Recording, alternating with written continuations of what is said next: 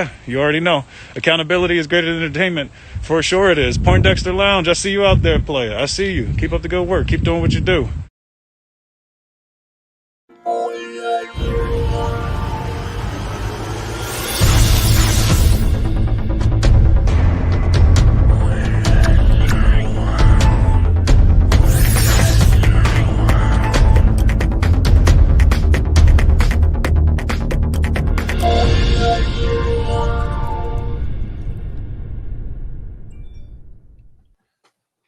What's up, nerd family? Welcome once again to the Poindexter Lounge. My name is Enosh, aka Enosh Fett, and it is good to have you with me in the lounge today. Now, look, if this is your first time to the lounge, just know that the Poindexter Lounge is a place for nerds. It's a place where you and me and my crew, meaning all of you, can get together and talk about the things that we love.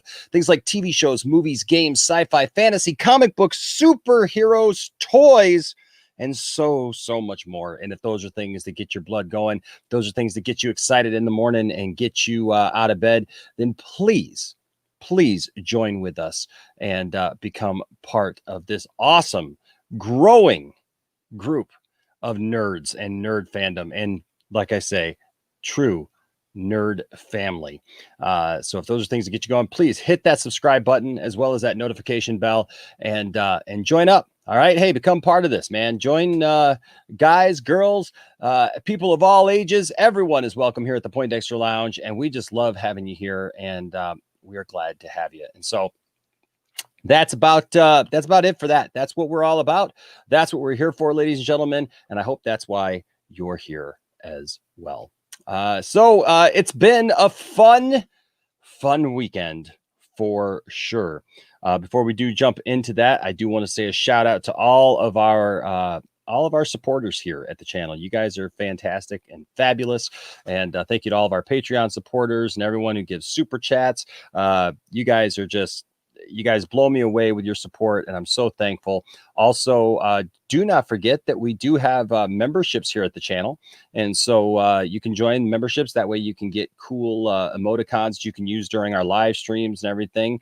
And so plus you get to, with both of these options, you get videos early, you get behind the scenes videos that nobody else sees, like literally just like exclusive videos just for that. And so behind the scenes stuff, just random vlogging stuff. Isaac and I have done some vlogs and just talked about some different things, and Tiffany and I have some stuff planned for this. And so hey, join up, and it's fun, and you could be one of the club, so to speak. I don't know.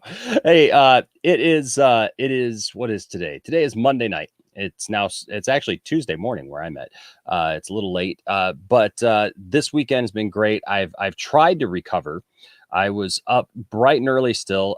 I was working on Christmas presents and things. I didn't get off of streams last night until almost 2:30 my time, because we closed down the Lightcast podcast over there with Matt over at the Lightcast podcast, and I was on there with the four nerds and some others, and so we closed that stream down, had some fun, and hey, and now we're back. But I didn't get to bed until probably 7 or 8 this morning. I slept for a while, got up, got some things done, went back, took a nap, and then kind of woke up, spent some time with the family, and now here we are. And so I always love being here with you guys. I have so much fun with you guys. You guys make this YouTube experience so much fun, and I'm just grateful that you guys are here. I got nothing else to say about that, except for thank you guys. Thank you for being here. As you all know, this last weekend was a pretty cool event called Deck the Hall of Justice. And with Deck the Hall of Justice, man, there was stuff going on from bright and early until late at night. And we were here right in the middle of it, and we're going to talk about that. But first, so I put the link there in the chat. If you would like to join in, you can feel free to go ahead and follow that link and come on in and we can talk for a minute. We'll try to get to some people here. And like I always say, I can't guarantee who's going to get on, who's not, because the night may take some turns. We may talk about some stuff. We got a lot of stuff to talk about tonight. But please, if you'd like to talk, come on in. Let's talk some nerd stuff and let's talk about this stuff that happened over the weekend. But first, here with me is a guy who has become quite a friend of the channel and quite the on-air personality for all of you. You guys all seem to really like him, and he was here Sunday with us. Ladies and gentlemen, Mr. Tony, aka Ray Liotta. What's going on? I had to Tony? put on the Bengals jersey because we beat the Pittsburgh Steelers tonight, by the way. Okay. So, sorry. Had to put it on. Thanks. I'm sorry about the internet thing, but thanks for having me on Sunday. That was actually absolutely amazing with Ray. Absolutely amazing. He is articulate. He is thoughtful. He is everything that I thought he would be. And I wish I could have asked him the question I wanted to ask him, but you know what? Next time, because he said he's going to come back. Absolutely. He'll be back for I really sure. want to talk to him about him being on Broadway and not being a movie actor. I know. That was the thing, man. Tony, we only had like 2 hours, and it was like how do you space everything? Like, you know what I mean? Like, we could have literally been here all day long and just. You're Columbo, dude. There's always one more question, man. Seriously, we all know. I'm sitting in the back, and I'm like, Columbo's done it again. I just have one more question. What do you mean? There's only 20 minutes left. You don't have one more question. I know, man. I know. But there was just so much that I just felt like my thing about this interview. And for those of you who don't know, because man, it looks like I am saying hi to people in the chat. John Cena, I see you, bro. I see you. He says, "Wait, you're actually interviewing him." We did, past tense. I still, man, I can't believe we actually had Ray Fisher here this last Sunday. So yesterday we had Ray Fisher here for the Deck the Hall of Justice. He was on yesterday and we interviewed him, and man, Thank you, Andre. Oh yeah, thank you, Andre. Thank you, Nicotina. Thank you, Jonita Davis, for helping us out with that and getting it set up. And we're going to definitely talk about this as one of the things. But yeah, man, what a classy guy. What just like a class act. Amazed me because I mean, he got into some stuff. I haven't even clipped it out yet to be able to like go through, like I haven't even had a chance to even rewatch the whole thing. Like that's there were exclusives, man. We I know, dude. I'm gonna put them in. We got exclusives. We did. Like you got tweeted. You got. There were other shows saying, "Hey," and they referenced Poindexter Lounge, and they said he said something about da da da da, and they referenced you. Well, I'll tell you what, man. So I knew something. Wow. I knew it was something. Wow. I mean, I knew, obviously this was something special, anyways, right? But yes. What's cool is when you get up and you're looking at the websites that you typically look at, right?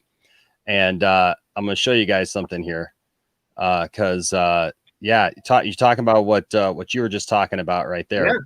Yeah, exactly. This was all over my news feed. This was it actually showed up in my Facebook news feed, dude. I saw it. You shared it. Yeah, on your Facebook. Yeah, you are. My Facebook, that was just man, I can't even tell you guys. It was so surreal. You know, it is given such a legitimacy to what we do around here at the lounge. You know, that it does matter. You know, to have Ray on here with all the people who've given us flack in the past and acted like we didn't matter, and then it was like, hey, guess what? But yeah, I mean, here we got news break. Justice League star claims Joss Whedon brought Avengers Age of Ultron resentment to DC film. That was a whole you didn't even ask about that. That's he volunteered that. I think that was amazing when he said basically that he thought that like that technology, they didn't like it in that movie, but I'm going to bring it to this. And there you are, bitches. Essentially, yeah. He's like, drop the, so if you don't like it in this, why didn't you like it in this? Right. Yeah. Like, yeah. And I was like, you didn't even ask that. You didn't ask anything about that. I was like, wow, what? Oh, man. Well, here, comicbook.com is a source that, man, we even read, a lot of their stories a lot of times oh, heck yeah, man. But they referenced us here. The direct referenced us here with this stuff. That seemed to be the real thing that people really latched onto. Was that story with Joss Whedon. I mean, and just the stuff that came out about Joss Whedon and stuff. And, here's comicbookmovie.com referenced us. I mean, and then Movie Web. I mean, so, and then here was in my Facebook news feed. And I was just like, dang, that's awesome. We'll get to a couple other things that actually happened later on that day. I kind of laughed at that. I laughed at that a little bit when I was watching that feed. I'm like, he just jumped on Tiff's feed, just talk to Josh. And it's like all women, and then you sit next to the wife, like, we'll get there. Like school, they're all like, we'll get there. We'll talk about that. First of all, I do want to shout out to people who are here. What's up, Thomas? Good to see you, man. What's up, Noel? Yes, this is the other story of the weekend, guys. We hit 10,000 subs. Congratulations. Thank you so much, guys. I can't put into words. This was something that at the beginning of the year, as we were getting through the year and stuff, this was just a personal thing for me. We set personal goals for ourselves, and I really wanted to, by the end of the year, be at 10,000 subs. And, like I always say, like, look, I am always about the quality of the people that we have here over the quantity any day. But we look at the things that we can do, like things that open up to us when we achieve certain levels here, on YouTube, and I mean, and we want as many people here as we possibly can have. And so I don't shy away from that fact. And I mean, just like if we had hit this a little sooner, we could have had an actual donation fundraiser button on the stream where people could have just given that way directly to the AFSP. But we just hit it, too late, but that's fine, because we were able to pin it up there and we raised money, and I still have to tally everything that we're going to send. But first of all, right off the top, guys, thank you so much for this honor. It is truly an honor that you guys put your trust in us here at the Poindexter Lounge, and that you guys hit that subscribe button and you're in. And so thank you. I can't tweet it out that if there's no cake, I'm not coming, right? Well, that's things we got to plan a party now. I tweeted that out on your. I was like, no, and I got a few people that agreed with me. I'm more of a pie guy. More of a pie guy myself. Okay, pie's good too. We'll have some cake there too. Alamo though, right? We got to have something for everybody, right? So yes, We'll have cake, we'll have pie, but yes, be looking because we are planning something for our big 10,000 subscriber party. And so yeah, be looking for that soon. That being said, a couple more people here. What's up, Barcelona? I know it was a crazy weekend. Ambassadorial, what's up? Andrew says, what a day. South Cali guy says, right on, Enosh, congrats. Thank you so much, South Cali guy. There's this Thumbako guy who's in there who's always bothering me. I don't know who that guy is. Yeah, block that guy. Yeah, we should block that guy, right? We should block that guy. Block that guy. For those of you who don't realize, that's this guy right here. I had to block. Who cares? Okay. Yeah. So in all seriousness, so we have Ray Fisher here, right? Like I felt like, we're no. We I was No, I was saying we had him here, and the thing is, you know, people were wanting to know, you know, a lot of different things, right? So, like, I wanted to keep it balanced. You know, we wanted to get some, you know, get to the bottom of some, you know, serious questions, and then also have some fun, and that's what we did. But that being said, it was so funny to me because, you know, obviously you're not going to please everybody, right? And one person, they left a comment on the video, and they were very nice about it, and they said, you know, I enjoyed the interview and everything. And I don't mean to be like a Monday morning quarterback type person, but, you know, like, I wish that you had asked some more questions for those of us who had no idea what was going on. And I said, okay. But if anybody's watched the channel for any amount of time, like, this is, we've been building up to this for a while. And so I just nicely said, hey, I appreciate that. I said, but you know what? I said, you can literally go back and watch a ton of our videos that will clue you in very easily as to who Ray Fisher is, what, you know, like, because like they didn't really understand who Ray Fisher was, I guess, and everything. And I'm like, hey, I love you. That's great. Go back, watch some of our old videos, do a Google search. That wasn't what that day was for. Only had so much. I couldn't tell the entire historical story of Ray Fisher. And it's almost like you have to put up like a little screenshot at the beginning of, like, you know, where the rolling credits go in Star Wars. Like, yes, this is in the beginning. Episode 1 was this, yes, and it became this, and this is where we are at now. Start. There you go. What's up, Tom Hanks, Ballsack 69? He. Good to see you. Andy R is up in the house. Hello there. Cinema Gorilla. I like it. OMG. Cinema Gorilla. Zantech. Oh, man, he's a good guy. What's up, man? Hey, if you're available, man, jump on in here, bro. I did put that link in there, and you are welcome. Let's see. What's up, Katsuka 1992? Good to see you here. A couple more, and then we'll move on. But what's up, Sky? Good to see you. Enosh is making big moves. Thank you so much. And I look for 2021 to be some even more big moves. What's up, Superior Shagari? Good to see you. Is this a restream? No, this is not a restream. No, we are live. We are live right now, Monday night, going into Tuesday. We're just talking about some stuff. Mladen, thank you so much. Really appreciate that. Thank you for the congratulations. Really appreciate that. And thank you to everybody who's been a part of this and supported us this whole time and got the word out. What's up, Music Man? Good to see you. What's up, Rasha Taylor? Always good to see Rasha in here. Always good to see Rasha in here. What's up, Gillis? Good to see you. Yeah, so I'm sorry if I miss people, but we are going to go ahead and move on because I can't get through the entire list that quick. What's up? Well, what's this has got to be right up there with Tom Hanks, Ballsack 69. He. What's up, Kinky Sphincter? Okay. What's up, ACS Universe? Let's go. Hey, man, go ahead and come on in here if you can. What's up, Hassan?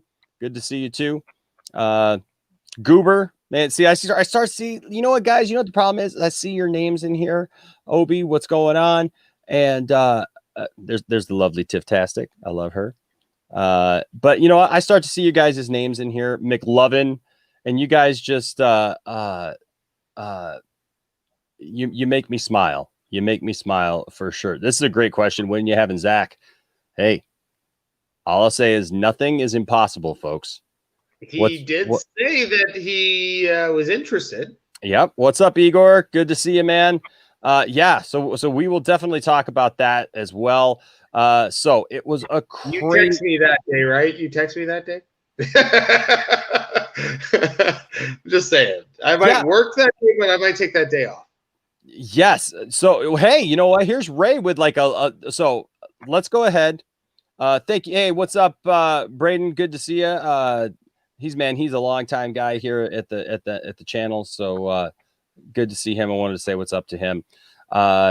So yeah, man. So we do this interview, and so you talked about like all of the things that kind of came up, and there were just a lot of things. And here, Here's a couple of things Ray brought up. Four-arm cyborg. Oh, yeah. Four-arm cyborg, folks.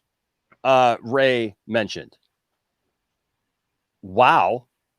Okay. I wonder if that's going to be one of the toys. Well, Ray also mentioned the possibility of there being merchandise for this. And sorry to blow your thunder, but that's one of the toys, the four-arm cyborg. Oh my gosh, dude! Sign me up! Sign me up! I am so hoping that they do toys for Zack Snyder's Justice League. I am so hoping for that because my goodness, he say that you were going to?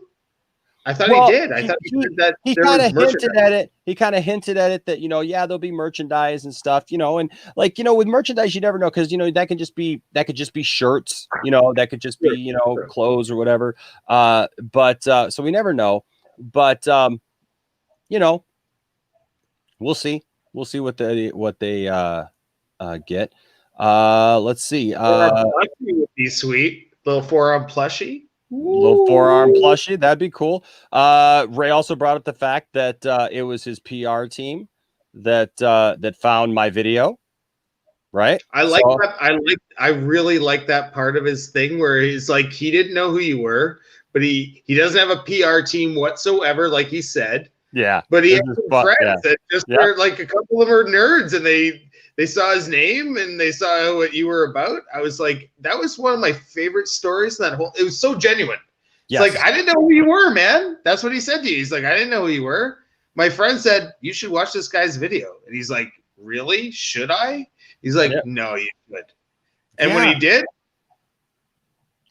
I'm telling you what, guys, you're a player. That's the thing, guys, is always, if you continue to be genuine, right? If you continue to be genuine and just be who you are, you never know who is watching. Somebody is always watching, folks. Somebody is always looking on.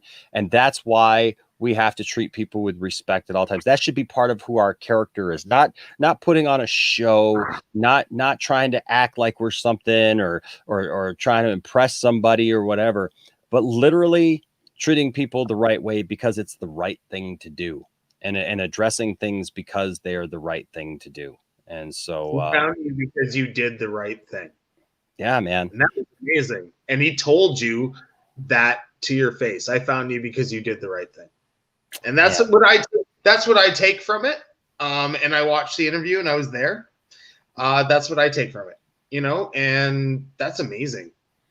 Yeah, man. I was very blessed to have him say that kind of stuff to me. We had some moments. I tell you what, man, I loved it when he talked about how he was laughing so hard, that he was smiling so hard that he his face was hurting.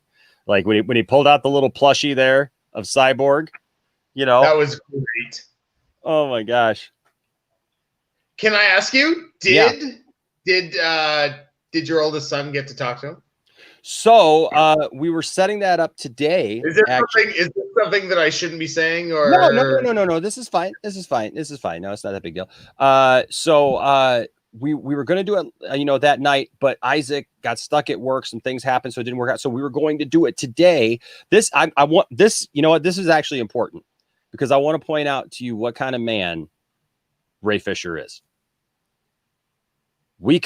Isaac could not be here for that broadcast. Now, our youngest Logan, he's got his own stuff, right? Like he used to be on the channel a lot, and the reason why he's not on the channel is not because we're not hiding him away somewhere, Tony. He can't be on the channel. The kid's in the attic, or yeah, exactly.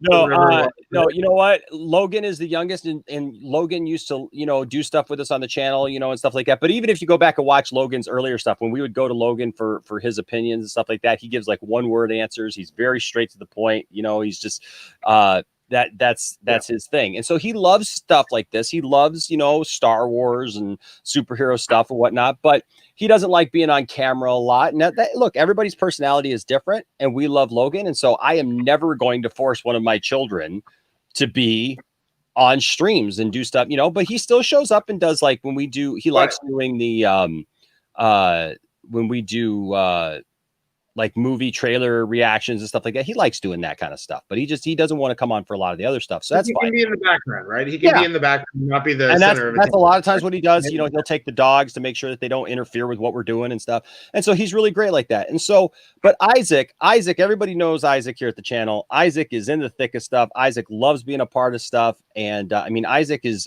doing streams with Max, you know, from over there talking about video games every Sunday and stuff. And so that's awesome. And Zeverfet's son. I mean, so like, you know, Matt, so like they're having fun. He's doing his thing, but he had to work on Sunday. And so he couldn't be here. And so he was so upset, and he had hoped to be able to get a break during the time that we had Ray here. And unfortunately they got slammed at his work and he couldn't get away to get his break.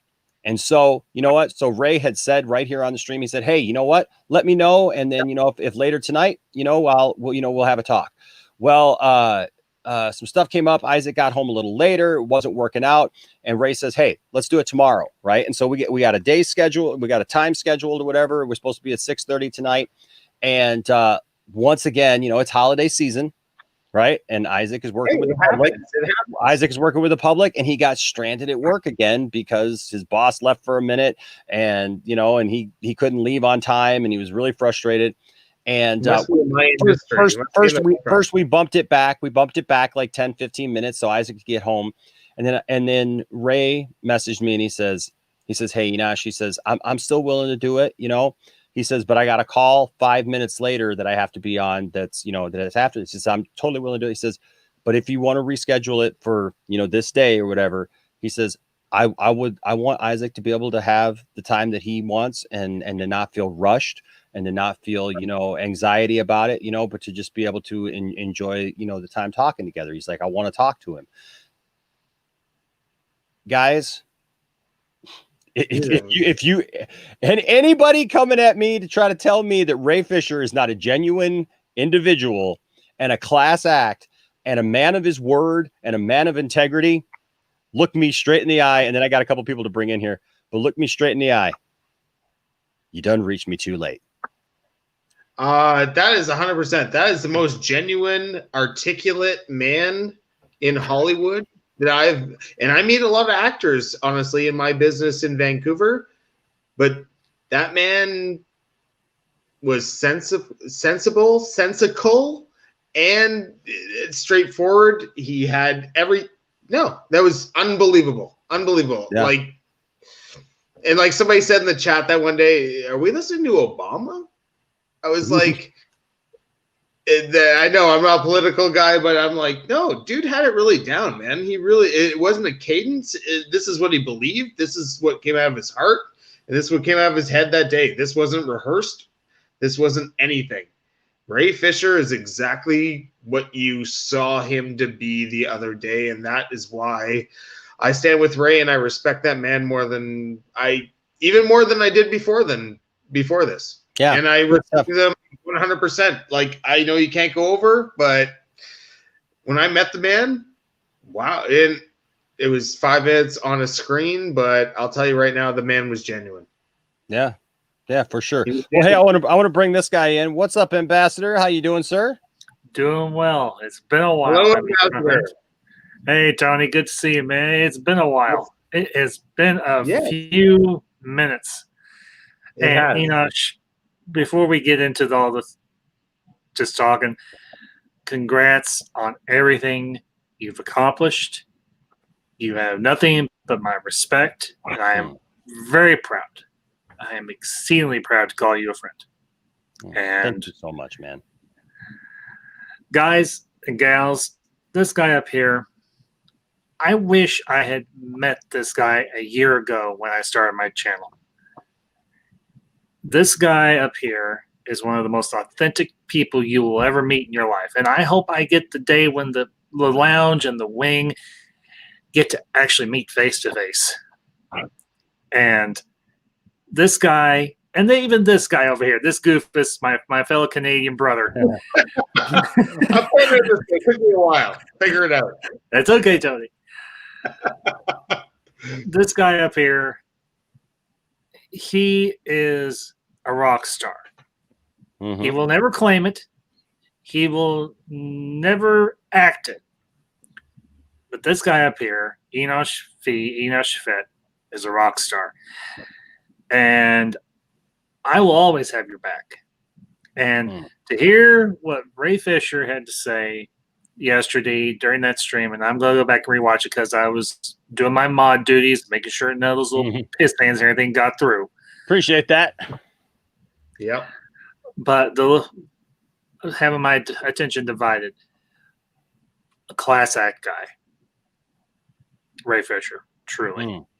And I'm glad to hear that he and so many of the others that he is representing are getting the justice they are seeking.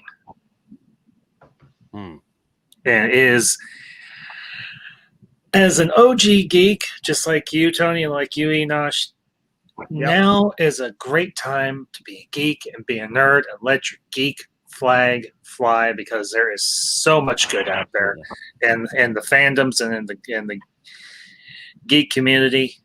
I mean, DC is popping, Star Wars is popping again, or for whoever your perspective may be different, Star Wars continue to pop. It continues to pop. Heck yeah, it does. But honestly, we've got Wonder Woman. I can do the other one. We've got Wonder Woman 84 coming up in a few days. I'm going to be watching it. Actually, Mother Ambassador is coming up for Christmas, and she's like, I want to see that. I was like, there you go. Madam Ambassador was like, well, Mom, you haven't seen the first one. She's like, I'll watch it. We'll watch them both. So there you go. I've got one of the greatest moms ever. Your mom's coming over? Huh? Awesome. Your mom's coming over for Christmas? Yeah. You are a lucky man. Yeah. We don't cancel holidays. Holidays either. Hey, real quick. Thank you so much, Joey. I appreciate your sentiment here, man. I tell you what, we just all need to treat each other with love and respect, man. And that's, I get my, and anybody who knows me knows, you know what, it ain't about me. I get my directions from a higher calling, and we all do. It's so, me. Don't. Wait, no, it's up there. I think it's up there somewhere. You know what? Up it's there. out there wherever it is.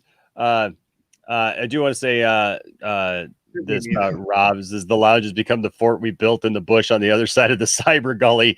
Congrats on 10 grand. Thank you, man. I appreciate that. That's my buddy, man. Yeah. Joey also says this is like the most wholesome family I've ever heard of. We try, man. You know what? And we try to make a place. Look at this. Tom Hanks, Ballsack 69. He. I gotta say the name every time, man. So you guys have inspired me to start my own YouTube channel soon. Sometime next year. Love this stuff. Love you guys. We love you too, man. Always bring a smile to my face for sure. A lot of support for Ray here. And I did want to bring this up, right? Because there have been people who have said, we even talked about it on Sunday. Oh, he's not going to get any work. He's burning all of his bridges. Nobody's going to hire him. Guess what? Yeah, he booked a series on ABC that I heard that it has that it involves somehow, and I did a little bit of research. Hold on a second. And I had this. Where is it? I got all these notes and stuff because I wanted to be on point tonight, folks. I wanted to be able to have this. He is doing, look, Ray is an experienced actor. He did Shakespeare. He did To Kill a Mockingbird. I mean, he was acting like that. He's played Muhammad Ali. That's what I was going to say. Like on Broadway, played Muhammad Ali. Yes. That was my question. I wanted to ask him how he felt about playing on Broadway and then going to Comic-Con. Like, that was the question I wanted to ask on my internet. We got more questions, man. I'll tell you what, we got more questions. There'll be more answers. I'll tell you that. And who knows? He's got, he's in a league, folks. He mentioned some of his friends. Who knows? But this show apparently has something to do with Will Smith and Jay-Z on ABC. And so so I'm definitely looking to see what what that is going to be. There's just there was so much good that we experienced in watching and just listening to him talk. I mean, for me anyways, I mean, it was very much something that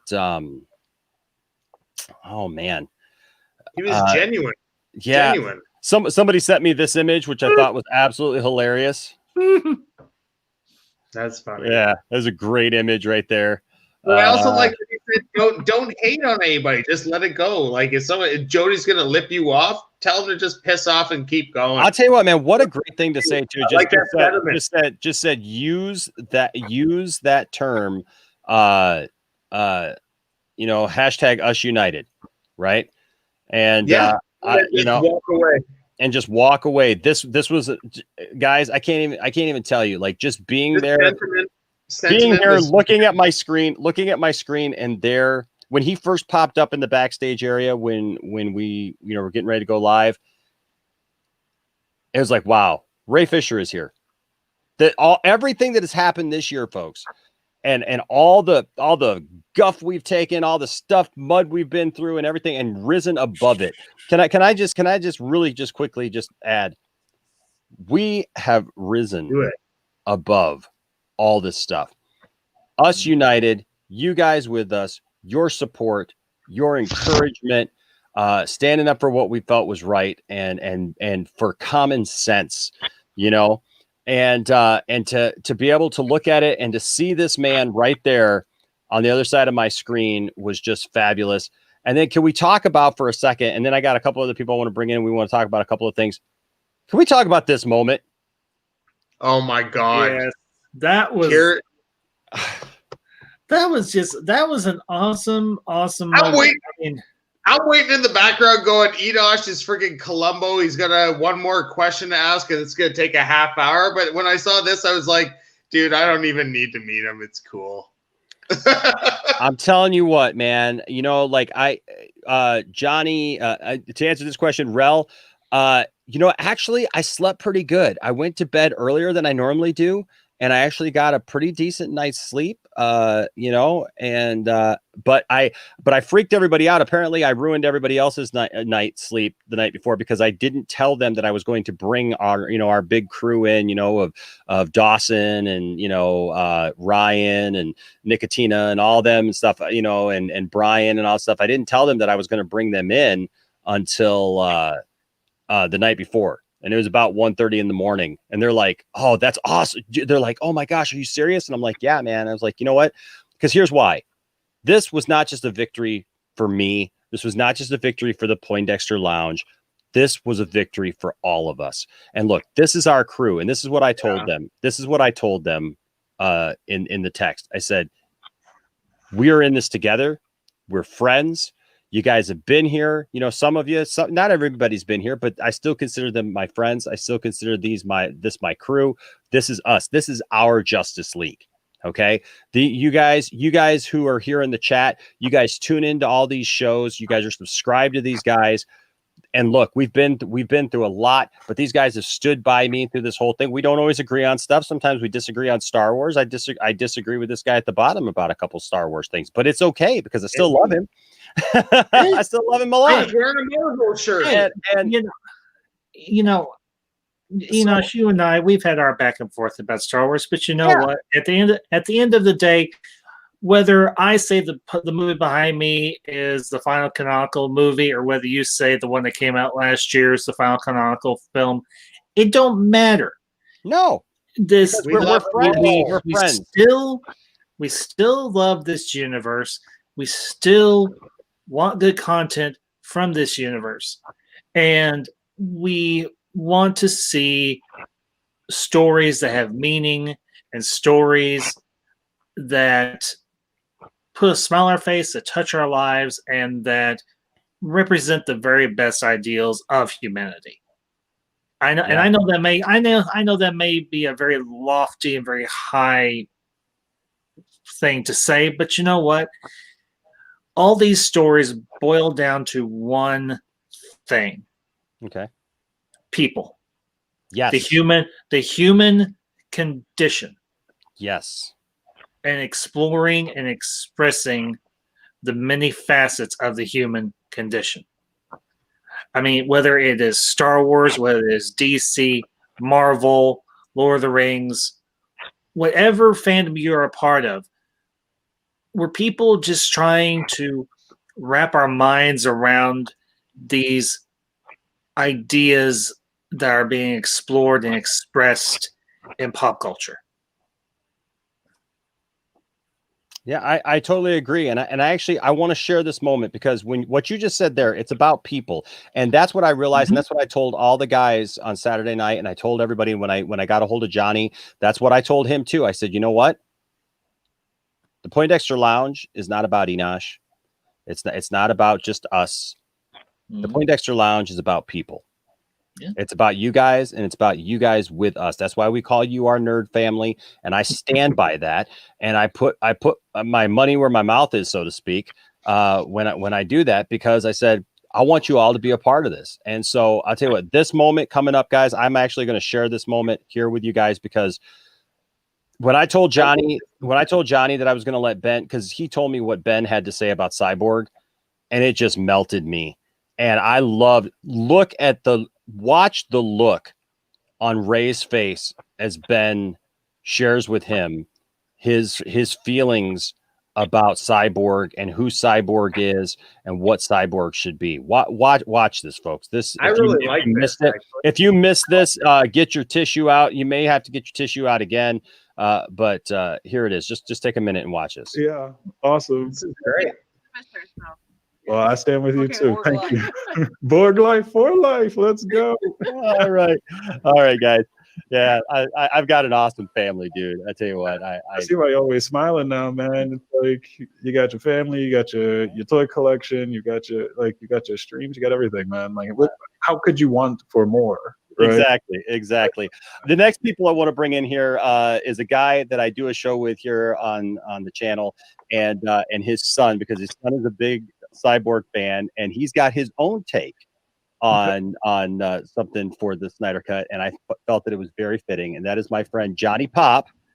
All right, what's up, Pop? Johnny Pop, and who's to the right of Johnny Pop? It's a little Pop. What's your name? Name's Ben. Ben, nice to meet you, Ben. I know a Ben too. He plays Batman. Yeah, well, it's nice to meet you. Ben is 9, and so we were so excited when we got to see the trailer that came out, especially the second one for Zack Snyder's Justice League. And then, so Ben's a big Cyborg fan, and Ben, why don't you tell Ray what you thought about the trailer when you saw it? Like, tell him what you were thinking. Well, first of all, I was waiting for the part for Cyborg to come out. And then when it came up, like, just having Cyborg watch those guys play football, like, that's a big moment to see, like, that's what's going on with Cyborg. That's the big problem in his life, really. And just he's got a big heart, and even though it's half mechanical, I mean, he still needs to be appreciated for who he is, even though he may be different. Come on, Ben. Come on, man. Whoa. That's the same thing. The people that I worked with on the movie. Come on, Ben. Oh my gosh, man. Thank you for saying so. One of the big things, and I'm glad it even came across in the trailer, that was one of the big things about Cyborg, man, was that he's missing now a part of something that he once had, right? And there is this sort of regret or this remorse about not being able to live his life the way that he used to, and so I'm glad you picked that up, even just from the trailer, man. That's amazing. I can't wait for you to see the real deal, right? And it's going to be awesome. Now we got to let Dad know that as Zack Snyder has said this past week, that there's a little bit of language in there that may be questionable. Yeah, there may be earmuffs at times. We'll have to listen. I'll try to find the timestamp for the issues and send them to you in advance. Track them. But that's awesome, man. Like, and there's a deep story. There's a deep, rich story about Cyborg. Sorry, I got some alarms going on back here. All right, it's gone now. Hopefully everybody's okay. But there's a deep, rich backstory that you guys are going to see, and luckily, it'll be able to bring some context and clarity to Cyborg's struggle. And thank you, man. Thank you for that.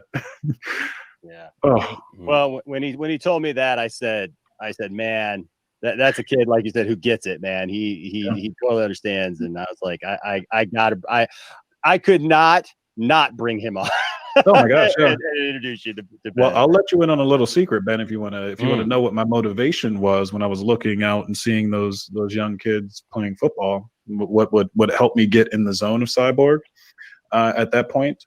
I was looking at them throwing the football back and forth, and I went, man, those kids can throw a football much better than I can in real life.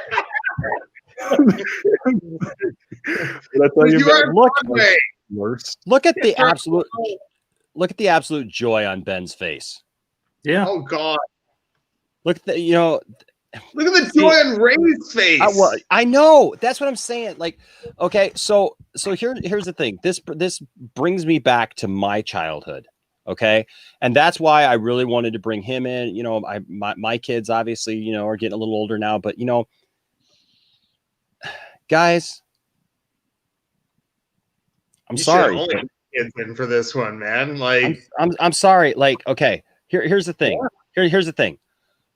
This kind of stuff is what's going on right here, where Ray Fisher is talking to this kid and sharing a moment with this kid, and then you got people like this worried about leaving the same stinking comment over and over again in the comment section and everything about Batman v Superman won 4 Razzies, including worst screenplay, got a 28% approval rating on Rotten Tomatoes, got a B cinema score, the same as Catwoman, had a 69% drop in its second weekend. Okay, you know what? Do you have that in a note on your phone or something that you're just copying and pasting? Because let me tell you something. Here's a couple of facts for you that you may want to get. First of all, hashtag us united, because it don't matter. It don't matter. I love it. At the end of the day, guess what? Zack Snyder's Justice League still coming out. The fans who actually got this movie and understood this movie from the beginning, we win. We already won. So you can post all you want, but let's break this down for a second. Batman v Superman. Batman v Superman won 4 Razzies. Yeah, you know why? Because the studio interfered with the theatrical run of the movie. Yeah, okay, let's talk sense. Let's talk sense here. Okay, let's talk about why we fight. Hashtag why we fight, right? That was one of our catchphrases this last weekend, along with hashtag us united. Hashtag why we fight. So first I tell you hashtag we're united. Second, I'm going to tell you why we fight. The studio messed with this. The studio did not allow Zack to make his vision the way that it should. And that's why when it came out, whole chunks were missing that made the movie make little sense to people who don't understand the characters. Now, I'm sorry, because if you didn't like it, you're obviously one of those people who didn't understand these characters. So I apologize to you for the fact that you didn't understand that. But that's not Zack Snyder's fault. That's not Ray Fisher's fault. That was Warner Brothers' fault. That was the fault of people like Jeff Johns and others who did not allow these movies to be made the way that they were supposed to be made, because we're finding out more and more that these movies get fiddled with at the last minute, especially in the third act. We're even finding out that Wonder Woman had Jeff Johns' influence in it and trying to mess up that movie. So get it right. Okay. If you're going to start dropping facts on everybody like you're smart, why don't you read the whole story? Because you know what? Facts without context don't make any sense. Didn't we just hear something about on the Mandalorian that like skills without training means nothing, or it's like skills without training is meaningless. It's meaningless, right? So your skills without anything to back it up means nothing. Let's also talk about this. When Batman v Superman, the Ultimate Edition, which is the edition that was released on DVD and Blu-ray, was released, stayed at the top of the Blu-ray sales charts for 5 weeks. Yeah. And I still don't like 5 weeks. And over time, and we talked about this on Sunday, Batman v Superman is one of those movies that was ahead of its time. and people weren't ready for it then. People weren't ready for a movie like Man of Steel. In the world that we live in, people have had to grow up. People have had to realize that, you know what, the world's not full of just bright colors and heroes, you know, mocking time travel laws and going back and forth wherever they want to with absolutely nothing to show for it, and absolutely, you know, no regard for what happened to others or what might happen or anything else, and just do whatever you want willy-nilly. I don't care how many movies you got, and I don't care how big your MCU is. This right here, this statement is ignorant. And you know what? Because of that, Razzies don't mean squat. None of that means anything. You're going to come to me with a Rotten Tomatoes score? Really? Sorry. Let me do the Ray Liotta voice. Sorry. Yeah, and if I'm Rotten Tomatoes? Okay, I will just say this. You know what? Here, William, I have seen your comment now. Okay, I have seen your comment. Team, so you won't see it anymore. You don't have to. You don't have to leave this comment anymore on any comments because I've seen it. And, thank you. Thank you. We don't agree. Thank you. We don't agree. You. Hashtag us united. We're gonna move on. Exactly. So I just, you know, no, but here's the thing. Here's the thing. Like I said, while stuff like this is happening, this is what other people are worried about. This is what Superman's suit wasn't bright enough. You know, like, look, even the stuff that I like, look, I've said time and time again, I like Superman's trunks. I don't have a problem with Superman's trunks. Yes, even in 2020, I don't have a problem with it. You know what? I'm not going to sit here and gripe and complain about Superman's trunks when I look at the real world and what's going on, and I see a character that means something and that a kid like this is latching onto. And this is the whole point. When a 9-year-old kid understands the movies better than adults and producers and heads of comic book companies. Because he believes it more than we do. So he's invested.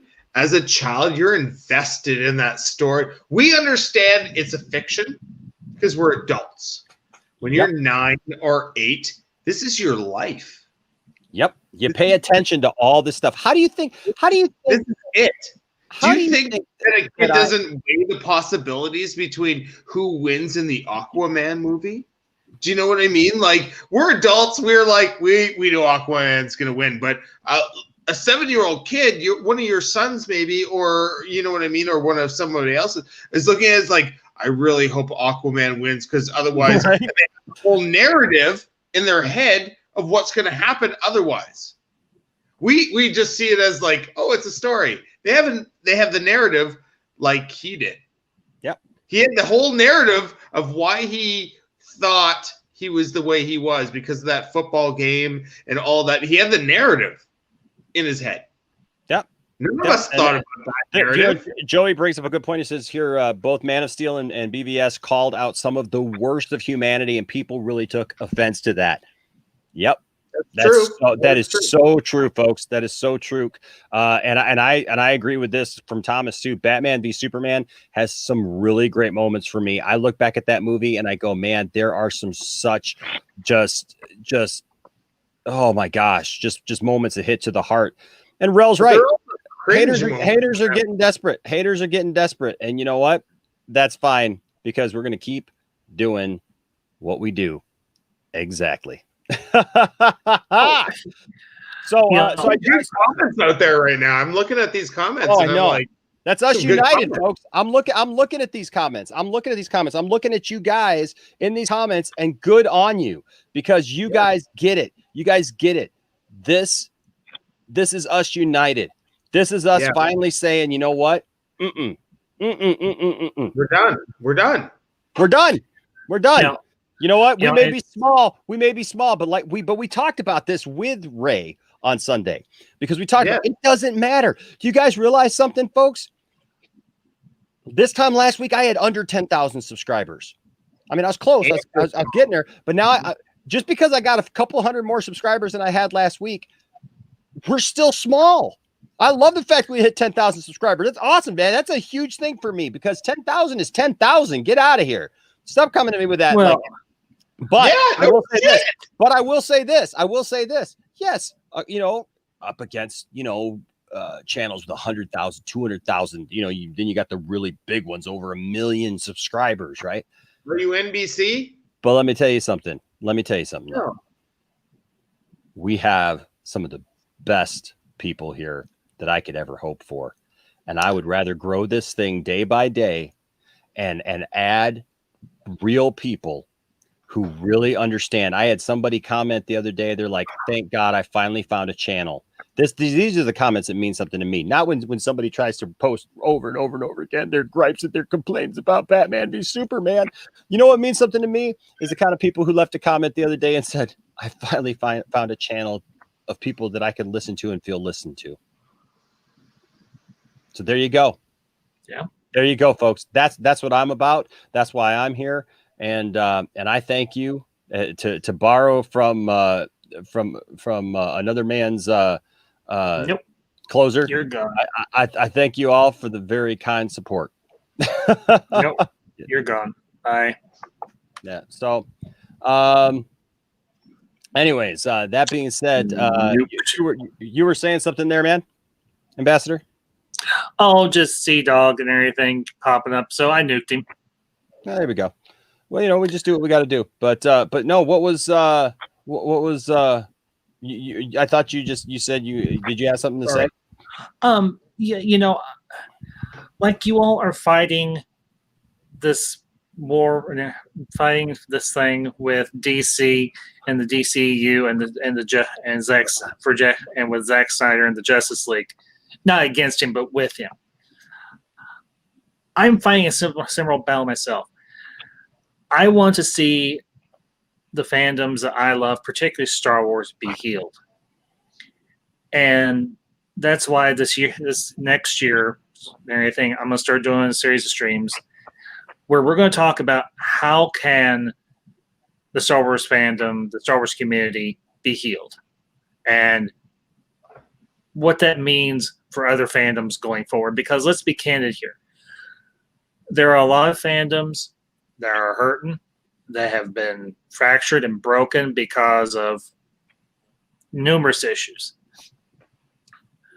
But I firmly believe, because I'm a person of conviction, that this fandom that my father introduced me to, this universe that my father introduced me to, is worth fighting for and is worth saving. And if Star Wars can be healed, then all these others that have division within them can be healed as well. Absolutely. And you know, my channel has always been and always will be about positive content, talk about the things we love. And will always be that way. And I don't care who unfollows me on Twitter, who blocks me on Twitter. I don't care who unsubscribes from my channel. I do not care. I am a person of conviction, and you all can shadow ban me. You all can talk behind my back. You all can do whatever it is you want to do. The ambassadorial wing is not going anywhere. Dude, that's the thing look, we got to stick to our convictions. We got to stick to what makes us who we are, and move forward. And I'll tell you what, guys. Yes. So I mean, take a look at this, okay? My friend William, and I don't know. I know Braden's here. Chicken Nugget, Chicken Wing. Him and William are good friends, and I love those guys. William was saying something the other day. So William's been here since before we had 5,000 subscribers. Okay, William was here when we did our big 5,000. You know, was our drive for 5. Man, it feels like yesterday. We were just like, oh, it's our drive for 5. We want 5,000 subscribers. Come on, be there for us. And this is the last thing I'm going to share, and then we're going to bring some others and talk about stuff.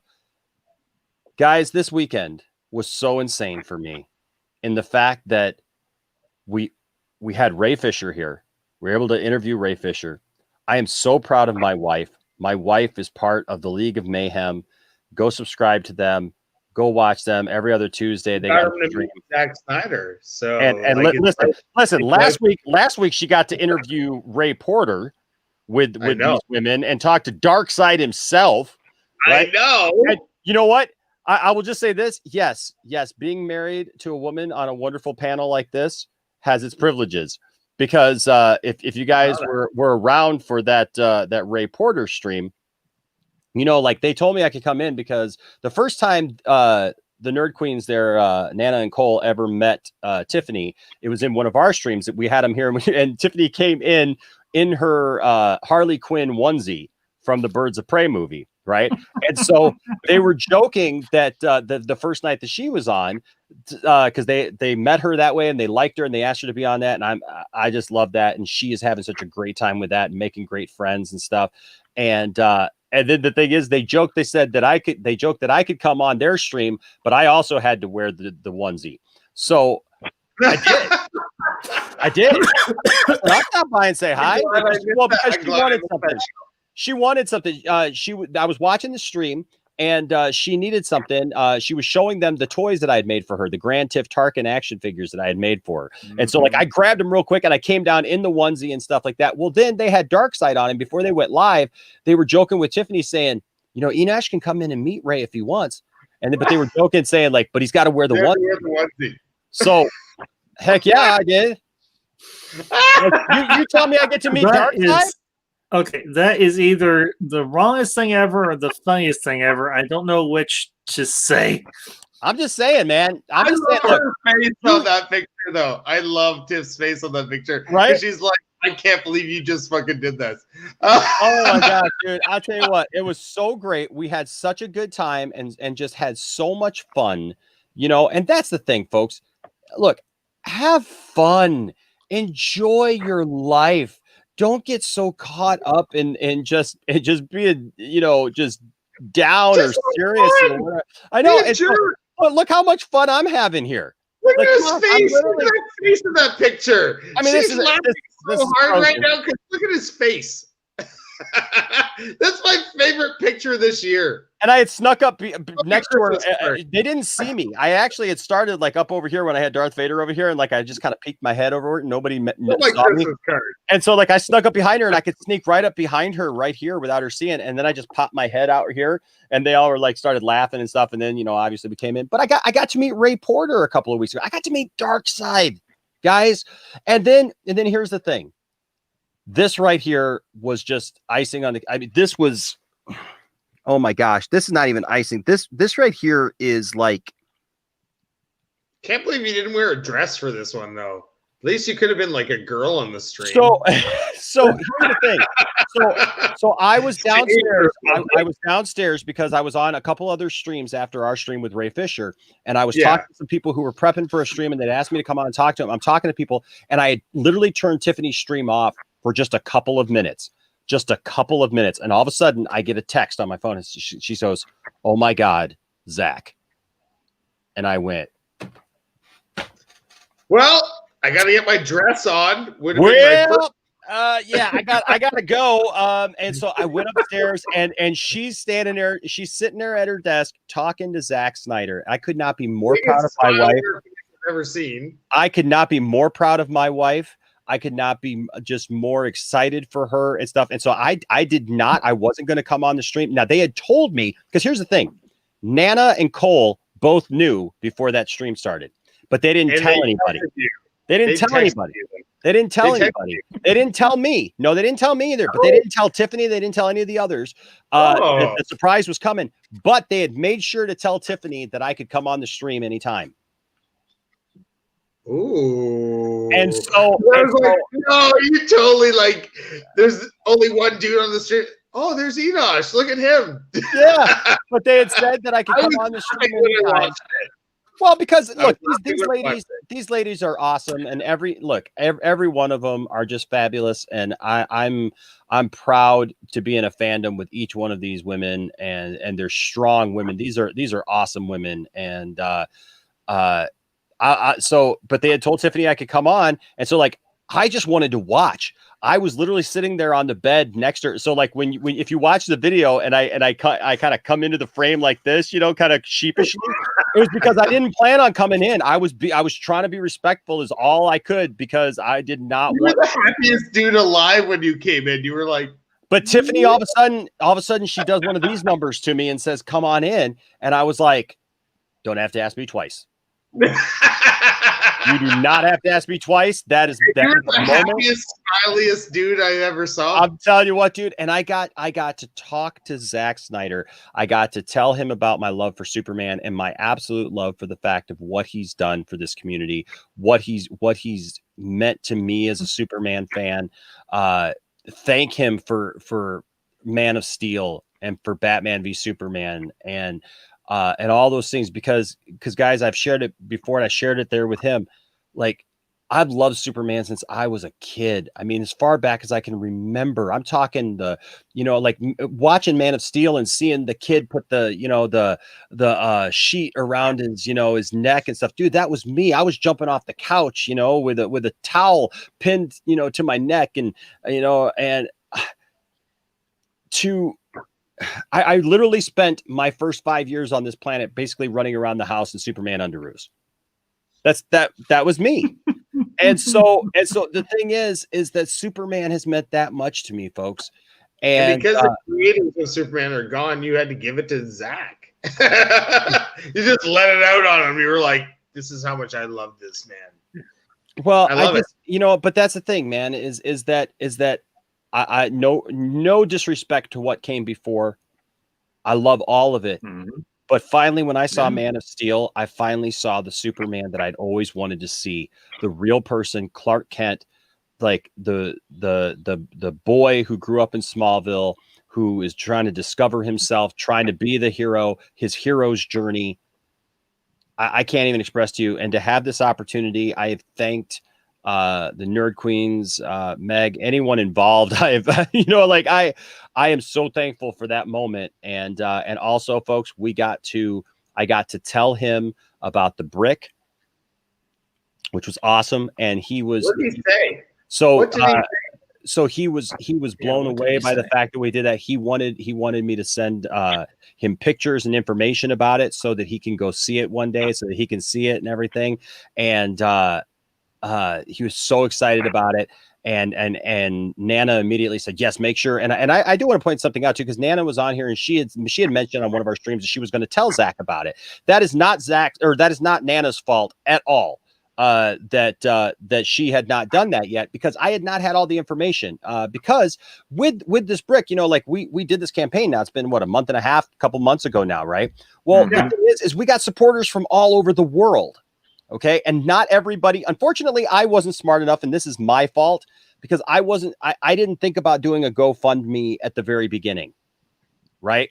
I was just like, hey, let's raise some money and let's do it. And I was like, hey, I wasn't thinking GoFundMe. It had been so long since I had used a GoFundMe for anything, because my old band did and stuff. That would have been easier. Yeah, it would. Well, but that was the thing. So I wasn't thinking that at first. And so the thing is, I had some people giving money via Super Chat. I had some people giving money via PayPal. And the problem that I had was the Super Chat money is not there right away.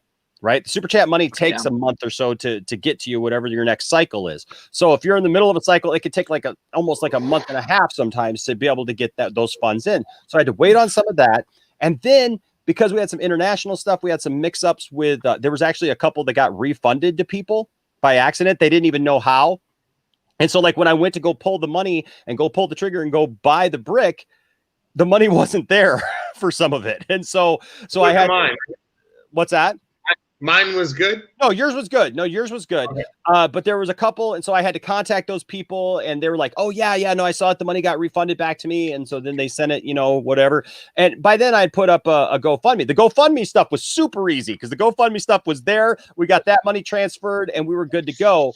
But I can gladly tell you today that we now have all the money. The brick will be ordered this week. And we're going to be able to present the information to Zack. I'm going to put together a certificate and everything, and we're going to make sure that Zack is able to get that. And so thank you to everyone who supported this thing. But yeah, he was blown away and so thankful. And he was just, he kept talking about the fact that this fandom and how they show their love and their appreciation to his family and and guys, yesterday we went over that 500,000 mark, right, for AFSP.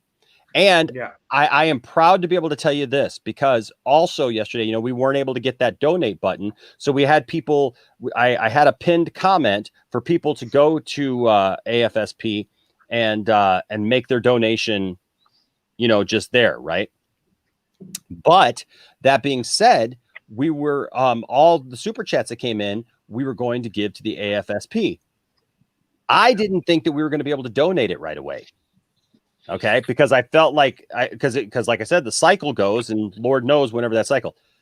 I want to tell you something that happened today.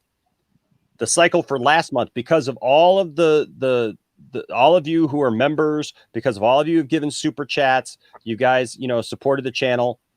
We are able tomorrow, once all that clears, because we deposited it. Once all that clears tomorrow, we're going to be able to make the donation right away to AFSP. So we're not going to have to wait a month. We're able to cover it because it's Christmas time. I couldn't just cover it myself. Look, I'm not good donation too. What's that? It's good donation too. Yeah, we did well with super chats, and so that was the thing, was I couldn't just cover it, and so I'm thankful though that as of tomorrow we'll be able to cover it and we'll be able to get that donation made right away. And of course, we'll make sure that you guys all are aware of that and know that. So amazing. This weekend it was just. I can't even put it into words. You guys were all fabulous. I'm so grateful and thankful that you were all here for this weekend, and that you stood with us. It was super fun. And then I just got one more thing I'm going to talk about, and then we'll bring somebody in. And that is, guess what? I said it, and I meant it, and I stick by it. That I want to see Wonder Woman 84 in the theater. And guess what? Here in Michigan, we've been in a kind of, not a full lockdown, but kind of a semi-lockdown where they closed all the theaters. As of today, our theaters open with strict guidelines, and Christmas, I will be watching Wonder Woman 84. Outstanding. Good for you, because mine aren't. We're open. You can get a drink at a bar here, but you can't go to the theater. I know, dude. It's kind of crazy sometimes, but I will be watching Wonder Woman 84 for the first time. Even though I have HBO Max, I want to experience it in the theater. And I was willing to drive to Ohio. I was going to drive to Ohio. I kid you not. I told my family. They played 6 games and got to go to a bowl game. So why wouldn't their theaters be open? Because they're just breaking the rules all over the place, right? So it doesn't matter. But I told my family, I said, I will. I'm not going to watch it Christmas Day until we say. I said, you all until you guys open your presents and I can leave without you guys knowing. Then I'll be driving to Ohio. That's what he's meaning in his head right now. Oh my gosh. But yeah. Sophie. I love you, Sophie. You are so you're so I nuked them. Oh my God. I nuked them and they left. It's typical. You nuke them and they decide to leave it just like, oh wow. And I love this comment by Rel. I look like one of the Bloodhound Gang members in that onesie. That's awesome. That's very true. If you look at his face, it's almost it's fully clear. Yeah. So well, thank you, William. I appreciate that. Now that being said, we do have she is. Let me tell you something. She is. That woman, I tell you what. I am so thankful for that woman. I could never. I've told her many times, nothing can ever happen to you, because I will never find another woman that is as supportive. I mean, I know there's some wonderful women out there. I know there's some wonderful people out there. But I tell you what, in my life, I cannot. I cannot tell you how blessed I am for Tiffany's support, and the fact that, look, she does this with me. Like I proudly tell everybody, Enosh didn't come up with the name Poindexter Lounge. Tiffany came up with the name Poindexter Lounge. Enosh was just putting out, like, we've watched many of my silly videos that I was putting out here, before we started doing this. Tiffany was the one who said, hey, let's talk about some movies on the channel one day. Like, that's, I'm very thankful for my wife. And I'll tell you what, you'll never, I say this not because she's my wife, because Tiffany and I have been friends for 22 years. We didn't even start dating till 2011. We got married in 2012. We were friends. We had separate lives. I mean, she had kids, I had kids. We were, two totally different paths. And we believe God brought us together in a crazy way, but we're together. And let me tell you something. That woman, I've always said, if there's somebody who tells me they don't like Tiffany, I don't trust them. I wouldn't trust anybody who doesn't like Tiffany. It's like when your dog bites somebody when they come to your house. Not a good person. Yep, probably not. Nope. So Screw you. So thank you. All right. So that's my topics for tonight. I felt like we needed a little like step back, breathe, and go, right? Should we talk about the Mandalorian though? Come on, should we? Well, not with Ambassador here. Not with Ambassador here, because we're gonna just. I'm just teasing. Get rid of him. I love Mandalorian. You know this. I'm totally teasing, man. I know.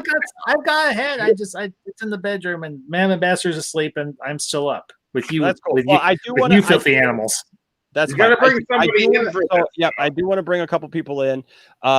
This is somebody who I've not had on the channel.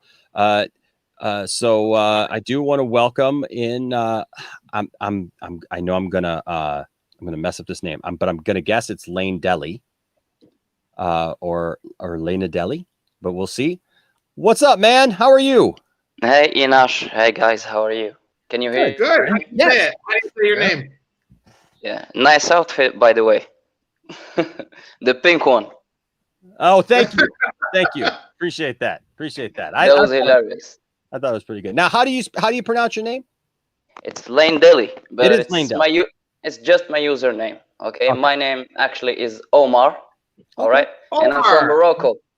Yeah, from Morocco. You're in Morocco. Okay. Awesome. Yeah.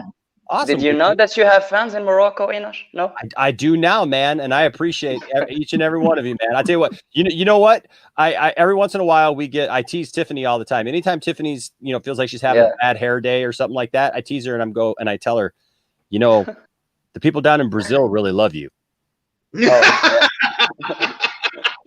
Because for a while, I was getting all kinds of comments from Brazil from people who were like, no offense, but Tiffany is perfect. I'm like, all these comments, man, from people in Brazil. I'm like, Tiffany, I'm just telling you, Brazil loves you. So obviously you're doing something right. But I'm so glad, man. Yeah, I'm glad too. I'm on your channel. Absolutely. I remember the first time I saw you. It was when you did when you pointed out the Jody thing, the Yay Fisher. Yeah. That was it for me, man. And after that, since then, I was watching your streams, and lately I got COVID, so it was a bit hard. But man, your streams got me through it. That's a promise. Man, all right, that's awesome, man. Yeah, thank you so much for that, man. Thank you. I got a story. Yeah. Go ahead. What do you like, man? What's your deal? What are you into? You comics? You like movies? Yeah. I'm more into movies. I didn't grow up reading or buying comics, but I'm more into movies. And actually, my favorite movie is Man of Steel. Yeah, my favorite movie of all time, man. Yeah, that's crazy. That's crazy. Hey, no. Yeah, I love it too. It's a freaking masterpiece. It's really is. It's great. But you know what? Get out of here, Tony. Get out of here with that. Get out of here with this. It's a remake. Get out of here. It's a remake. It's not a remake. Listen, but guys, you gotta know you're lucky, because in here in Morocco we don't have HBO Max. All theaters are closed down, so It's a bit hard, but we're gonna get through. Absolutely, man. Absolutely, man. I hope that will change. Oh, I hope somehow I find a way to watch the movie, or at least to watch Wonder Woman. Yeah. Everything's shut here. I'm gonna probably have to watch it on my TV. Yeah, probably. Well, if theater opens, I'm going there right away to watch it again. Hey, yeah. Tony. Hey, Tony. Yeah. Indiana's open. Oh, I see. Well, I'm in drive, so that doesn't work for me. Unfortunately, I know. But if you're ever able to get across the border, come down to Southern Indiana. There you go. My master will show you. We'll have fun. I promise. All right, I'm in. No, Omar. Yeah. Go ahead, Omar. I want to give you a chance to talk because it's your first time in the lounge, man. Okay, man. Thank you. So just watching the video of you interviewing Ray Fisher, that one, it's so heartwarming, man. Just seeing the facial expressions of Ray when he was talking to Little Ben, that was really priceless, man. Yeah, really priceless. I know, man. That was so good. I was about ready to cry right here. Genuine. Oh, so genuine. And Genuine. yeah, and you finally got him into your channel. Finally. I know, man. That He has been watching for a while. People said Yeah, forever, that was good. what's gonna happen? Never gonna happen. You know, we're nothing. We're just some small little channel. Ray's Yeah, not gonna come here. Just like most of people were saying that the Snyder Cut wouldn't come out. So Exactly. you see? And you know what? Ironically, it was the Yeah. same people. Oh. Ironically, That it was was the surprising, same man. people. It was the same people who were like, "Oh, the Snyder Yeah. Cut ain't happening. It ain't gonna happen." And then what did that Yeah. same week, you know, Zach's just like, "Oh, Yeah. by the way, it's happening." And guess You know. what? Guess what, Inash? Those same people, now they're saying that Zack wouldn't get the budget to make Justice League 2 and Justice League 3. So, Oh, yeah. So you know Yeah. what? Just like Nostradamus, we can pretty much Yeah. procrastinate. We can not procrastinate. We can know prognosticate. Thank you. We can prognosticate from that yeah. that whatever they say, the opposite will happen. So Yeah, exactly. And So- as Ray said on Anti- Sunday, us united. Us united, man. us united, man.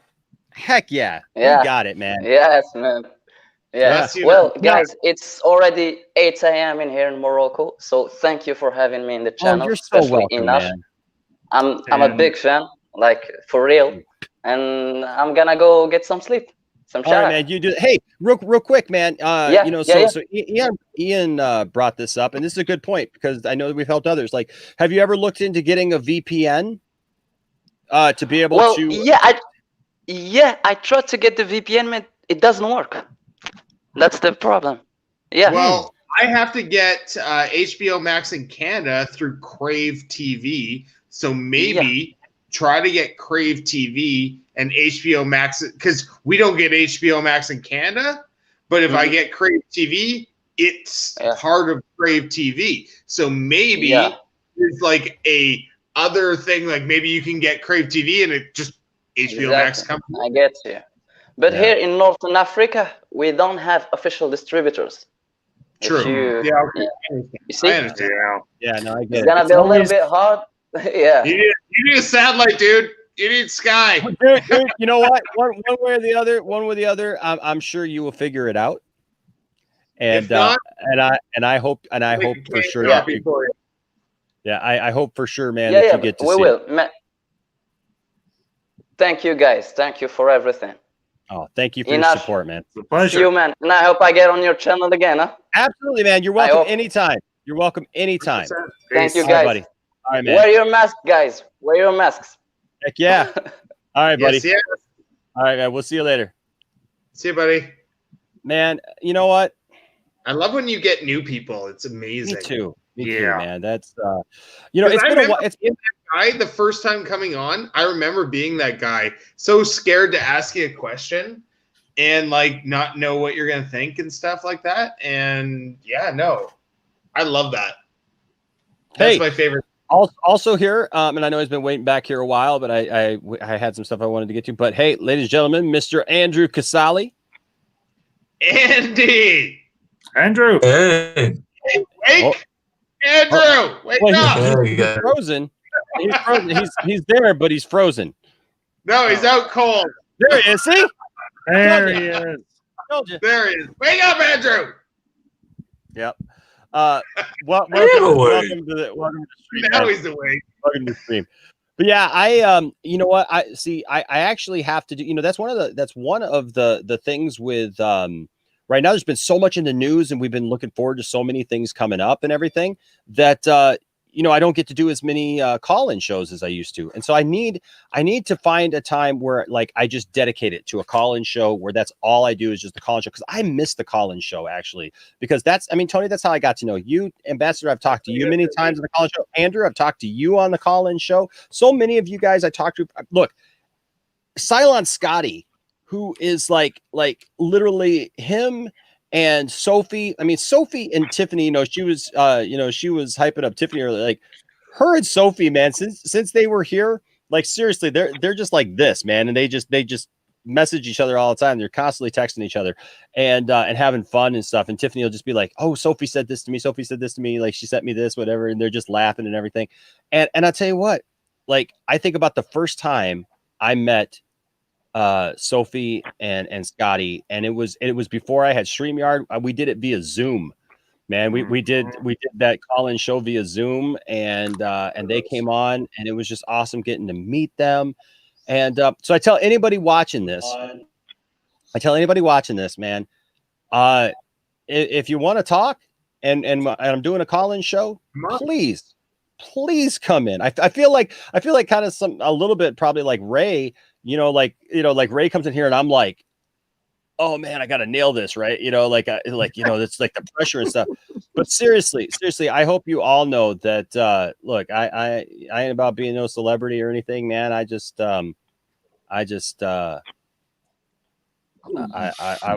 want you guys to know that I appreciate you all and all over the world. I've gotten to meet so many awesome people all over the world. I mean, Tony, you're in Canada.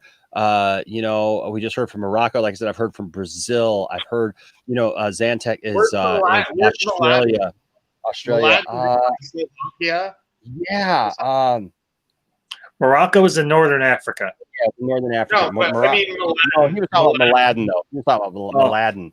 Mladen is he's somewhere in Europe. I'm not sure where he's at. Czech Republic, maybe somewhere He in there. actually, Tony, he actually moved not too long ago. Oh. We have awesome people.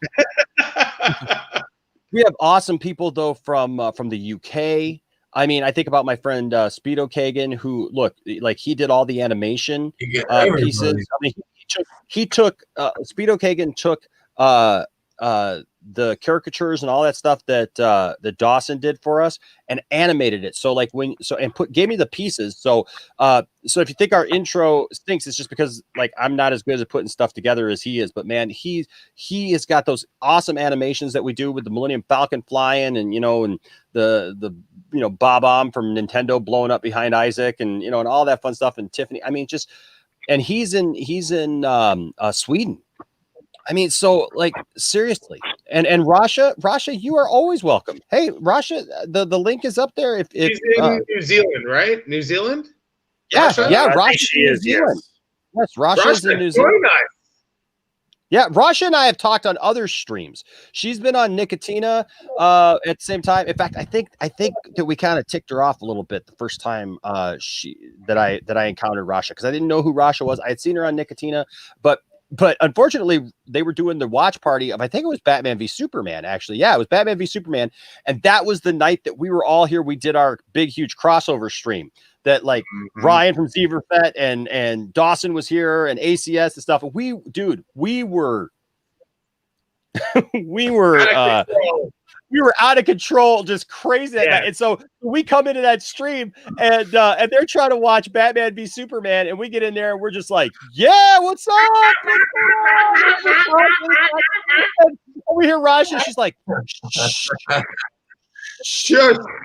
And Anthony's like, we done seen this movie a bunch of times, man. What's going on? Like, we're super hyped right now. We just met each other for the first time. Like, we just got off this big, huge 3-hour stream. Yo, what's going on? Let's go.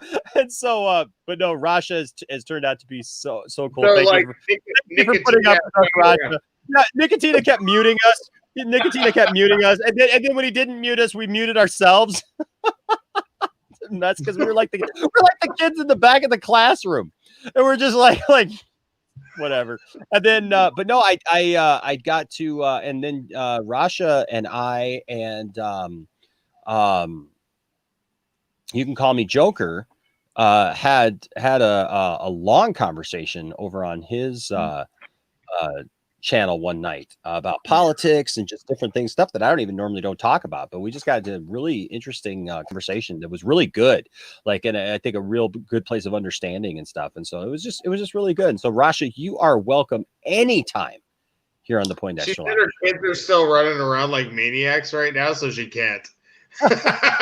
Hey, you know what? You guys know like my kids are still running around. I'm like, no.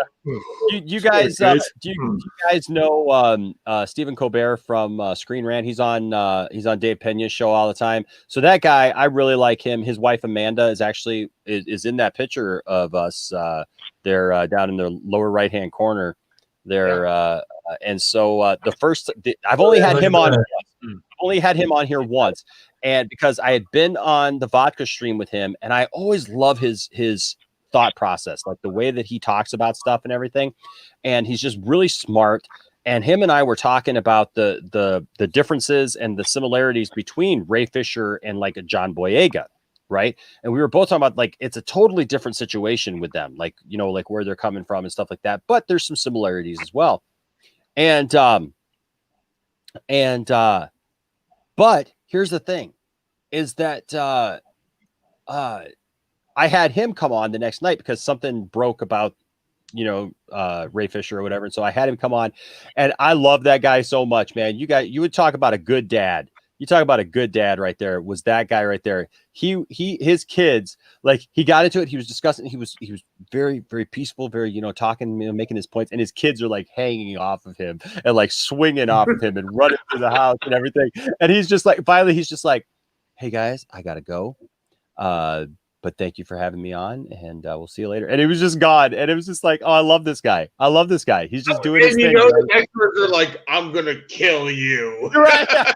But he was super chill, and we need to have Steven back on the show again, because I'll tell you what, he just did a great job. So you know what, we got a little bit of time left. Why don't we talk about Mandalorian?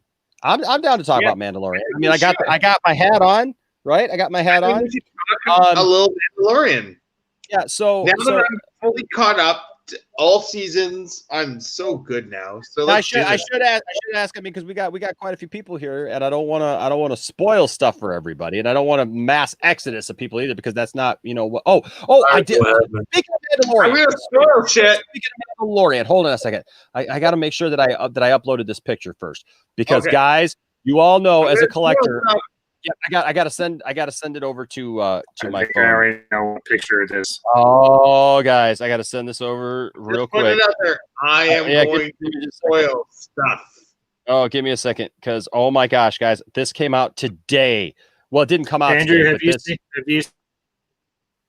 It didn't come out today, but it we're doing the gender reveal on Andrew tonight, so don't worry. You can do a what? I'm kidding. It's a funny joke. Sorry. Oh, okay. What I'm about to show is not a spoiler alert, but I'm going to have to just hold on a second. I'm going to have to do it a different way. Andrew, how are you? What? Excellent. I'm good. Good. Nice to see you. All right. That was weird. What's going on? I see you too. So, Andrew, did you see the season finale? Yes, I did. So I'm not going to spoil anything except for people in the chat, right? Well, maybe. hopefully not. I think a lot of people in the chat have seen it. Okay. Hey, Chad, if you've seen it already, put a 1 in the chat if you've already seen Mandalorian and you don't care about spoilers. I want to talk a little Mandalorian. I think Andrew wants to talk a little Mandalorian. I think I know I do. I know you want to talk. I'm totally down. I'm totally down to talk to Mandalorian. No, you gotta, hey, you gotta put up your like spoiler alerts and all the other good stuff. Like make sure everyone's good. Well, that's it. I don't want to ruin it for anybody the way it was ruined for me. Well, that's it. That's why we're all saying that we're in for that. That's why we're gonna shut the hell up until you put the spoiler alerts up. Yeah, give me just a second here. Well, I don't have that first. First, I want to show you something that was announced today it has to do with this. But every time I think I get excited about a toy or something, I'm just, it's taking a minute. I'm talking over it, man. I'm like, come on. I know. I'm waiting for it to load. It's like, come on, man, just open. Okay. All right, cool. It did. All right. So, I have a question about the Mandalorian that has nothing to do with the Mandalorian after this too. Okay, awesome. Let me share with you guys what was announced today regarding this thing right here. Mm-hmm. The dark saber. You guys know I have close to 20 lightsabers. Now this is Tiffany's lightsaber right here. Okay. I've used it many times, but it just happened to be here because Tiffany was on League of Mayhem and she was showing them. This is her saber that she built at Galaxy's Edge. It's got a Rancor tooth on it, right? And we love this thing. And so we love lightsabers here. Is this the dark saber? So that's the dark saber. Yes, it is. Announced today by Hasbro. The dark saber. But check this out, folks. So this is the hilt. So it has a removable blade. Okay. From it has a removable. Black? Yeah. Well, yeah. The hilt is black. So here you got the hilt. Right. Yes. Yeah. Oh yeah. We'll get there. Here is the box. Okay. Sick. Pretty sick. That is tight. Look at this, folks. Okay. Pretty. I mean, first of all, the box. Oh, that artwork on the box. I keep all my boxes now because this artwork. The box. See the same. You gotta be kidding me. Look at that artwork. Look at that artwork on the box. That is so freaking pretty. Show me the saber. I'm calling you Bad Take Tony. Hey, show me the saber. There it is. That's what I wanted. Money shot. That is the money shot. Yeah. Yes. I pre-ordered this thing today. I cannot wait till it comes. Oh, I cannot wait till this is okay. Can I ask you how long is it going to take to get to you? That's a good question. I didn't even see when it was released. And how much did it cost you? Well, so here's the problem: is they released it on Hasbro. That's cool. And that doesn't answer any of my two questions. No. They released it on Hasbro.com, on Hasbro Plus. Cool. But the problem is that there was a limit of 2, but the bots get in there. There's bots that actually do it. So I don't know when it comes out. Hold on a second. I can tell you when it comes out, but hold on. It's going to take me just 1 second to tell you exactly what. Because I want to screw around here. Like, just tell me when it comes out and tell me how much it costs. All the rest of the stuff. I ended up pre-ordering it from Big Bad Toy Store for now. Okay. I'm also going to go to GameStop because I'm a big supporter of my local GameStop. So you're going to get 2? No. But I usually pre-order something online if I can get it because I want to make sure that I've locked it in. Okay. If for some reason I can make sure to get it here locally and because I can save shipping, one, and then a lot of times if I go with GameStop, it's a little cheaper as well. But that being said, I don't know that GameStop will have this, but I'm going to check it out. But so I had to go to Big Bad Toy Store, and it comes out estimated to arrive in June of 2021. So we'll give you like 7 months from now. We'll drop it off at your house. Yep. And it is $249.99 plus tax and shipping. That sounds about right. That's exactly what all these other ones have cost. So my guess is if it's a GameStop, it'll probably be about $219. Because that's been about the going price for them at GameStop. I mean, because I've got my because I just bought 4 in the last couple months. I mean, I got Darth Revan, got Count Dooku, I got Asajj Ventress, and I got the Emperors, all in the last one. So, and yes, Cylon is right, as the Ahsoka lightsaber also comes out in June as well, and we've had that pre-ordered for the last couple of months since it's. So pre-ordering, you figure you're gonna get it at the premium, right? Like, because if you wait till then, it's gonna be $500. So if you order it now, $240. No. The only difference is that with these, look, this is a hot item. As like all the stores, GameStop will probably get 1, 2 at the most, like at a store, and then they're probably not going to get another shipment of them. Is the problem, right? So the thing is like you're guaranteed to get this, right? Yes, because I pre-ordered it and I'm in, like, or if I order it through GameStop, it'll get specially shipped to GameStop. Like when I got my my Darth Revan saber, I pre-ordered it from GameStop. So even though they got 1 to sell in the store, the other one they got was mine because they're my store and I picked them. And same thing happened with the Last Ronin for me. Like that comic book is selling at $100 right now. I had a guaranteed copy of 1, 2, and I only have 2. I'm trying to secure 3, 4, and 5, but they're not even out yet. They got pushed back, but it's the same thing. Like I have a copy of the first printing, and they're already doing third printings. Like when we talked about TMNT, The Last Ronin, that's how popular this is right now. Like I have a 5th printing right now of the first issue. Wow. Oh, yes. And hey, Enosh, did you hear that they're actually going to be releasing a Black Series Boba Fett helmet, the repaint? Yes, I did. Did you hear that? I figured you was going to have it in his Christmas stocking. Well, you know what? So I'll be honest with you. I was actually thinking about this because I would love to have one of those. The problem is that like, you know how like some stuff is like you look at like, even if you collect some stuff and you go, hey, this, like, so this saber, for example, it's $249, right? I look at that, I go, yep, that's the going price for that. A helmet to me is not something that I'm going to wear a lot. It's not something that I'm going to, what do you fight with these then? Like, do you have like a fight club that I don't know about because we don't talk about Fight Club or what? No. It's like I've got a decent Kylo Ren helmet, and I actually have this right here.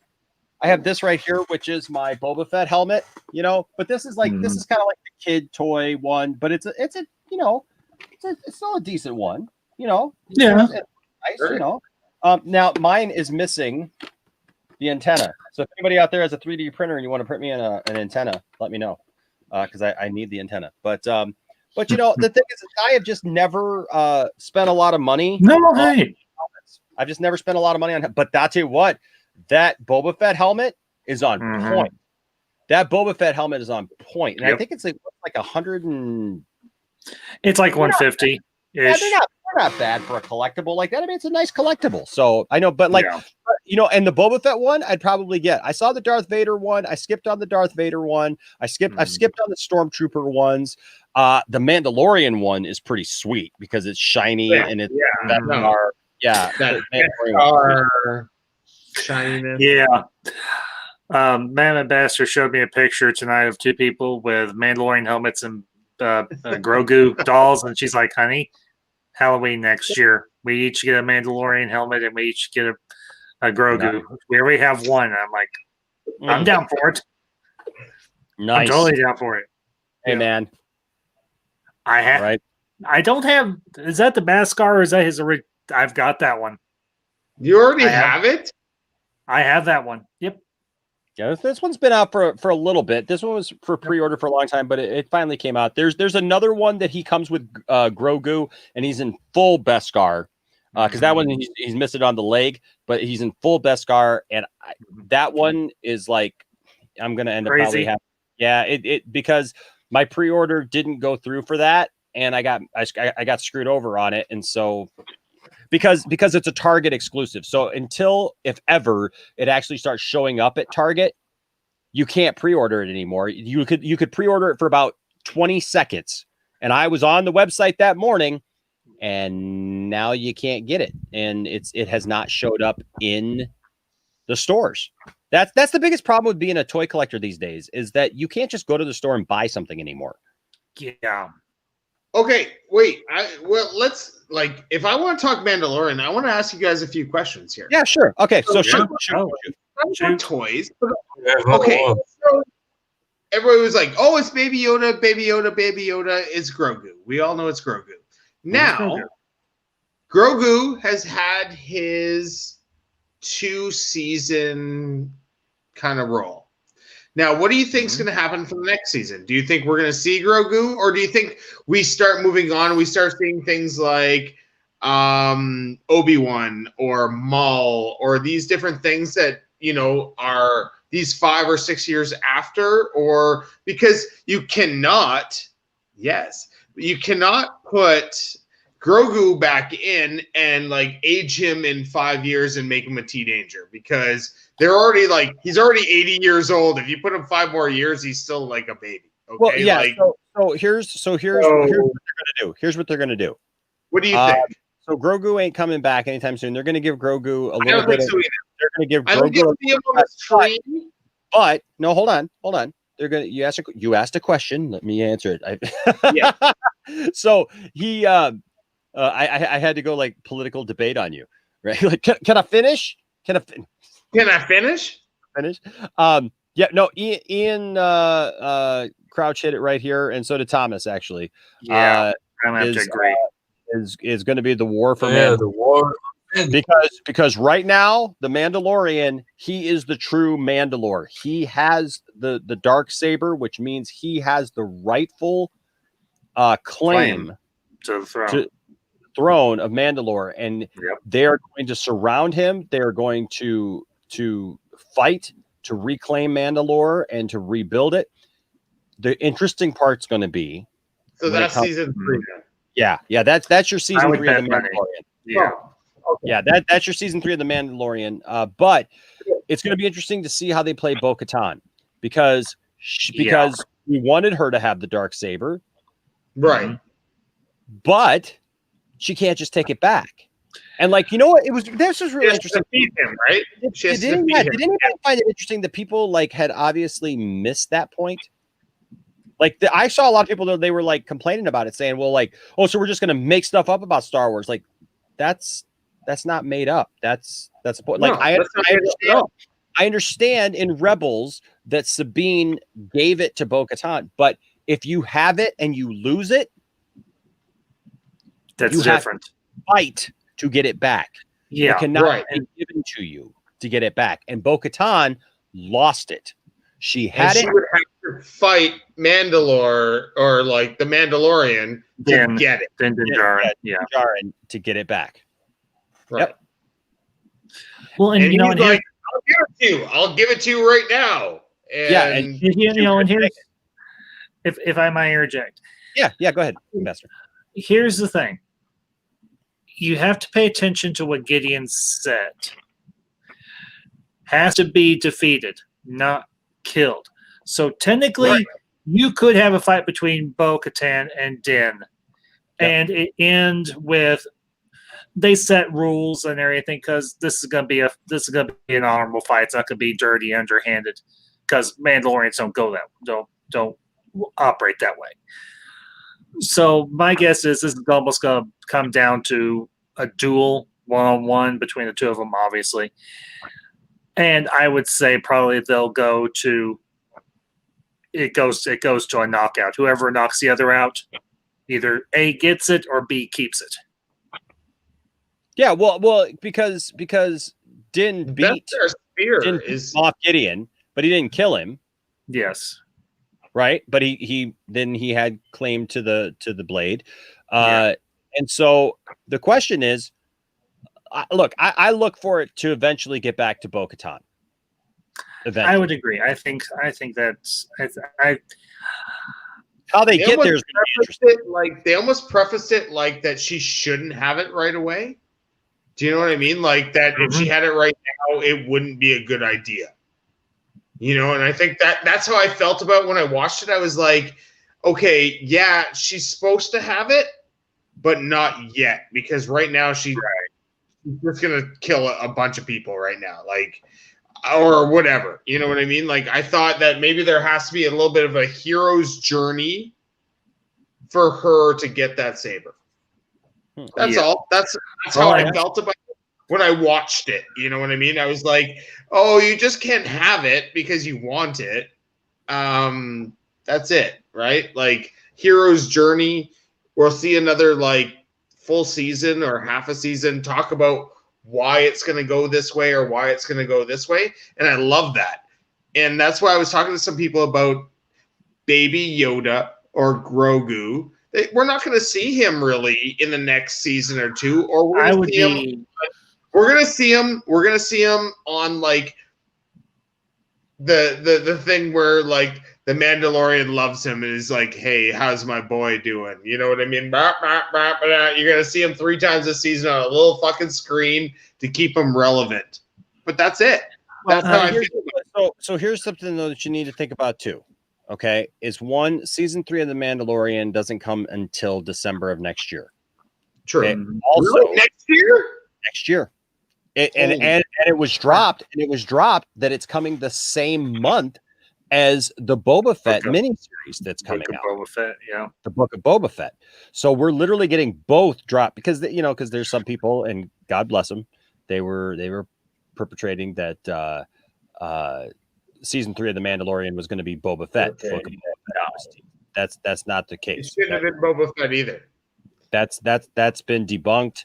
The Book of Boba Fett, Jon Favreau has fully come out and said it is its own thing. It is its own limited series, and we're still getting The Mandalorian season 3, both in December. Now that being said, five crossovers. Yeah, well, you're also getting Ahsoka. You're also getting Rangers of the New Republic. Wasn't Rangers a movie? Nope, Rangers is a limited series also. Is it? Okay. But it's going to be Cara Dune, right? It's going to be Cara Dune that's Ranger. My guess, yeah, my guess is it'll probably have something to do with her, that she'll probably be part of it, maybe. But here's the interesting thing. News came out this week that they are contemplating a Luke Skywalker Grogu series as well. So that is where you could end up getting your Grogu fix, because they're not going to let Grogu. They're not going to let Grogu just go away. There's too much money. There's too much in Grogu for them to just go, well, we'll put him on hiatus for a year. Or like 2 years at this point, right? Because if we didn't see him in Mandalorian season 3, that's not going to happen. 3 times, like I said, they keep him relevant, but I don't think they would bring him in. Yeah, but so here is the interesting thing, though. So here's really the question. Mm-hmm. Do you really? And when I ask this question, please do not think with your 8-year-old self's brain, okay? And do not think about this with, oh, how cool you think it's going to be or whatever. Think about this in a rational way, because for me, it depends upon how they do it. Do you want to see, because I can tell you my answer, do you want to see a Luke Skywalker Jedi Academy series? No. Because now, what about you, Tony? Would you like to see that? Yes and no. Yes and no. I want to see. I want to see it. I want them to cast another actor and not CGI it. But yes, I want to see it. What about you, Andrew? Andrew's in total shock. Honestly, yeah. Okay, that's fine. There's no right or wrong answer. There's no right or wrong answer. I would. just don't CGI friggin' Luke for me to do it. Here's my thing. Here's my thing about it. But dude, I love Luke Skywalker. Luke Skywalker is my favorite character. Okay, and we grew up with him. And I'm just being honest. I just want to be honest. Look, you know how many times I've been called a Star Wars fanboy, that like anything with Star Wars on it, I just love. Like I literally have a friend, like he literally doesn't like to talk about Star Wars with me because he just claims, well, Enosh, you just love everything about Star Wars. It doesn't matter if they just put Star Wars on it, you'll just love it. And that's not the truth. That's not the case. Yeah, right there. That's not the case. What it is it's a thing of look, I didn't like the cartoon that came out. What was it? The cartoon that came out a couple years ago. This is my golf thing. This is my golf. Nice. Yeah, man. So here's my here's my thing with it. Here's my thing with this. First of all, I would love. Look, I wish that we lived in a world where people didn't age, and you could just bring them back and throw them into anything at any time. You all watched The Mandalorian with me. For those of you who watched it with me in the family last week, yes, I was spoiled the fact of who it was. I was not spoiled the fact of what it looked like. So there would have been a lot more excitement out of me if I hadn't been told, ahead of time that it was Luke showing up in his X-Wing. I would have been like, oh my gosh, they did it, because I did in the world. I noticed that with your reaction video. Yeah, I couldn't believe that you didn't lose. Well, we live in a world where everybody's like, oh, I called this and I called this. I will stand by the fact that I called the fact that there weren't any other Jedi coming after Grogu. I was very hesitant to say that they would actually pull it off, but that if they were actually going to say that somebody was coming to get Grogu, it had to be Luke, because there ain't no Ezra or Ahsoka, maybe. He's not a Jedi, neither is she. But as soon as you saw the X-Wing, you knew who it was. You knew who it was. As soon as they said you know who it is. Yeah, you know who it was. That's R2. That's friggin' Red 5 right there. Yeah, but even was it Nicotina that spoiled it for you? Man, I'm sorry. No, it's all right. It's all good. Cancel Nicotina. I told him I wasn't mad. No, look, in Nicotina's defense, because Nicotina also spoiled for me the fact that Thrawn was mentioned, because Nicotina put out a video saying Thrawn returns, and I saw the thumbnail, and so he felt bad about that. And so that morning, last Friday morning, he called me up. Nicotina actually called me on the phone, and he said, Enosh, do not go on social media today. Leave it behind, whatever. He's like, because you got to see this, man. He's like, I don't want this to spoil for you. Then an hour later, Nicotina was uploading his reaction to Luke, and he scheduled it apparently or something. And I have notifications on my phone for Nicotina's show. This shows that I really love these guys, and I'm really subscribed, and I have notifications turned on. So what happened? The notification came up and says Luke Skywalker reaction video, Nicotina show. And I went, I was making lunch. You didn't go mental when I watched it. I had watched it before you watched it, and then I watched your video, and I was like, why is he not going mental right now? I know. And so I called Nicotina back up, and I said, Nicotina? I said, Andre, do you know? No, you guys don't see what I see. You guys don't see what I see. I called Nicotina and I said, buddy, do you know what happens when you have a friend who has a YouTube channel that you get notifications for, and they put up a thing that says that Luke Skywalker reaction? And he's like, what? And I said, well, you get that notification. And he goes, well, no, that's not what that is. And I'm like, dude, it is. I was like, I'm not mad at him. I'm not mad at him. Like, I know people have been giving him guff or whatever, but here to defend himself, You're still talking about this. You're still. Oh, let's do this. Hold on. Let me explain this. I did not bring it up, Nicotina. We're talking about Mandalorian. I brought up the fact that because we're talking about my reaction to Luke, and we're talking about whether or not we want to see a Luke Skywalker. He was shit talking you the whole time, dude. The whole time. No, I he was wasn't. there. I was watching. Tony, quit it. Look, it's all in the past. It happened. Look, but I was explaining because I haven't actually talked about it yet on my show, but I was explaining how I got spoiled for it, and I didn't even say your name. I just said, did you get an interview with Ray Fisher? Yes, I did. That was wonderful, by the way. You did an amazing job. I've told you I ain't mad at you. It was. I never said you were. No. I know. I got to tease. I got to tease Cylon though, because I hadn't even mentioned your name. I just mentioned that I had gotten spoiled, and then Cylon. I actually feel worse for Cylon, because Cylon, you were innocent bystander in all this, and you got caught up in the middle of it. So I apologize to you, Cylon. Do not erase my life, and you are a wonderful person. Cylon just commented, says, "I brought it. Do better." You know, see, he's already on you. He's already on you, Andre. Honestly, I was surprised Cylon didn't take it down. Yeah, right. Like all of a sudden, Nicotina just goes blip. Yeah, he's like, I took it down. Don't look at your phone. Where'd Nicotina go?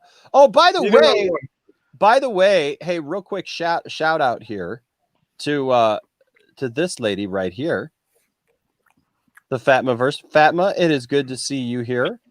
It's good to have you here. I know that she's in a totally different time zone, so she doesn't always get to see when we do something here. And so I am so glad that you're able to join us here today.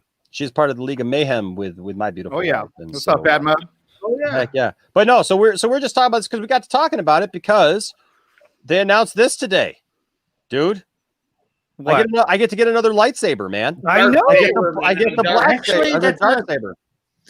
It is a lightsaber, but it isn't.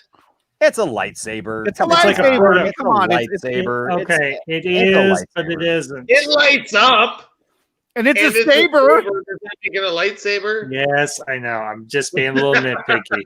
So everybody, it's a relax dark your sphincters. saber. It's a dark saber. Lightsaber. It's just a lightsaber. Relax your sphincters. I'm just being a little goofy. All right. And Scotty says, much love, just busting your balls, Nicotina. I got it out of my system. He has every right to. He has every right to. You already did. Yeah. Mine have already recovered.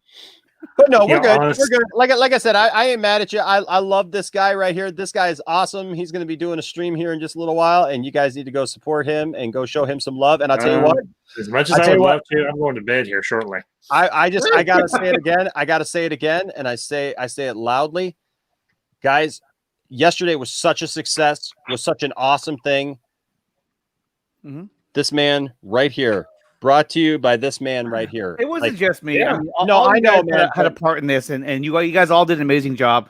Yeah, I mean, it's just you brought it all together, man. Right, awesome. but I mean, that couldn't have happened without everyone being who they are and wanting to be a part of this and wanting to make this such a special event. And it was. And are we going to do it again? Probably. Sometime soon, maybe. That's all I'm going to say. But you put together some awesome stuff, though. I mean, you put together Crisis on Infinite Earths, Crisis on Infinite Streams, yeah. Crisis on Infinite Streams 1, Crisis on Infinite Streams 2. Yeah. Now this. I mean, dude, you're nailing it, man. You're 3 for 3, dude. Well, I should say 2 for 3 because I wasn't a part of the first one. But we didn't really know each other. You're only 2 for 3. You're about like 650 right now. That's about it. No, dude, you're crushing it, man. You're knocking it out of the park, dude. Also, today was another huge day as well because I mean, we also got over the $41,000 mark for the Autumn Snyder Tribute Fund. Obviously, awesome. During the day yesterday and midway through, we passed the $500,000 mark for the for raising money for AFSP, which is amazing. We got to hear a little clip of Junkie XL's soundtrack. Mm-hmm. And that was from. I'm pretty sure that was for a trailer. Because, but the other thing too that was a big deal. Cyborg with 4 arms. Cyborg with 4 arms. Possible merchandise. Possible merchandise for the Snyder Cut. Snyder Cut. from Mr. And dude, I shared earlier, man. Like 5 different publications picked up on my show yesterday, man. Like who? And shared it, man. I shared the thing. Nice. Yeah, dude. Awesome. He was talking truth, man. He was talking man. truth. I'll tell you what, man. We hashtag truths. I'm telling you, man. We hold on a second. Let me see if I can pull them up again. I don't know if I. Oh yeah. Here we go. I mean, all kinds of cool stuff happened yesterday, dude. All kinds of good stuff. I mean, look. There's Fatma. There's Fatma right there in the middle, next to me and Tiff. Look at that. Look at there. Hey, the whole time we were watching this, so Ryan and Anthony and I were watching this, and we're like, hey, any second now, because when Zach came on, we're like, hey, any second, Enosh is gonna come right over that shoulder. Yeah, and then there it is. was like, hey, what's up? And we're like, there he is. And then one of us was like, is he gonna leave? I was like, hell no, he's not gonna leave. No, look, I was invited. I was told that I was welcome, like because both Nana and Cole knew that this was gonna happen. And so they didn't tell the other ladies on the panel. Me about it. No, they didn't tell anybody about it on the panel. But all they had said was they had told Tiffany that I was welcome to come on at any time. And so Tiffany texted me and goes, like, all she said to me, because I was on with you guys watching something downstairs, I think, or I was doing something. I had taken just a couple of minutes. I had taken a couple of minutes off, and I had turned my phone off, so I was watching on the stream. And I just shut it down for a second. And all of a sudden, I get a text from Tiff that says, OMG, Zach. And I went, what the heck? And I pulled it up and I was like, holy crap. And so this is what I see. And so like I went upstairs and I was just sitting on the edge of the bed because I wasn't going to get into their stream, because it's not my place to just crash their stream. But like I'm sitting there and all of a sudden, Tiffany does one of these numbers to me and says, come over here. And I was like, you don't have to have me twice. I'm there. And so to be able to talk to Zach was just, dude, that was like the whole cake, man. It was just, that was awesome. But yeah, man, there was so much stuff that came out. Anyways, I brought this up for this reason. It was not to show that, but it actually showed up in my Facebook news feed yesterday. That's awesome, dude. That's awesome. Yep, by comicbook.com, not Cosmic Book News, but comicbook.com. Matt McGloin, man, I'm telling you, because that guy gets a hold of it. because it's real news. Then here it is by MovieWeb. Picked it up. Wow. Here it is by comicbookmovie.com. Picked it up. Screen Rant picked it up. Oh yeah. And The Direct picked it up. And also this was comicbook.com picked it up. And so yeah, man. This was Newsbreak picked it up. Yeah, it was a huge day, dude. So hey, send me those, will you? Like, yeah, all those pictures. Send me right now because on the show tonight we're going to talk about the event, and I would love to share that as well. Sure, man. Absolutely. Yeah, I'll text them to you. But yeah, man. So it was, dude. I can't thank you enough, Andre. And I'm very thankful. Very thankful. That, look, you deserved it. You do everything the right way. You have a great show. You have a great community that follows you. I've met so many wonderful people just by being on your show. I met, Tony and Brian and it stemmed from there from a lot of other friendships as well. But I knew going into this that if it was a possibility to get Ray Fisher, the only place I wanted him to be on was your show. I mean, there wasn't even a hint of like, I want to get him on the Four Nerds now. I was like, I even told them ahead of time. I was like, hey, I'm going to try to get Ray Fisher and I want to try to get him for Enosh's show on Point Extra Lounge. And they were like, fuck yeah, that's going to be epic. And then when I told Jonita, I said, hey, have you heard from Ray Fisher? She goes, actually, I have a phone call with him scheduled in about an hour or so. I was like, hey, check it out. I go, ask him if he'd be willing to make an appearance. And if he does, if he wants to make an appearance, ask him if he would be interested in going on Point Extra Lounge. Obviously, it's up to him, but suggest that one. And she did. And he said, yeah, let's do it. I want to do that one. Yeah. And, and that's this, we had talked, and he had mentioned the fact that it's like, because he had talked about, at some point wanting to come on, and the thing is like, it's like you said to me, it's like, man, it's like, this was the perfect time, the perfect situation. It was like the perfect storm of everything came to a head finally for him to be here. It was the right people. It was the right event. It was, it was an awesome day. And Nicotina, I don't know if you saw my tweet earlier. I talked about it at the top of the show, But so yesterday, you know, we took super chats and we said we were going to give all the super chats to that. So usually you have to wait a month or so for all that to clear in, and we still have to wait for all that to clear in. But we know the total, you know, that we're able to give. Well, today, last month, because of the awesome people here at the Poindexter Lounge who give super chats throughout the month and also are members and Patreon supporters, we have the money AdSense cleared today, and it's enough to cover it, because I wasn't going to have enough to cover it, just for, you know, because it's you know, Christmas, but now we have it. And so tomorrow, once it clears and it's in the account, tomorrow we're going to be making the donation out of the you know, for the super chats. And look, here's the other thing, folks. I want to make sure to make this very clear to everybody. You know, YouTube takes a percentage of each super chat, you know, and does that, whatever.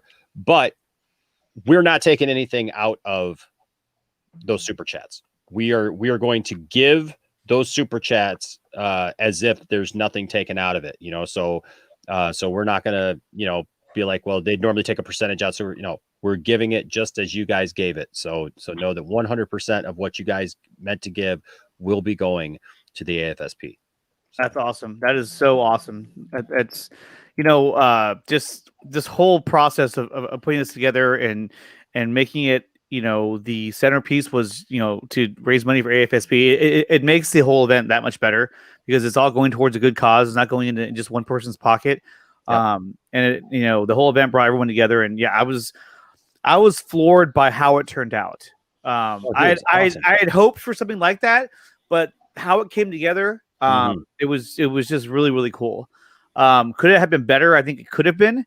So there's definitely some things that I'm going to try and improve on for next time, but it was pretty freaking awesome though. Next year, I'll have my own channel. I swear to God, Nicotina, next year I'll have my own channel.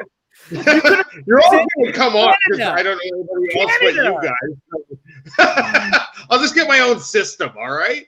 Your own system. Well, dude, like this was like such a perfect storm weekend for me, right? Because like, first of all, we went over 10,000 subscribers, and dude, you were a huge part of that. I mean, like, guys, Nicotina, you know, texted me and he's like, hey, send out a tweet.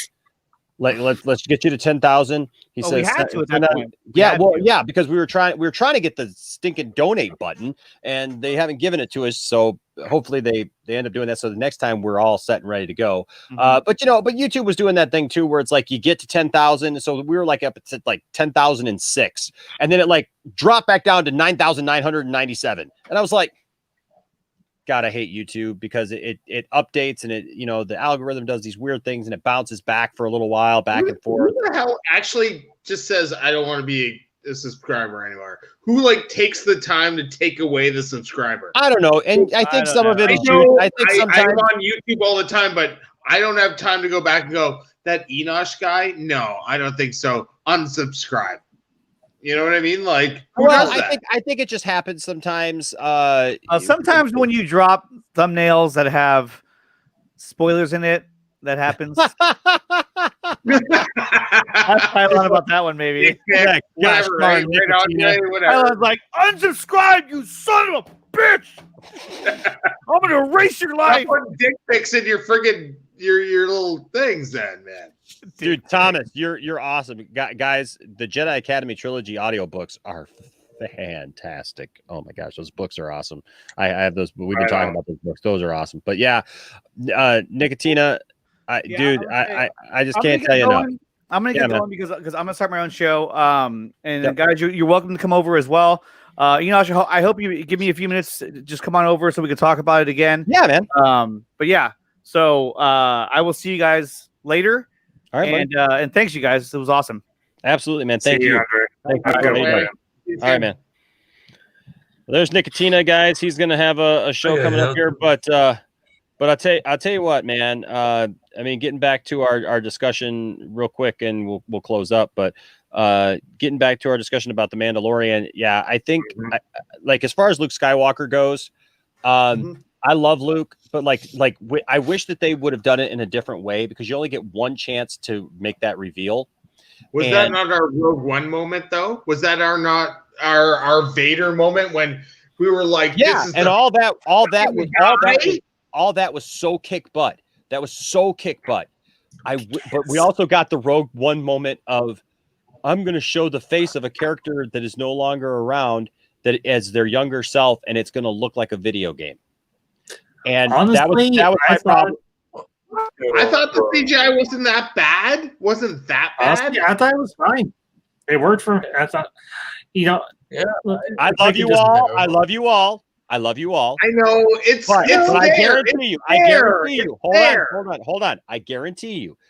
Okay, first of all, because one, Luke does not have a hair out of place. Not one. The Mandalorian takes his helmet off. No, get out of here with that. Get out of here with that. That's not an excuse for not having a hair out of place. The guy literally looks like he has helmet hair. I love him, and every time he talks, his mouth goes. I'll give you that CGI shit. So look, I love Luke Skywalker, and I love what they did up until the hood coming off. I loved it. This is what they needed to do. Keep the hood on and make his voice there. Just keep the hood. Or here, they could have done this too. Have him take the hood off, but as soon as he goes to take the hood off, you immediately show him only from behind. They did that shot several times, and it worked because you can't do every shot straight on, right? Because it costs you money every time you show his face straight on. You take it off, you show him from behind. He would have looked like a normal human being, just like they did with Tarkin. Tarkin looked amazing when they showed his reflection in the window, and when they showed him from behind. And then all of a sudden, when they're showing us like over and over again, his face right on, he looked plastic. Tell me it wasn't the Jedi. It wasn't the. He is the most powerful Jedi in the universe. That was all awesome. I wanted to see him like you saw the Mandalorian. Any of that? I'm not debating any of that. I'm saying I'm not debating any of that, Tony. I'm saying it's the biggest balloon you ever had, and it's amazing and grandiose, and you're looking at it, and it's fantastic, and then you put a pin in it, and you blow it up, and you only get one time. Here's the thing. I guarantee you within the next 5 years, within the next 5 years, Disney Plus will go back, and they will retool all of that CGI and make it look different. No, it's not. It's not cool. It's not cool because if it wasn't ready to do it right now, to me, just to me, I liked it. But I loved it. I'm glad. I'm glad. The CGI is just not good. I love this. I love the scene. Okay. I love Luke Skywalker. I love the look of it. Everything. Look, right. I cried. The touching stuff between Mando and Grogu was awesome. The problem that I was having was that I have all this investment in Grogu and the Mandalorian. Right, I have all this emotional attachment to all this, and at the moment that this is happening, I'm believing that a puppet or whatever they used is literally reaching out and touching the face of a man whose face has not been touched since he was a baby or a young kid. He's taking his helmet off 3 times and standing in the corner. And standing in the corner is a rubber mask to me. Like a video game is standing in the corner watching the whole thing. Like, I'm sorry, it just pulled me out of it. And I really wish to God, and I say this because I don't tell anybody, you guys know, I don't tell anybody what you should think or what you should think. I wish to God for myself that I could just look at it and go, that's acceptable. But here's the thing. Do you know how many things that people, I mean, here's where I'm at. There are so many people who come at me with the sequel trilogy and they go, this is all unacceptable. I can't stand this. I can't stand this. Is all unacceptable. Yet those same people, like I'm not saying it's bad. I'm going to keep watching it, man. I love it because it's Luke Skywalker and it is what it is. And I'm not going to hate it. I'm not saying I hate it. All I'm saying is I find it really ironic that the same people who've been saying that everything is unacceptable, right, and done horribly wrong, and that's why they can't get past it for 1 second to love to or even like or even accept the sequel trilogy, but they're willing to accept that about the greatest character ever, their favorite character, their hero. They're willing to accept second best when we know we've seen Disney do it 1,000,000 times better with Samuel L. Jackson, with Kirk Douglas, with Kurt Russell. Those in the MCU movies, look, Kurt Douglas looks amazing as a young man. Okay, I'll give you this. He looks real. I'm with you on this. If they didn't show his face, you and I are on the same fucking page right now.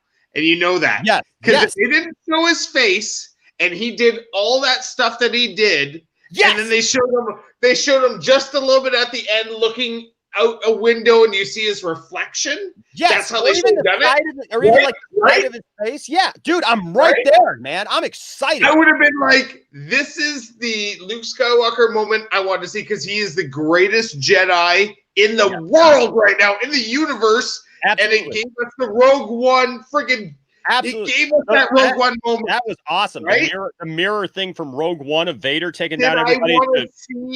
Did I want to see Luke Skywalker's face right away? No, because I thought it was a little too CGI.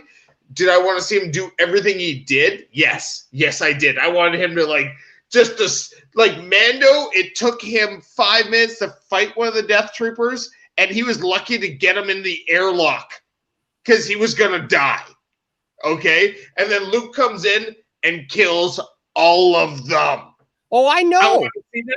But I didn't want to see his face while he was doing it. I want to see the hood over and then him look in the mirror, look back maybe, and see that shot over the shoulder. And it's like, you're coming with me. And that's all I'm saying, guys. I'm really not trying to get hung up on the CGI of because it. The scene was great if we didn't see his face. It was awesome. The scene was, and you guys know me. You look, Goldman is here. Goldman is here, and I love Goldman. And by the way, guys, me, Goldman, and Dawson are going to be doing our Revenge of the Sith breakdown because we're on episode 3, and we're looking at doing that. We're waiting to hear back from Dawson, I think, who's on vacation right now. We're waiting, but right now we got it penciled in for next Tuesday. For next Tuesday, if Dawson can do it. If not, then we'll do it after the first of the year. But Goldman is awesome. By the way, guys, Goldman is here. Go subscribe to Goldman. You love Star Wars, go subscribe to Goldman.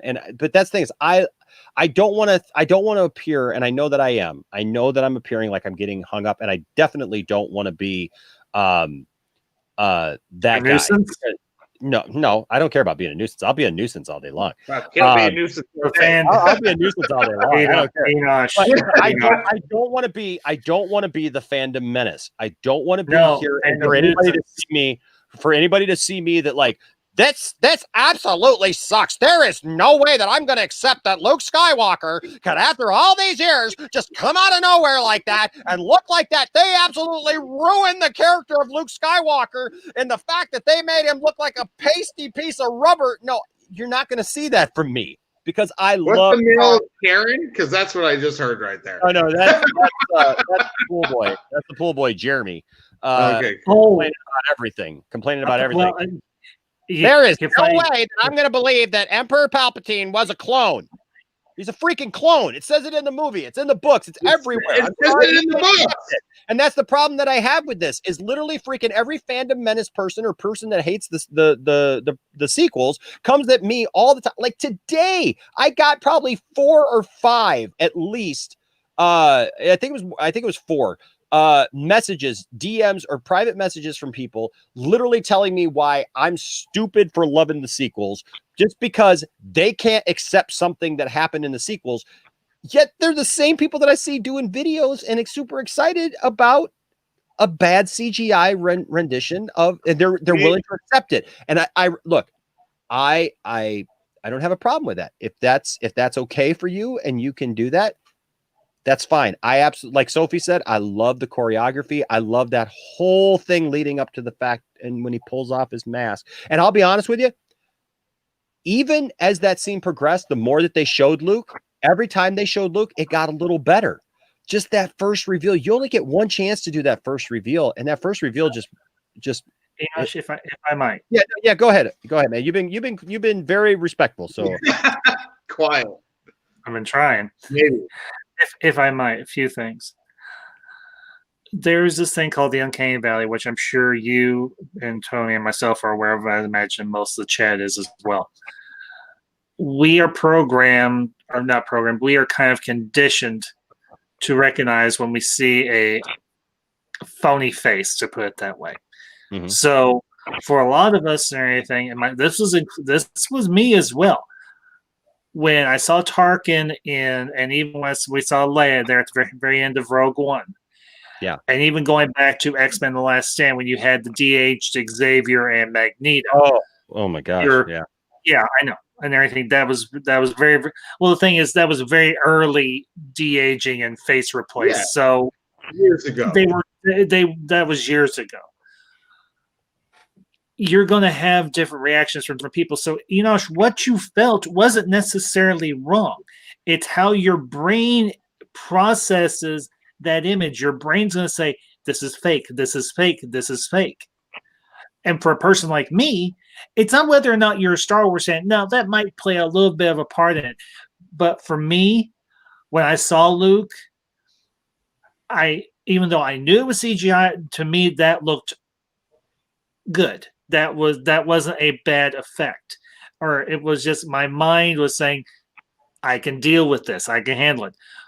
It's going to be different for every person. I would imagine if every person in the chat said, when they first saw that CGI Luke, some might say, yeah, it was okay, or some said, this seemed off. I thought CGI for sure, right away. So I do respect this comment from Ian Crouch down here that says, we needed a Hamill Luke moment like we got first. Now bring in Sebastian. I agree with that comment, and I respect that comment that we wanted to have a Mark Hamill moment, and Mark Hamill played the character, did the motion capture for it, and I totally respect that. But I also agree with Tom Hanks, Ballsack 69. Never thought I'd say that in a sense, not because of who he is, but because of the type. Never thought I'd ever use the sentence. I agree with Tom Hanks. I need a Ballsack. Says we need Sebastian, otherwise the Luke series will look like a cutscene from a video game, and that's my concern. Is that if they're going to make this series, and they're talking about this, wanting to make this series about the Jedi Academy, and that's how we got off on this conversation. You can't keep going you can't do that. Either you just never show Luke. Or in weird way off somewhere, and it's not actually engaging with Luke, or bring on Sebastian Stan. Like we've all been talking about it. Like bring it on. Can I bring up one more point that I haven't seen one person talk about? Actually, not one person talk about. And I talked about this with somebody. Please say it's Bill Burr. Please say Bill Burr because he's awesome. No. Let me bring up this point. Between A New Hope and Return of the Jedi is 4 years, right? This is 5 years after Jedi, right? How much does Luke change between A New Hope and Return of the Jedi? He changes quite a bit. He does change. Not just because Mark was in the accident, but also because of the fact that look, you age, you change in your appearance, you change look. If you went back 4 years ago from today and looked at what I looked like, I've seen what you look like. Yeah, I'm 200 pounds lighter than I was, just 4 years ago. I've changed my appearance somewhat. I still look like me, but I have changed in appearance. Here's the other little thing that I just felt like, and I get it, guys. Please understand what I'm saying. I get it but I knew that the second that this happened on The Mandalorian, it was going to be fuel for the Fandom Menace people to say, this is why the sequels suck, because they didn't give us our Luke Skywalker. See, Filoni and Favreau, they get it. They should be in charge. I literally watched a video today that talked about how this was the failure of Kathleen Kennedy, that it was finally complete. The failure of Kathleen Kennedy was finally complete because of Favreau and Filoni, and because her Star Wars, they literally said that Kathleen Kennedy's Star Wars was a failure. Here's the thing. Kathleen Kennedy has the exact same relationship with Favreau and with Filoni as she did with Johnson and Abrams. And Abrams. She's the president of the company. She's the president of the company. They're the ones who are writing and directing. Now, you may like somebody's writing better, and you might like somebody's directing better, but you can't. None of them failed. None of them failed. And here's the other thing. Kathleen Kennedy didn't write the sequels. She didn't write any of them. She didn't direct them. She was the president. Executive that said, I'll do it's that. That was my problem too, was I knew that the second that this happened, that this was going to be fuel for them. And here's the problem too. What does Luke look like in that scene? This is 5 years. This is 5 years, mind you, after Return of the Jedi. He looks exactly the same. There is no change. He's literally wearing the same outfit that we last saw him in. He's got the same robe. He's got the same glove. You're going to tell me in all that time, like, he never did it. I don't, you know what I mean? Like, I don't know what I wanted. I don't know. I'm just saying, Look how he looked in the last movie. I'm just saying it felt like a love letter to all those people who've hated on Star Wars for the last 5 years to just say, look, we're going to give you something that you want. And I'm not saying it's bad. I'm not saying it's bad because look, it's something that I've wanted too. I've got that lightsaber, man. Every time I ignite that green lightsaber, it's freaking amazing. And I was inside. I was like, that's cool. Even though I knew who it was already, I was still like, that's super awesome. And it looks cool. And I've watched it several times since. All I'm saying is like, I think we need to judge Star Wars for just being Star Wars, guys. Like, judge it all as we say it all the time, hashtag I love Star Wars. I just love Star Wars, right? And so like that's what annoys me is just when I knew that this was going to be fodder for those people to just harp on something else that they don't. Fandom news. Like, that made me so happy. That gave me my Rogue One moment. Like I said, I saw him come in and be the badass Jedi that he should have been. Like, I am the last one. I am the most powerful one, and I will destroy every one of you. You saw the Mandalorian fight one of those dudes, and he just luckily got him into the airlock, and then Luke came in and kicked the crap out of like 50 of them. That's what I want to see. And like I said, you know, Rogue One, we also have our Vader, where you're like, this is why they're scared of Vader. Because in all the other movies, Vader just is like this figurehead, but you don't know why everybody's scared of Vader. Yeah. And then when you see Rogue One at the end, you're like, oh, crap. We have a door between us. I got 20 dudes with guns. We're all going to die. We're all going to die. That's why you're scared of Vader, you know, and that's what you got to see. If you didn't get to see that scene, why does episode 1 make sense when he walks in? And they're all like, couple things here. So a couple things here that I got to address, and then I'll let you guys have a final word. First of all, Benson's, thank you, man, for the 10 pounds. Thank you, Benson. The final episode of season 2 felt like an apology for Rise of Skywalker, which I've gone on record saying I was not a fan of Rise of Skywalker when it came out, but I absolutely loved The Last Jedi, and I really, really liked The Force Awakens. But I agree, Rise of Skywalker had a lot of problems, and a lot of the problems of Rise of Skywalker was because it was trying to please those people who had been complaining for 2 years. That's why it was a mess. But Luke CGI was poor. They should have used Sebastian Stan. So happy for you. You deserve the success. Thanks, man. Merry Christmas, Mark. Thank you, man. So respectfully, Kelvin, it's good to have you here, man. For sure. Says, yells it out. They're not going to make that Luke series. It's too many plot holes to fix and would totally outshine the trash Disney trilogy films. And then goes on in his next statement to say the sequel trilogy did suck. Let's be honest. The Mary Sue plot, the Palpatine, all the illogical plot points and cash grab fan service. That ish was hot trash. Okay. So I would like to just address that real quick. He's not wrong all the way. But I'm not going to say that.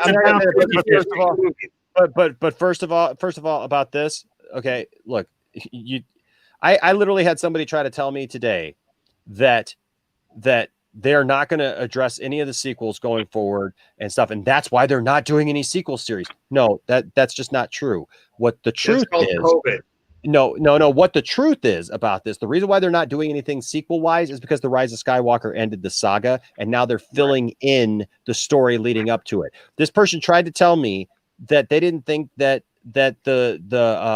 all these series were going to work up to the sequel trilogy, which, just let me tell you something.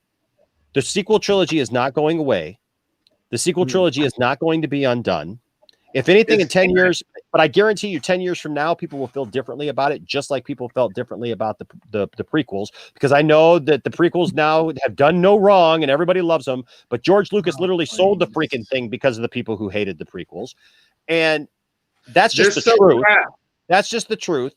And the thing is all this is leading up to a story of bringing about the First Order, of bringing about Snoke, Like, because Snoke has to be around. Snoke has to be around to be in a young Ben Solo's life. And Ben Solo is 4 years old at this point in The Mandalorian. He's 4 years old. Thrawn will happen. The Thrawn series will happen. We all know Thrawn gets beat in the end. Has to happen. He's around when they're around.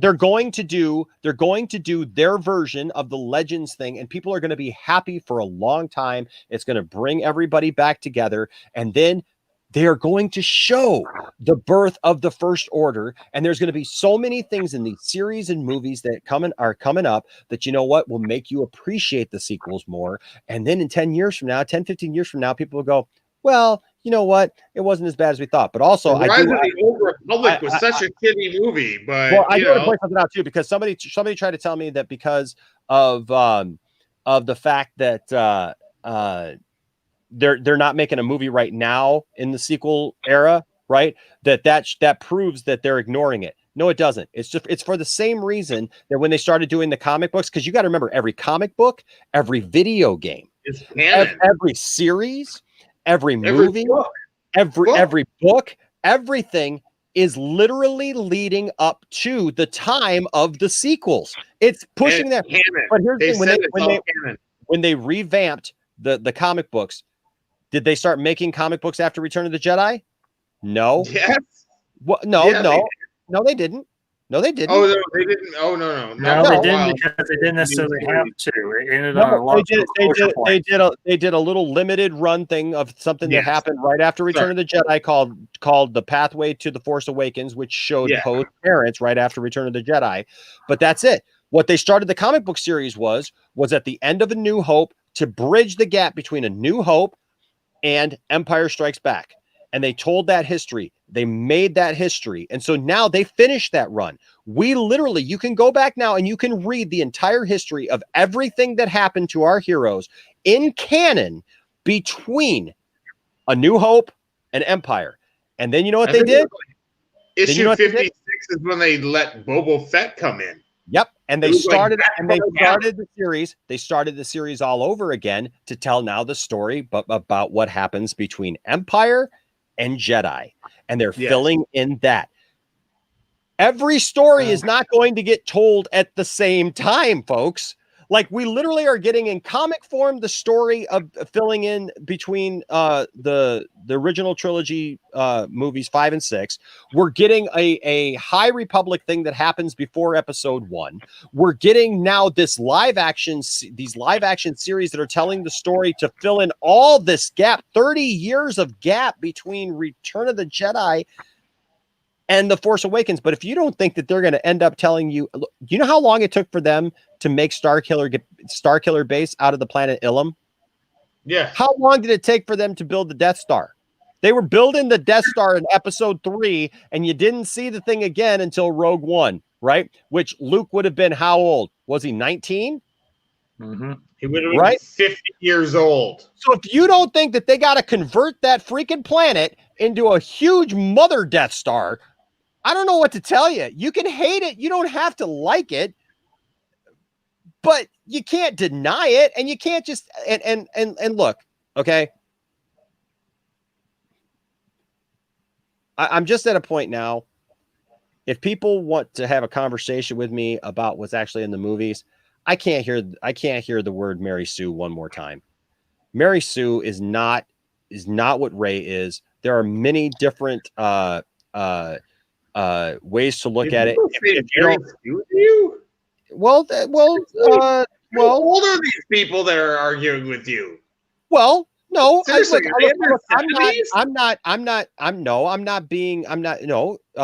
Kelvin, with all respect, talked about the Mary Sue plot line in there, and all respect to you, Ambassador, because I know that you answered Goldman's video about why Rey is not a Mary Sue with your own answer of why she is a Mary Sue. But I can't have that discussion anymore because I don't believe it. And you know what I mean? Like, as much as Ambassador, you believe it, and Kelvin there believes that this is a Mary Sue situation. Those are things that, like, those are just topics that we just have to avoid. It's like religion, folks. It's like you get two people from two different faiths together or two different denominations. Like, Like, I love other people who are just nice, right? So I don't have to argue with somebody. I can be friends with an atheist. I can be friends with somebody from a different denomination, from a different religion. It doesn't matter. But if you ask me what I believe, don't tell me that what I believe is trash. Is trash. Here's the thing. And that's my ask of you. Is just be respectful. Don't look, if you want to come in and talk, let's talk. I'll talk to you about it all day because I love Star Wars, right? But when when we start down these lines of like, well, that's trash. That sequel trilogy is trash, and anybody who likes it, because it turns in from, well, that sequel trilogy is trash to whoever likes it is trash because they just don't know Star Wars. They don't get. They're stupid. They're stupid and they're not. And that's where it devolves to. And that's where it devolves to. And here's the thing: just don't call it trash to someone who likes it. That's like going in somebody. That's like telling somebody their wife is ugly. She may not be the most attractive to you, but that guy's married to her. That's his wife. That's his wife. That's something that he loves, that he's excited about. You know what I mean? You understand what I'm saying? You understand what I'm saying? Also, real quick, and then I'll give you guys the final word here. Ryan, thank you so much, buddy. Ryan, also, I got your book, Love man. you, Ryan. Ryan sent me a book, and I appreciate it so much, man. I can't wait to read that and listen to that. And yeah, thank you, Thomas. Love you, 10K. And look, that green lightsaber moment, fire, absolutely awesome. Pelican, what's up, buddy? I love you too, man. Hey, Pelican, good to see you, bud. Pelican, nice to see you. He was in a car accident. Yeah, he was in a car accident in between A New Hope and Empire and everything, and that's why a lot of the movie. I think he broke one of his legs for sure. Possibly. But his face. Sure that's part of the reason why his face throughout the movie was messed up and everything to certain degrees because of that accident and everything. And they kind of used that to, they had get attacked by the Wampa ice creature there on Hoth. He crashed. He got beat up, everything by Vader at the end.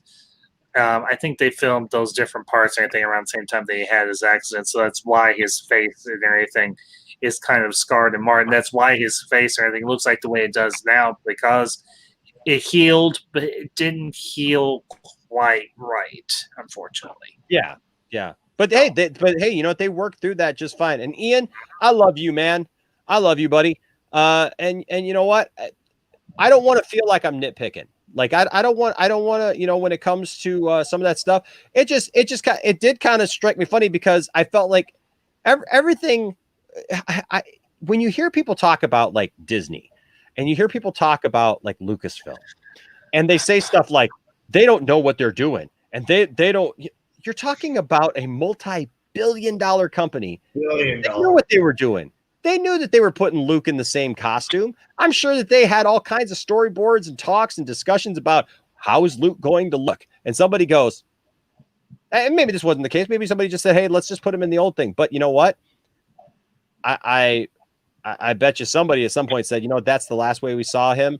That's the way people are going to want to see him. Probably with Favreau and Filoni. That's the way people are going to want to see him. That's going to be they wanted to initiate that emotion from you guys. They wanted to initiate that emotion, and I don't hate you guys, and I'm not bad on you for having that emotion because it's Luke Skywalker, and I get that emotion from Luke Skywalker, right? But like, I just think it's funny that everybody hates on the sequels, like, oh, they're just manipulative, they're all about money. Do you not think putting Luke Skywalker in The Mandalorian and putting him in the way that they did and making him look cool wasn't about money and wasn't about like making The Mandalorian like popular? Like, but we like Luke. We don't like Jar Jar. Sorry. I know. That's the difference right there. We like Luke, don't like Jar Jar. Like Luke, don't like Rey. Right? Don't like Rey either. No. Why did you have to put a woman? Why did you have to make it a woman? You did not have to because you thought that you had to do it for the rest of the society. But if you'd put a male character in that, you would have made more money. And I don't care what anybody says, and I'm not being a sexist. I'm just saying that if you put a male character in Rey's position, you would have made more money. And you wouldn't. The same thing with a reboot, man. Like, I'm sorry. It's just, that's how it is. You would have made more money, and I'm not trying to be sexist. I'm just saying you would have made more money. I do agree with this, Kelvin. And this is the problem sometimes just about reading like a comment or whatever. So I don't want to put words in your mouth. But I agree. Look, there's a lot of problems with the sequels. I'm not saying that the sequels are perfect by any means. Trust me. Doesn't matter who's the main character. No. And I feel that the way that they made them was kind of weird. The way that they didn't have, a basic kind of let's get into this and make sure that we have a story fleshed out. It's just an interesting process. I just find it funny because as a fan of all of it, it's funny to be on the outside and not have like not playing favorites and going, well, I like this one, so I'll excuse this one, but I don't like this one, so I won't excuse that one. You know what I mean? Like, you know what I'm saying? And that's all I'm saying. Real quick shout out again to Tom Hanks Ballsack 69. He says, gives a $5 super chat. Thank you, buddy, so much. It says them Skywalker boys in their hallways. I love it. Love it. Love it. Love it. Love it. Love it. Love it. I'm sorry that was a wrong take on that, but I'm just saying that you made Ray now, you would have made more money. And it sounds like such a horrible take, but it's true. But see, here's the thing is that okay, I don't know why you got timed out, man. Who? Oh, not me. Calvin? Calvin. Okay, well, so we'll talk about that later. I'm sorry, Calvin, that you got timed out. I didn't see I didn't see anything there. But I didn't time you out. Marcy did, and Sherry apologized to him. So let's move on. Oh, okay. But what was I saying? So people hated Jar Jar. Absolutely freaking hated Jar Jar. I didn't like Jar Jar either. I didn't hate him. I just didn't care for the character. It wasn't like I was saying. You guys are putting it nicely 21 years later. Because the reality is, I'm saying it as I said it back then. I'm saying that's your opinion. I'm saying that you're putting it nicely 21 years later from your opinion of what it was. I'm saying the fandom as a whole hated Jar Jar. Bad. I never did. So bad. I'm saying the fandom as a whole. You cannot deny I'm part of the fandom. I didn't hate Jar Jar. I didn't care. I didn't hate him. The majority of the fandom as a whole hated horrible Jar character. Jar. They hated him so bad. They hated him so bad that they literally almost drove Ahmed Best to killing himself. And that is fact. That is fact. That is the worst part of the I say that because you know what? I got a whole wall of Black Series things and Black Series toys all over my house. Do you know what the because every year they do a fan picked figure. You know what the latest one was? Really? Jar Jar Binks. No. This year? They got I got the Jaina Solo up there. They picked Jaina Solo from Legends, and I love that because it's awesome. It's freaking awesome. I 100% know why. Because before Mara Jade, Jar Jar's not a threat anymore. We've had 5 movies, 6, 7 movies since Jar Jar was released. So Jar Jar is no longer the worst hated thing anymore. Because we've had 7 movies, right? Because we've had Clones, the last one of that series, the other 3, Rogue One, and Solo. So we've had 7 movies. Nobody cares about Jar Jar anymore. He's the worst character in Star Wars history by a country mile. But guess what? People hate Solo way more than they hate Jar Jar. You know what I mean? Like, it doesn't matter anymore. They don't, though. They don't. Jar Jar doesn't have a plot line that goes any farther than number 2. Okay? Well, but here's the thing. Here's the thing, though. People, they look at that and they're just Solo. People's minds change about things because everybody wanted to hate on Solo, and I know every Fandom Menace website or YouTube channel goes on about how Solo lost money. And you know what? You know how many people are fighting now to get Solo a sequel or to get Solo somehow rectified within a series of some kind? And that's why they want to bring about this Lando thing, because Solo wasn't a bad movie. Crappy movie, but not the Solo movie I wanted to see. I want to see a Solo movie. The books that we I were want just to see a talking Solo about, movie. That's not the one I want to see. the Jedi Academy books that we were just talking about by Show me the Kessel Run. Show me why you better. have the Much Kessel better Run. in that book. The Kessel Run is so much better in that book. But you know what? Ain't nothing wrong Show with it to me. The Solo's fine. The movie was fine. The movie was fine. The movie is not horrible, and that's why people are latching onto it and want to see more of it. Is because the movie wasn't horrible. No problem with the That all the time. It's funny. It's funny because for everything for every email that I get or comment I get about somebody hating the sequel trilogy, I get somebody who tells me, "Hey, you know, I just saw Solo for the first time, and actually, I liked it." Not a good movie. I don't think it's a good movie. It's not that I don't think it's a good Star Wars movie, because it's like I said, it's not the Solo movie I wanted to see, but it's not. I don't think it's not a good Star. I just don't think it's a good movie, and that's fine because that's your opinion. It's just like Kelvin's comment here. Look, we all have different opinions, but we're all within the fandom. Like Ambassador just said. 100%. But the thing is, like Calvin says here, they destroyed Luke's character. They had a great villain in Kylo and made him emo, whiny man-child. Really could do no wrong. They dug up Palpatine for no reason. It was a mess. Here's my answer to that. One, they didn't destroy Luke Skywalker. The Last Jedi actually delves deeper into the lore of what it means to be a Jedi and what it means to be a Jedi Master. And Luke learned from his masters what to do in one of those situations, because both of his masters turned out to be hermits and ran away from those things. And that was something George Lucas himself wanted. They didn't ruin Luke Skywalker, in my opinion. I understand that you may feel that way, but also they had a great villain in Kylo and made him emo, made him an emo, whiny man-child. That was the point of Kylo, because he's a Skywalker. Luke was an emo, whiny child. Anakin was the king of emo, whiny children. Why can't I go? Skywalker trait. It's a Skywalker. I was going to go to Tashi Station to pick up some power converters. I hate sand. Obi-Wan, he doesn't understand. He doesn't trust me. He's overly critical. And then I'm going to stare down, Amidala for another year. Yeah, so look. Here's the thing. It actually makes sense that Ben would be a creepy, whiny man-child, because he's trying literally to live in the shadow of his grandfather. He was never meant to be a powerful Sith. That was the whole point of the thing. And honestly, I wish that he would have died in his arrogance. That's how I wish he would have died. I wish that he would have not been redeemed. That's my personal feeling about it. That I wish that he wouldn't have been redeemed. That he would have died as the tragedy of the Skywalker lineage instead of turning somehow at the last minute, because I felt that the turn felt forced. But here's the thing. And then Luke had to turn to the dark side because he killed it. I still love it. Yeah. I still love it. I still love it.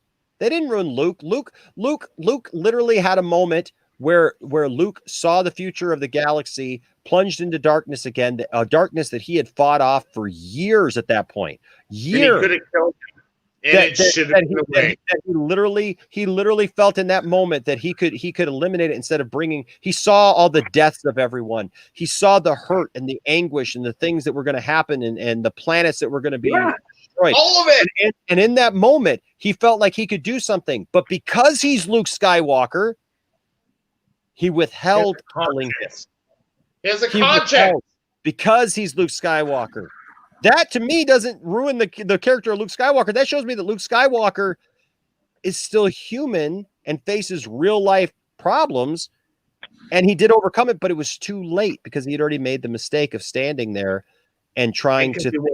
He woke up. And he literally... How many great stories start with the hero literally creating their enemy or creating the problem that they greatly fear? That is great storytelling. That is not ruining a character, in my opinion. I respect everyone else's opinion, but it's fun, man. It's fun. Well, Star Wars is fun. Yeah, man. Star Wars is fun. Star Wars is it's Star Wars.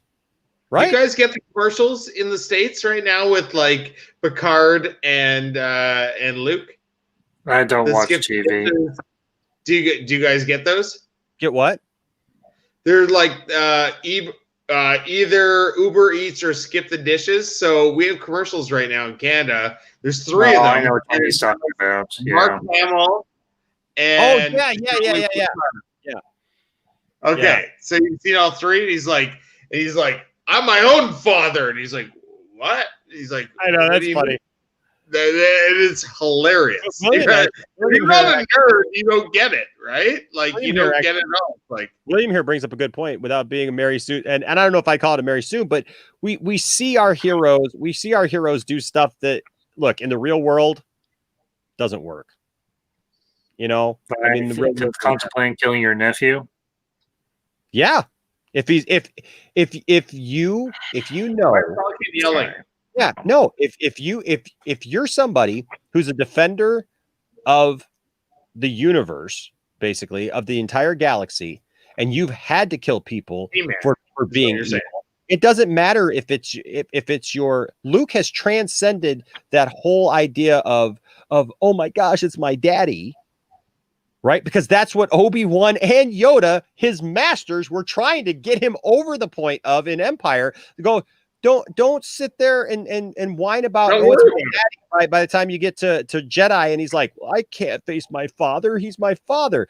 And Obi-Wan looks at him and goes, well, then the Emperor's already won. If you're going to look at it from that's very cold and callous to insist on a son killing his father or an uncle to kill his uncle. Yes, it is. It is because the Jedi are sworn protectors of the galaxy.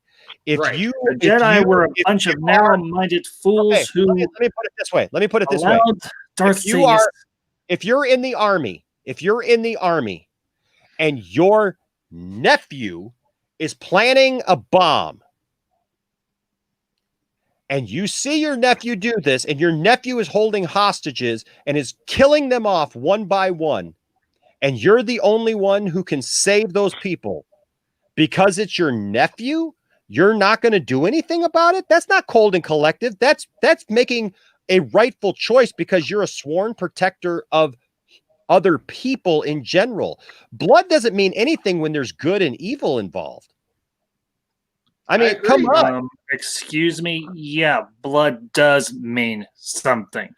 And Enosh, to be perfectly candid, you are using a very extreme situation Ambassador? It's the exact same thing that happens in the Last Jedi. He sees that Kylo Ren is going to kill billions of people. Possibly. At this point, Kylo Ben has done nothing. Well, I don't know that we know that. No. The Force doesn't show you everything. Nope, it doesn't. And that's why Luke doesn't kill him. Does Luke kill him? He's standing over his nephew with a lightsaber drawn. Does Luke kill him? No, he doesn't, but he contemplates it. I'm sorry, that is not logical. He is basing an action on something that is not a certainty. The Force does not show you everything. He should know this. He knew it in Empire. He doesn't know that. He knew it in Empire. Even Yoda, who is an 800 at the time of Empire, is an 800-year-old master, tells Luke, always in motion is the future. Yep. It doesn't show you everything. Yep. He never should have gone into that room with his lightsaber drawn or activated, whichever way you want to put it. He never should have gone into the cave. Different thing entirely. Yoda tells him to go in there. Yoda told him, don't take your weapons. You won't need them. He made a mistake. Yes. Yep, he took his weapons. He should have never took his weapons. He is in the middle of training. Okay. How many? He's not experienced. This is Luke. Tell me Yoda didn't make any changes. What did Yoda say? The dark side clouds everything. The dark side shrouds their ability to even use the Force. That's one of the key points in the prequels, that the Jedi literally have have I will agree with you on that. Greatest But at Sith this Lord point, of all time, literally sitting under their nose. They're having meetings with the guy, chamber meetings with the guy in his office. Yoda is sitting right across the desk from Palpatine and doesn't know that he's a Sith Lord because the dark side is clouding that. And that is rising back up by the time Luke does what he does. Oh, he had to go.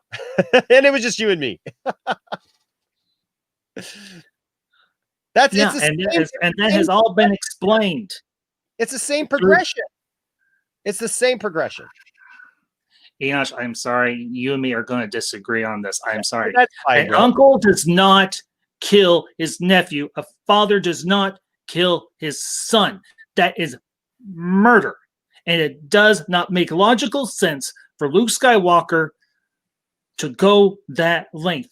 When he goes to the nth most degree to save his father's life, and then he has a fallible, imperfect vision through the Force of something that his nephew might do, and he's like, well, I'm just going to go off my own nephew. I'm going to go off my sister's son without consulting with her, without talking to her, without talking to him, without talking to his father.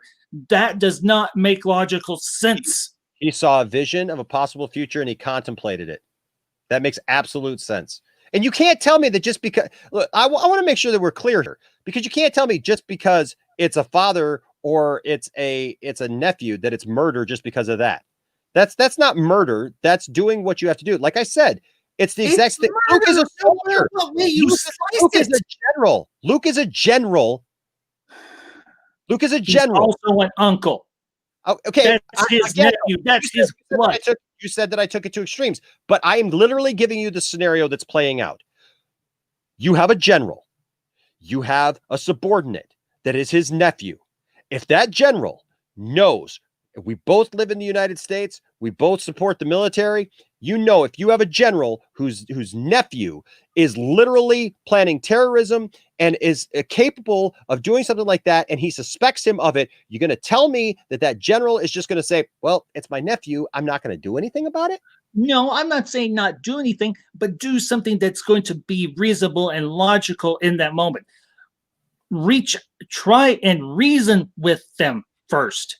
And then if you cannot reason, did you not notice that scene is played twice in two different ways? One is that it's played that way specifically so that you don't know exactly how it happened, because you see it from two different points of view. You see it first from Kylo Ren's point of view, who Luke has this crazy wild look in his eye and his face is all sunken and he's just this evil, just aggressor coming after Kylo. And then you hear from Luke's side where Luke goes, I basically had a moment of weakness. I contemplated this and I had made the mistake. It was too late. But in that way, Luke, you don't see crazed Luke. You're literally getting it from you're getting it one from a warped mind from the dark side, whose mind says, this is what my uncle was, because I hate my uncle and I want my uncle dead. Because I don't like him. I don't like what he represents. I don't like who he is. And I want to kill him. So now my anger is grown at him. And I'm part of the dark side. I'm literally taking my instruction now from Snoke. And that's how I'm progressing. So you're going to take his history over a man who says, I had a moment of weakness. I contemplated this and what I should do. And then realized that wasn't the course of action. Because because when it's played out both times, it's not played out the same way, man. It's not played out the same way. It's two different scenes. It's literally two different approaches to how that's done. And it's told in that kind of storytelling, man, that you have one perspective of the guy who wakes up and sees his uncle there and assumes that he's going to kill him, right? Just because his lightsaber's there, and he immediately pulls out his lightsaber and the whole thing goes to hell. Then you also have the story of the uncle who is saying, that's my sister's son. This is somebody I've sworn to protect. How can I do this? And realize I can't do this. I have to find another way because I'm Luke Skywalker. Not just because he's Luke Skywalker, because of what he represents. Because he's Luke Skywalker, and that's not what Luke Skywalker does. Luke Skywalker finds a way. You could say it's because it's his nephew, but yeah, it's because he would not just do that to his nephew. He's Luke Skywalker. He has a moral code to him. And yes, he did everything that he could to save Vader. But let's be honest, Luke lost that. if it wasn't for the fact that Vader had some good in him and was able to come back from the light side, I literally had somebody try to tell me the other day that Luke defeated the Emperor. Luke got his butt handed to him by the Emperor and would have died. I will wholeheartedly agree with that. It was Anakin. It was Anakin who saved him. But Luke had dark side tendencies then, and all throughout every story that's been told since. Man, you look at Dark Empire, Luke literally goes to the dark side, and nobody complained about that. Luke literally became the Emperor's right-hand man, just like Vader, and nobody complained about, and not at a batted an eyelid to that, dude. And so I'm saying Luke has always had tendencies to take the easy way and to go towards the dark side. That's how he beat Vader in Return of the Jedi. But here's the other thing, Enosh.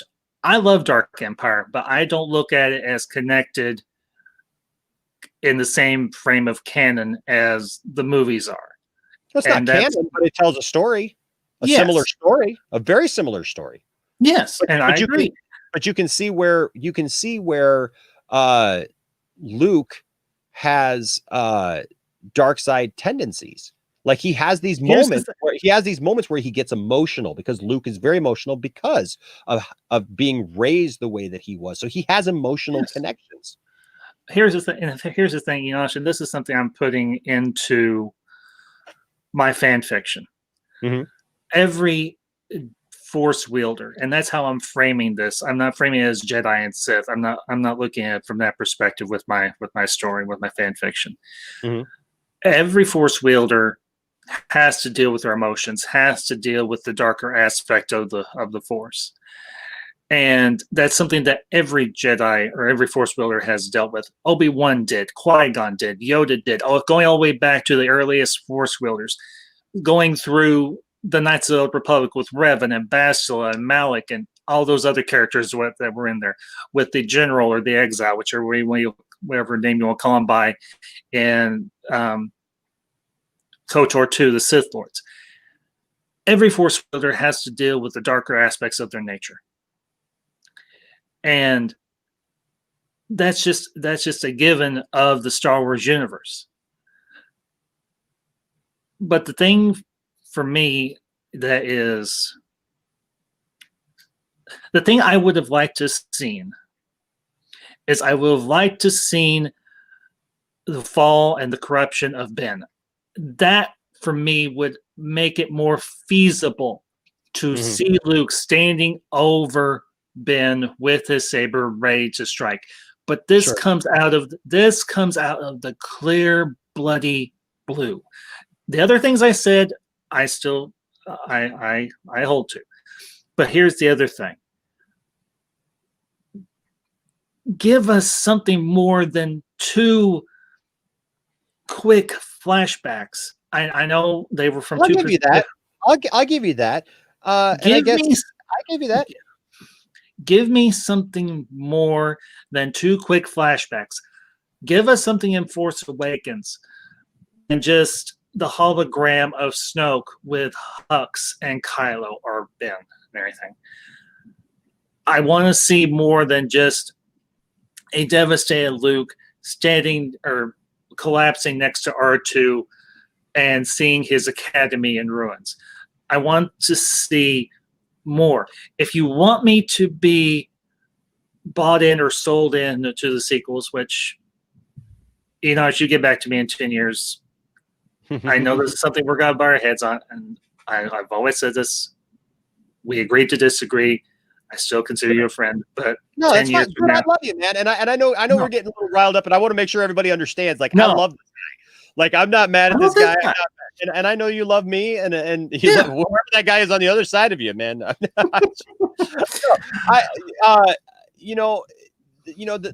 thing is, Ambassador, is that for me, I guess, like, I understood going in that they were not going to be able to fill in 30 years worth of backstory in 3 movies. Like, no matter how many flashbacks, it was never going to be enough to fill in all those things. So I always assumed we're going to get this, and then later on we're going to get backstory. And that's what I think we're going to start seeing now, man, is you're going to start seeing. That's why I'm saying in 10 years, I guarantee you within the next 10 years, man, you're going to see Kylo Ren's story more fleshed out in some way.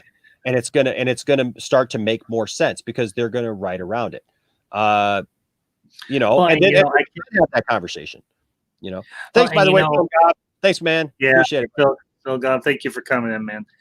And you know, I'm trying to scroll back through here.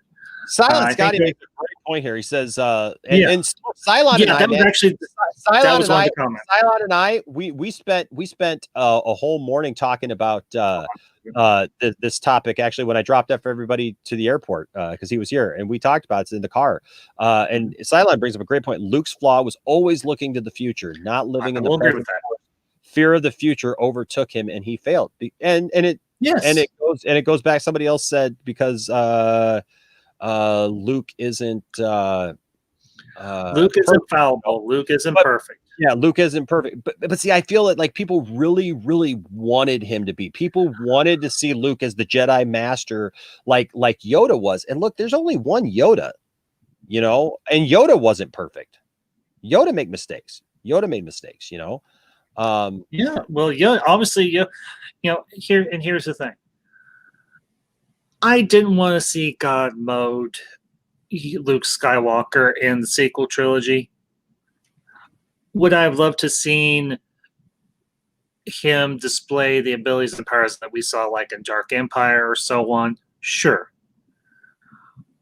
I wasn't expecting God mode Luke Skywalker. But the one thing that truly broke, and this is the thing that really broke it for me, was when he tossed his father's lightsaber over his shoulder. That, for me, was when the character broke. And everything else from there just kind of compounded. I am a very sentimental person, as I imagine most people are. So if I lose something that has deep sentimental value to me, like an heirloom of my family, like something that belonged to my great-great-grandfather or even just my father, and someone brings it to me and returns it to me, they could have played that any number of ways, but Johnson decided to play it for laughs. Well, see, I didn't look at it. So let me give you my interpretation of that. I did not interpret it. I didn't laugh. And honestly, when I first saw it, I was like, oh, okay. But I didn't think it was funny. But I don't even think that it was a laughing moment, because have you ever watched The Director and the Jedi? I've never even heard of it. Okay. On the Last Jedi, there is a 2-hour documentary called The Director and the Jedi. Here's where I feel the problem is. A lot of people are making assumptions about things that happened in The Last Jedi and what they were played to be, or how they were played to be, and what Ryan meant by them. I watched that 2-hour documentary, and it literally follows Ryan Johnson from the moment that he finds out he's got the job to the moment that the movie is in theater. Okay. So Ryan talks about in depth. Anytime I see somebody make just like the off comment and they just say, Ryan Johnson doesn't understand Star Wars. Ryan Johnson doesn't, get Star Wars. Watch that documentary. Ryan Johnson gets Star Wars a whole lot more than a lot of people get Star Wars. The problem is that a lot of people have different opinions about what they wanted to see. And then when they see something like Luke just take the saber and throw it away, they just think, well, that's played for comedy, right? That Luke just doesn't, he just doesn't care. That's not the point. You ever have somebody hand you something that has caused you a lot of pain, a lot of anguish, and and not all of us have been there, but I've seen a lot of people get to a point where even something that like meant something to their family, like if they've had a hard time in their family or been through a rough road in their family and really faced hard things, like I'll be honest with you. So my grandmother raised me and my 2 sisters. Okay. Yeah. I love my mom, but my mom was not like a mom to me. My mom was addicted to drugs, alcohol. She was mentally ill. She was diagnosed paranoid, schizophrenic, manic depressive. Yeah. There were many times, dude, where my mom would disappear for a few days at a time. We would have no idea where she was. There was a time where she was living in abandoned houses, right? We had to track her down sometimes. Yeah. And so there's many things like that. there are things that belong to my mom. And dude, I am the most nostalgic person. You like, dude, I am so nostalgic. I keep so many things. I still have some of my old baby teeth. I still have report cards. I got a whole thing, man. I've been playing in a band since I was 17, and I've got every flyer. I literally had a guy come to me because a promoter that we used to play shows for when I was young at this, club, this all ages club. This guy was putting together a book of for that guy and about the music scene that we used to have here in the area. And he put out that he was looking for old flyers and stuff. I had every flyer from every show that my band had ever played. Okay. I kept tickets. I kept posters. I kept all this stuff. So I keep all that stuff. When it came to some of my mother's stuff, when she passed away, I didn't want it. And that's fair. I gave it to my sisters because my sisters had a different experience with my mother, and they were closer in that regard to me. To me, as much as I love my mom was never like my mom. My mom caused a lot of pain in my life. And even though I loved her and wanted the best for her, I told my grandmother when I was 13, Grandma, you're going to have to kick me out because I am never going to live with my mom. I want to be with you, because my grandma felt very guilty and wanted to somehow mend that between me and my mom and wanted me to be with my mom. But my mom was never going to be there. You know what I mean? My mom was never going to make those, either was not going to make those decisions or was incapable of making those decisions to get her to that point. Okay. Yeah. So the thing is if I had gone through this traumatic experience and walked away from everything to be away from the people, though, because I'm trying to just deal with my own stuff. Right. And I've gone literally sequestered myself to become a hermit at this point. And that's why I put myself in. When I watch a movie, a lot of times I put myself into that situation. Maybe that's why I look at things a little different, because I've experienced some crazy stuff in my life. Yeah. When I saw that moment, though, I didn't laugh. I didn't chuckle. I didn't play it. I didn't think it played for a laugh. You know what I saw in that moment? I saw all of that frustration that Luke wasn't like, oh, cool, my dad's lightsaber. Well, all of the frustration of everything that lightsaber meant. You remember the last time he saw that lightsaber? Yeah, it was flying off with his hand. Okay. Yeah. Luke was in the most stressful situation he had ever been. Vader could have killed him in an instant. His own father, the reveal of the fact that Vader was his father was in that moment. He literally fell down through Bespin and all those things at the end of Return of the Jedi, right? All those things. Remember at the end of Return of the Jedi, when he's looking at his own hand at the end, because he's looking at his father's arm that he just cut off himself, and he's looking. Yeah, that's a traumatic moment for him. Yeah, because that's what snaps him out of the dark side, is because he realizes, man, I just screwed up. I just used my anger because Vader pushed me to that point, and so Luke, all these connections that he has back to Vader, like, I think people misread that and they're like, well, it's his daddy. It's not his daddy. It's his father. It's biologically his father, but he did not accept what Vader did. And look, if you read the books, even the books that have come out since, that have to do with Leia and Vader, and Leia coming to terms with the fact that Vader is her father. You know that look that she gives Luke when she finds out that Vader is his father? And she's like, gross. That's horrible. That's the worst. I would agree. And then Luke looks at her and goes, guess what? He's your dad too. Basically. Yeah. Paraphrasing. And crushes her. Because, dude, talk about daddy issues. Your father killed your entire planet. Like, we just saw the aggravation that causes in somebody with the season finale of Mandalorian, right, with Cara Dune, when the Imperials start pressing her and pushing her about Alderaan, and she puts a hole in his head. Okay, Leia has never come to grips with all that and acceptance of Anakin. Like, yeah, technically it's her father, but I think we put Luke in this different category, that, like, because Luke's a Jedi and Luke will research it and find out who Anakin was and who all these people were and all these things, that's Luke's daddy. That's not Luke's daddy. That is a stranger to Luke that Luke tries to save and has a connection to, but it's not a lovey-dovey moment. And so the thing is by the time Luke's an old man, Luke has saved the galaxy several times. He's been a Jedi Master. He's watched his entire academy of people that he was entrusted to, that these people gave up their lives to come follow him, just like he followed Obi-Wan so many years ago off on this foolhardy adventure to become a Jedi. And he got them all killed because of his mistake. They are no longer there. And he feels that he's failed in everything. And here comes this girl out of nowhere. Remember, he's not connected to the Force at the time. And here comes this girl and is like, hey, here's your past. Yeah, and that for me also, I know this is another. That's why Luke, though. But see, that's why, like, when I see that, I don't think that he's playing it for a laugh. I think that he's playing it for it. It's like a kick to the gut for Luke, that Luke has to turn around and go, yeah, I don't want this. And that's why he's telling her, you don't need this life either. This life is a hard life. This is not something that you just come and show up one day and go, I want to be a Jedi. Let's be cool. Let's go join the army, right? Because it's fun and we'll see the world. There comes a time where you got to stand over somebody with a gun and make some hard choices. And that's what Luke is trying. That's the whole point that Luke's trying to make, is that, man, don't come flashing my dad's lightsaber at me like it's like, oh, goody.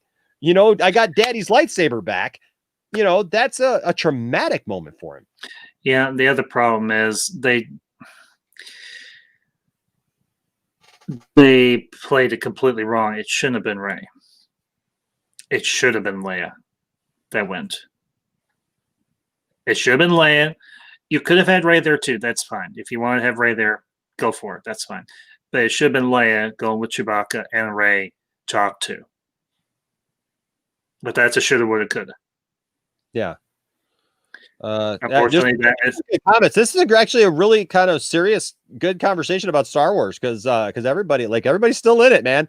Scotty says, my take is that the saber represents a naive hero, Luke, that he has now come to be disgusted with. It's him symbolically discarding the legend of Luke Skywalker. That's a really good take, Scotty. Zeno also says, you're not supposed to like seeing Luke throw away the sword. It's to show you that Luke is upset. Well, I think also I love you, man. Well, and also the thing is, they set up that shot. The way that shot was set up, you have a complete stranger going to Luke Skywalker and bringing him his father's lightsaber. Yeah, that shot in and of itself was set up badly. I mean, of course, J.J. Abrams is partially to blame for it. Now, they could have done any number of things. Again, this is me armchair quarterbacking, and I admit that. I freely admit that, and that's one of the reasons why I'm writing this fan fiction that's occupying so much of my time, because I want to make the best possible story. I even have a line, a minor spoiler, in part 5 that I'm going to try and have out this coming week. I have Luke saying to Rey, this is not the first time. You're not the only person who's had to face something like this. Leia and I had to come to terms with who Anakin was and who Vader was. And it took us a long time to realize that Anakin was not Vader.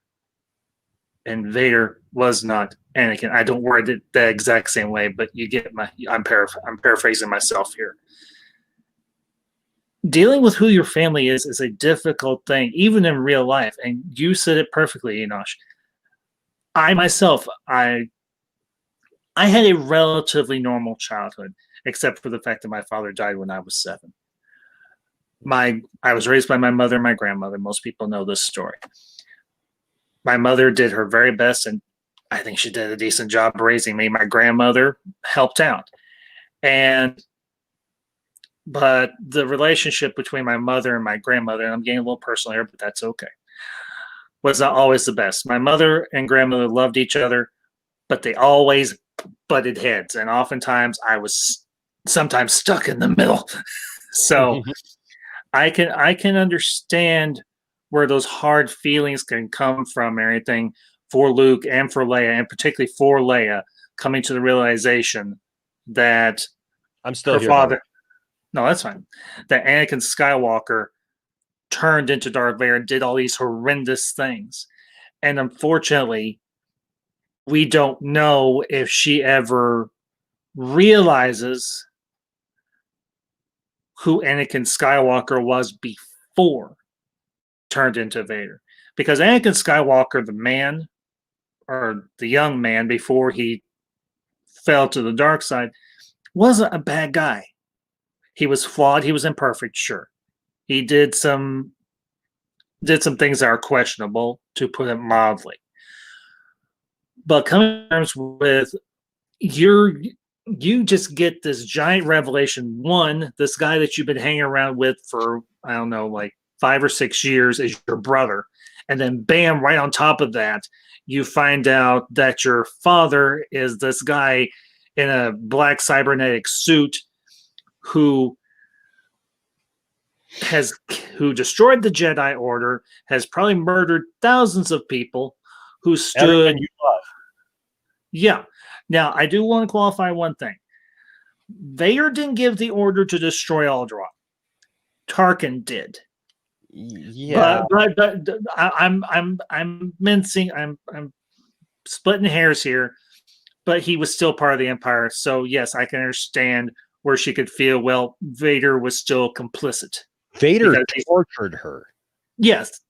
Now that right there, that's the big thing. Yes, I will agree with that wholeheartedly. Vader tortured her and stood there holding her arms as they blew up her planet and everyone that she loved. He may not have given the order.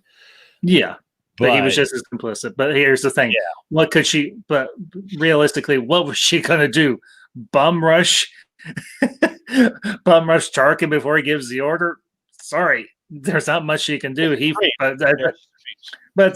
But at the same time, yes, it's still a horrendous thing to watch somebody or force somebody to watch their family, world be obliterated into nothing. Yep. So, and I think that's one of the reasons why I like the character of Cara Dune so much. Not to mention Gina Carano kicks ass. Unless we can't. Gina Carano kicks major ass. All kinds. But this is the first time we get to see someone from Alderaan and see what they have had to deal with for all those years. Not only did she leave the Republic because they had her do some things that she was not pleased with, but she is still dealing with however many years on from the destruction of Alderaan.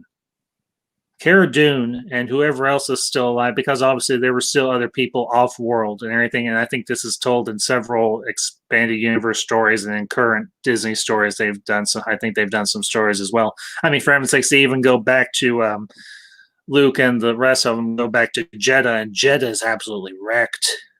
Yep. And Ian Crouch, yeah. Anakin was considered a hero of the Republic, for sure.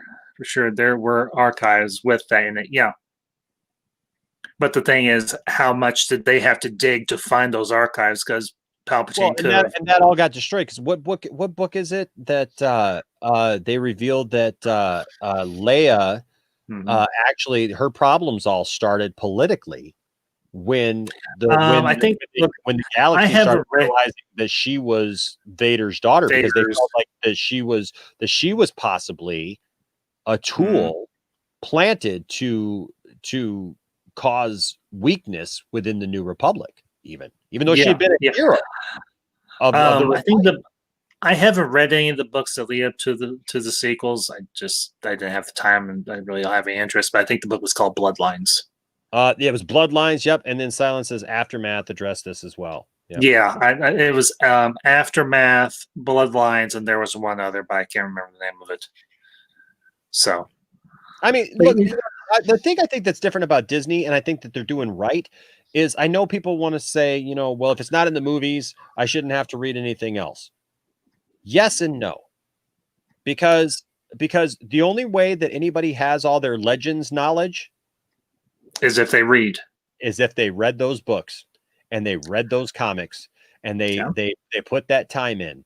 So so when I hear somebody tell me I shouldn't have to read all this stuff to get this stuff, I should just be able to go off the movies. Well, if you just go off the movies, do you know that most people have no clue who Mara Jade is? That's Not true. a clue. They don't know anything about Luke Skywalker that we knew in Legends. The average person doesn't know diddly squat because they didn't read those books. They don't know without. Now, look, we're nerds, man. We read all those. I read every Star Wars book when it came out. I was waiting with bated breath. I just wanted to get my hands on it, and I took it all in. And so here's what I tell people: you may not. The only reason we have the knowledge that we do of the original trilogy now, because, dude, how many because we put in the time. We put in the time, and I know that it sucks if you want to, say, well, I don't want to have to do all that over again. I get that. I understand that, and I haven't read every. I've read very few of the expanded stuff now, for canon. You know what I mean? But I try to get a basic of it. You know what I mean? I try to talk to people and listen to people and stuff like that. I guess where I'm ready to draw the line is stop acting like you hate everything or literally hating everything. We all got our good friend here, stay angry, my friends, right? Because I used to listen to that moron. And yes, I'll say it. I used to watch that moron, and now I make memes about him. Why? Yeah. Because I saw him for what he is. Yeah. And the thing is that man, it's like Star Wars is more than just the movies now, and especially it always has been. And it always has been. See, people are acting like this is all new stuff and whatnot, and they're like, the original movies just spelled everything out for us. Because I'll be honest with you, if you just go off the original movies, Anakin Skywalker sucks because he doesn't. Like, look, outside of behaving really weirdly around a senator and making her feel uncomfortable, accidentally winning some stuff when he was a 10-year-old kid, and doing some stuff using the Force, right? Which some people, if these same people wanted to, they could call him a Mary Sue because he had absolutely no training, yet he was using Force abilities that only were Jedi-like because he was winning pod racing, races that he shouldn't have been able to do as a human. It was even said about that. And he was using the Force, but he didn't understand what it was. Then you got him in Revenge of the Sith, literally, trying to save the woman he loves, but basically using his own insecurities and and wanting to do something good, but in the meantime, willing to sacrifice everybody else to do it and literally everything that he stood for. And it didn't take him until the last, when all of a sudden, like, he felt like he was trying to do a good thing by bringing in Palpatine, that he had already caused so much distrust with Mace Windu, which Mace Windu was a jerk to him. He was that guy. Yeah, we always have that one person.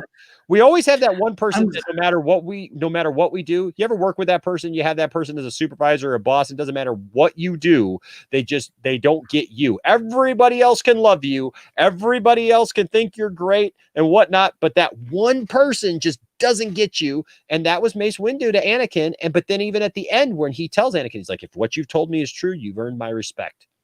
But then when they went to go do it, Mace Windu, you just, so people talk about Luke having a hard time, doing something. What about Mace Windu, man? Standing over Palpatine, ready to just kill him in cold blood because he's too dangerous to leave alive.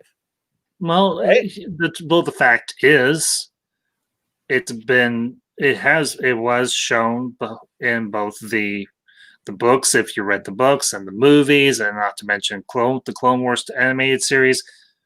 Palpatine is literally too dangerous to be left alive. But here's the thing. Exactly. He has to be. And that's one of the cool things. How do you know that? But how do you know that? You don't know that from the movie.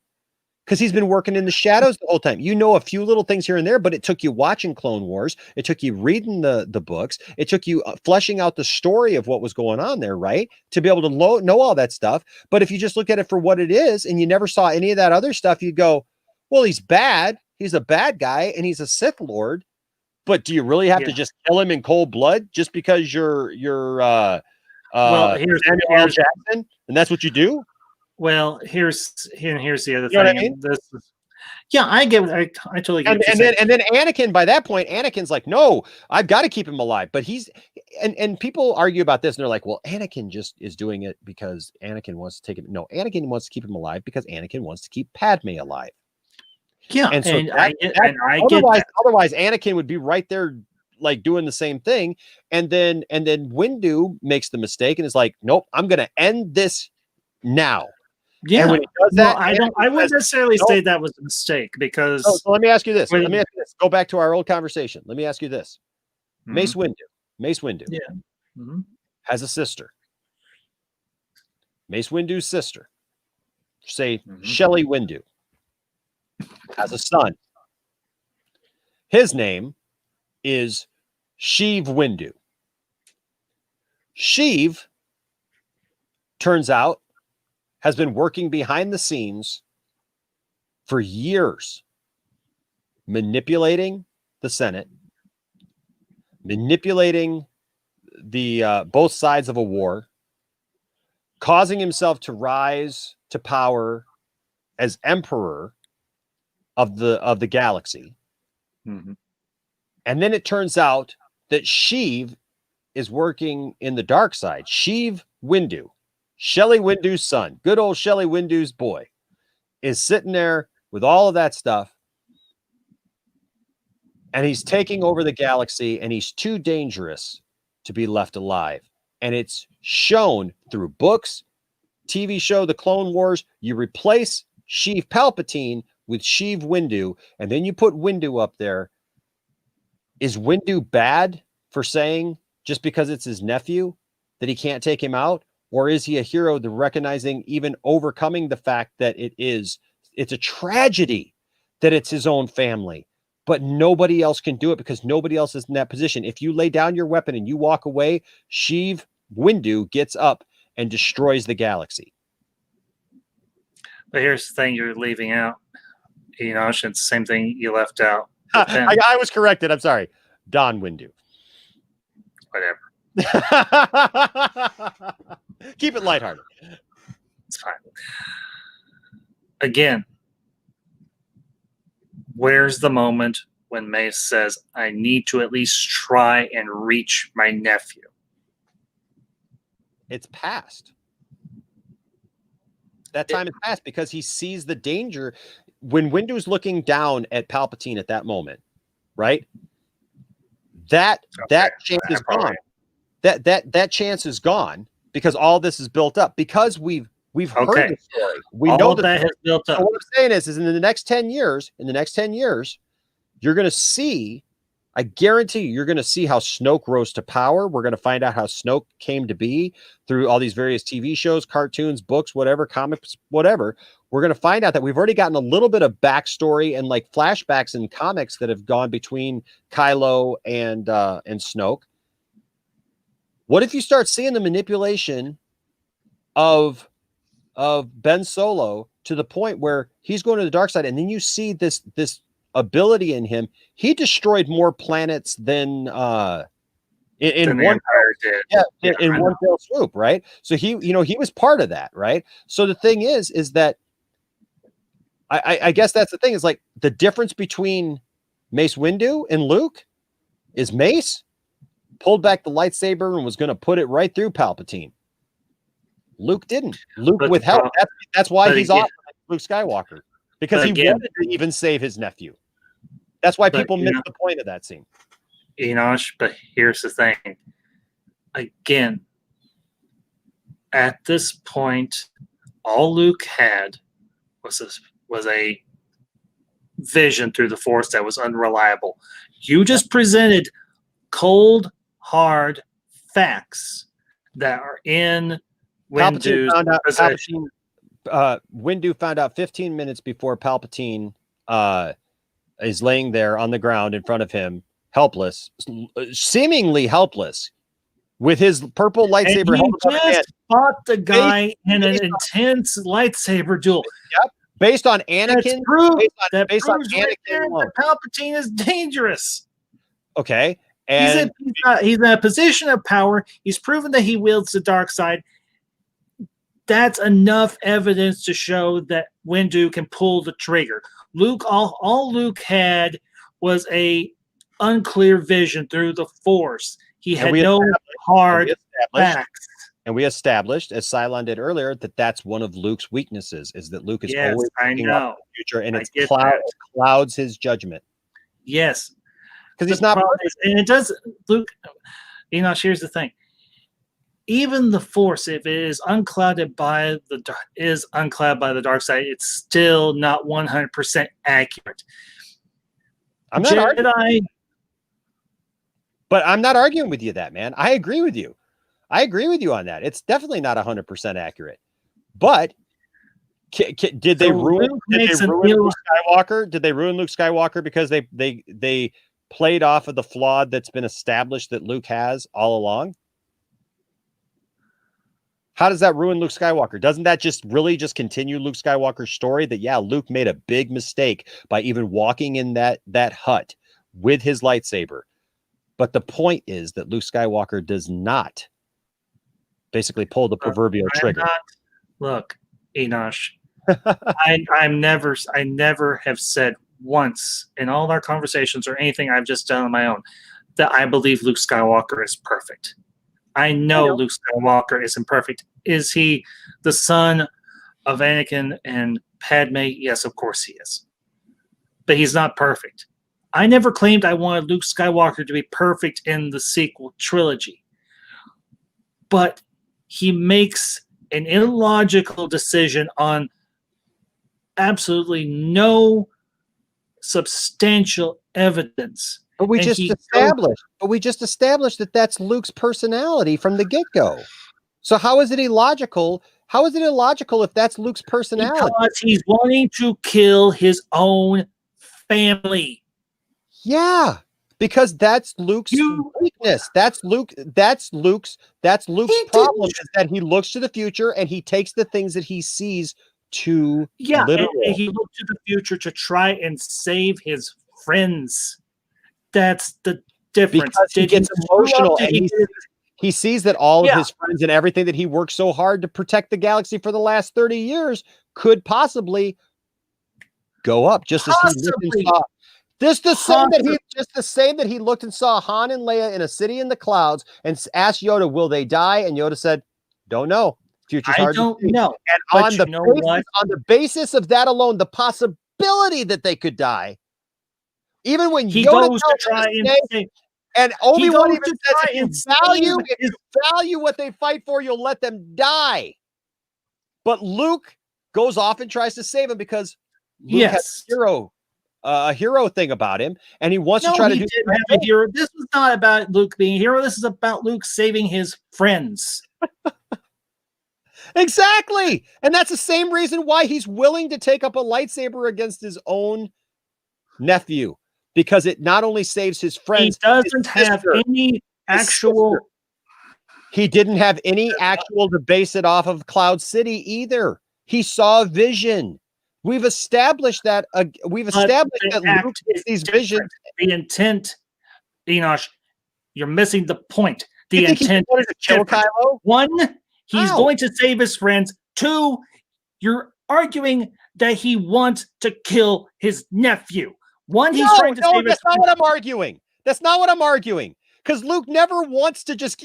There's nothing about that scene where Luke goes, "I want to kill my nephew." No. Luke realizes that he might have to make the troubling, horrible, scarring decision to kill his nephew if it will save his sister, his friend Han, and the billions of other people that are close to him, the entire Rebel Alliance, the entire New Republic, the entire cities of Hosnian Prime, and all the planets of Hosnian Prime, and all those other planets that get destroyed in The Force Awakens. All of that stuff. He sees he sees that he might have to save his friends. He sees that Han could possibly, we don't know how much he saw or possibly saw of Han's future, Leia's future, all of them perishing, everybody perishing, all of the Jedi at his academy perishing. What did Anakin see? Anakin just saw the death of Padme, but he didn't see that he was actually going to cause the death of Padme, did he? Luke sees the possible destruction of his entire Jedi Academy, yet if he makes that decision, which he does standing there, He causes the problem. It rhymes. It's George Lucas's very idea of these things rhyme. These things go with each other, man. And we have established that he does it. It's not that he wants to just kill his nephew. That's not the intention. The intention is to save everybody and not undo what they've worked so hard to establish for the last 30 years. Then you pull your nephew in and you have a talk with him. You don't go into his home in the middle of the night with a lightsaber. If you think that he's evil, if you think that he's evil and he's got a gun under his pillow in the form of a lightsaber, I'm sorry. We're talking aggressive negotiations with a lightsaber. I'm just saying, it's in the movies, man. It's not a crazy concept. That is I respect you, dude, but everything is this is the difference between stories that actually have to make you make critical decisions that you don't want to have to make. It's why Batman v Superman is a masterpiece, and people don't like having to deal with it because they don't like the fact that their heroes might have to do something that they don't like their heroes doing, having to make really critical decisions of life and death when it comes to people that either they love or that we love as characters or whatever have you. The reality is good stories put us in situations where we question our own ethics in situations like that. Dude, you read the Bible, I read the Bible. How many times did God tell the children of Israel, go and destroy another group of people simply because, and I not try to bring this into a religious debate because because that's neither here nor there. But I mean, I know that you're a man of faith like I am. How many times do we read that God literally sent the Israelites into the promised land and said, kill all these people simply because they're not Israelites and they have to do it? And he tells them, don't leave any women, don't leave any children, don't leave any cattle, and even punishes people when they do leave just some cattle alive. So the thing is in everything, and that's the point of the Bible, is to put us in questioning positions even of ourselves, to ask ourselves, because these are ethical questions that we have to face sometimes. And we don't know what all the answers are, and we can't foresee every possible scenario or situation that we might get into that literally would put us in a position that we don't want to be in, that's very uncomfortable for us. And that's good storytelling. When we see a movie or we read a book or we read a story that like makes us question everything, and we go, well, that's not right. I wouldn't do that, or I would hope that I wouldn't do that. That's the tragedy of Kylo Ren. That's the tragedy of Ben Solo, is that Ben was having a tendency towards the dark side. That's the tragedy of Luke Skywalker, is Luke, as good as he is and as awesome as he is, he gets in that moment, but he's still making the same mistakes. He's still following off of these things in the future, just like Yoda said. And even Yoda knocks him with his thing and says, young Skywalker, you're still doing the same things, because even as old men, dude, we still make the same mistakes that we made sometimes when we were younger. Even when we learn things, we still have a tendency to fall back, and we make mistakes. And that's all that happens there. But Luke doesn't kill him. Luke doesn't. And see, you're looking at it, Ambassador, from the point of Kylo Ren. To Kylo Ren, Luke just barged into his hut with lightsaber drawn, ready to plunge it through his heart and scream at him with bloodlust in his face. You're literally looking at it from the bad guy's perspective. I'm not looking at it from the bad guy's perspective. I'm looking from a logical perspective. You're not looking at it, then you're not hearing you're not even paying attention to when Luke tells the story, and he's got concern in his eyes, and he yells out, Ben, no, with pain in his heart. That's a different story than the one Ben tells. It's an absolute different story, man. It's an absolute different story. And I don't know what to tell you if you don't see that. I would say rewatch the movie. Let's watch it together. Let's have a watch party and watch the thing together, because I'm telling you, man, it's riveting. Enosh, the only reason I'm going to watch it next month is to roast it. But see, you can't look at it that way. Why would you look at it that way? Why would you want to roast something that is part of something that you love just to hate it? That's like all the same. I didn't say I hate it. But why would you roast it then? Roast it for because it's fun. Okay, it's that's fun fine. to mock That's the fine. absurd. That's fine. And excuse But me for why- being blunt. But why? Okay, but if you love Star Wars, if you love, and I know you do, why wouldn't you seek to understand it instead of just mock it? Enosh, I have tried to understand it.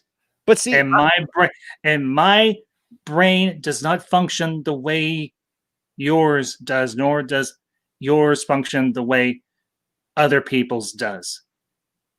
So yes, you see The Last Jedi as some great masterpiece done by a visionary genius. I see it as a giant waste of talent, time, and effort. And then to quote then to quote Obi-Wan, then the Emperor has already won. No. Fight for it, dude. Fight for what you love, man. Fight for understanding. Because and that's what I want. Enosh, that's what I want. That's why I said what I said a few hours ago. I don't want to see the Star Wars fandom broken and fractured. I want to see it whole and us but able to. As much as I seek, though, to understand other concepts, though, of like how other people understand something, and that's why I've constructed my feelings about this. Okay, I am not emotional about this at all. This is what is in the film. This is literally what is presented in the film and the concept of the film. That's the problem is, no, that's how the director himself talks about it. And the thing is you're talking about a bloodthirsty Luke who literally barges in to kill. No, I'm talking about an irrational Luke.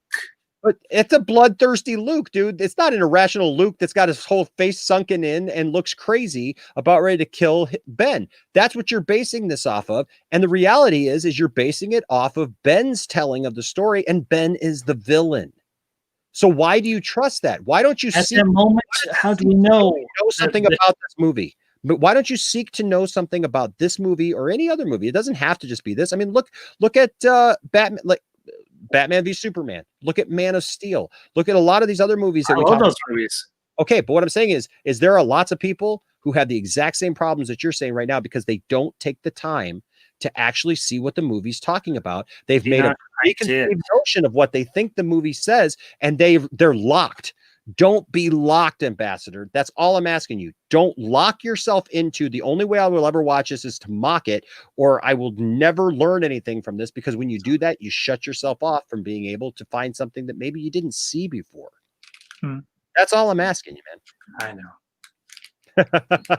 This is a great discussion, man. Everybody's still here, man. Everybody's loving this in the chat. This great it's great discussion, man. And I'd hate to see this out on something, you know.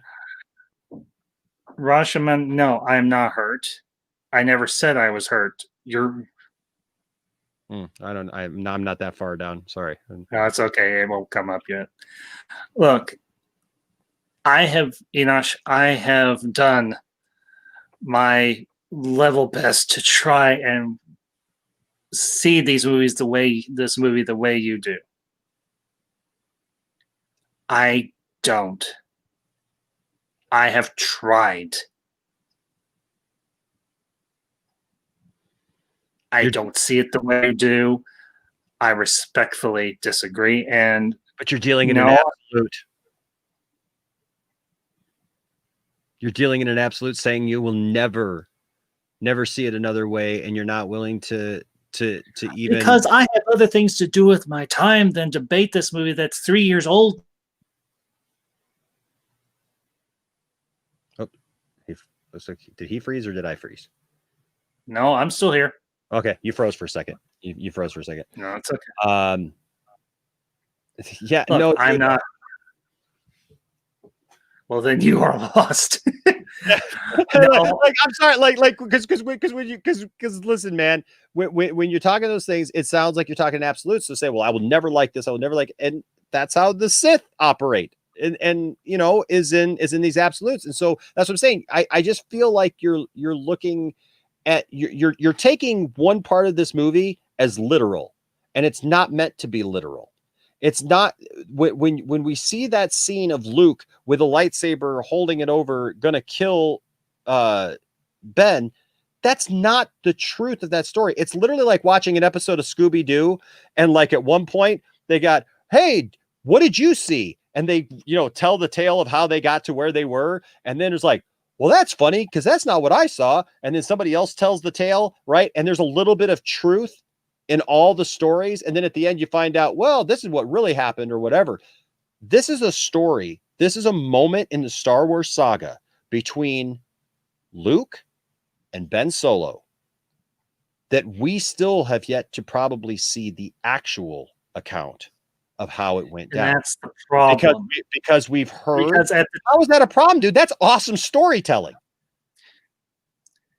We got absolutely no background about what happened between Luke and Ben. It's the second movie in a trilogy, dude. And we got nothing in the third one. We got nothing in the first one. Why didn't we get nothing in the third one? Because they tried to revamp it to fit everyone who got mad at the second one.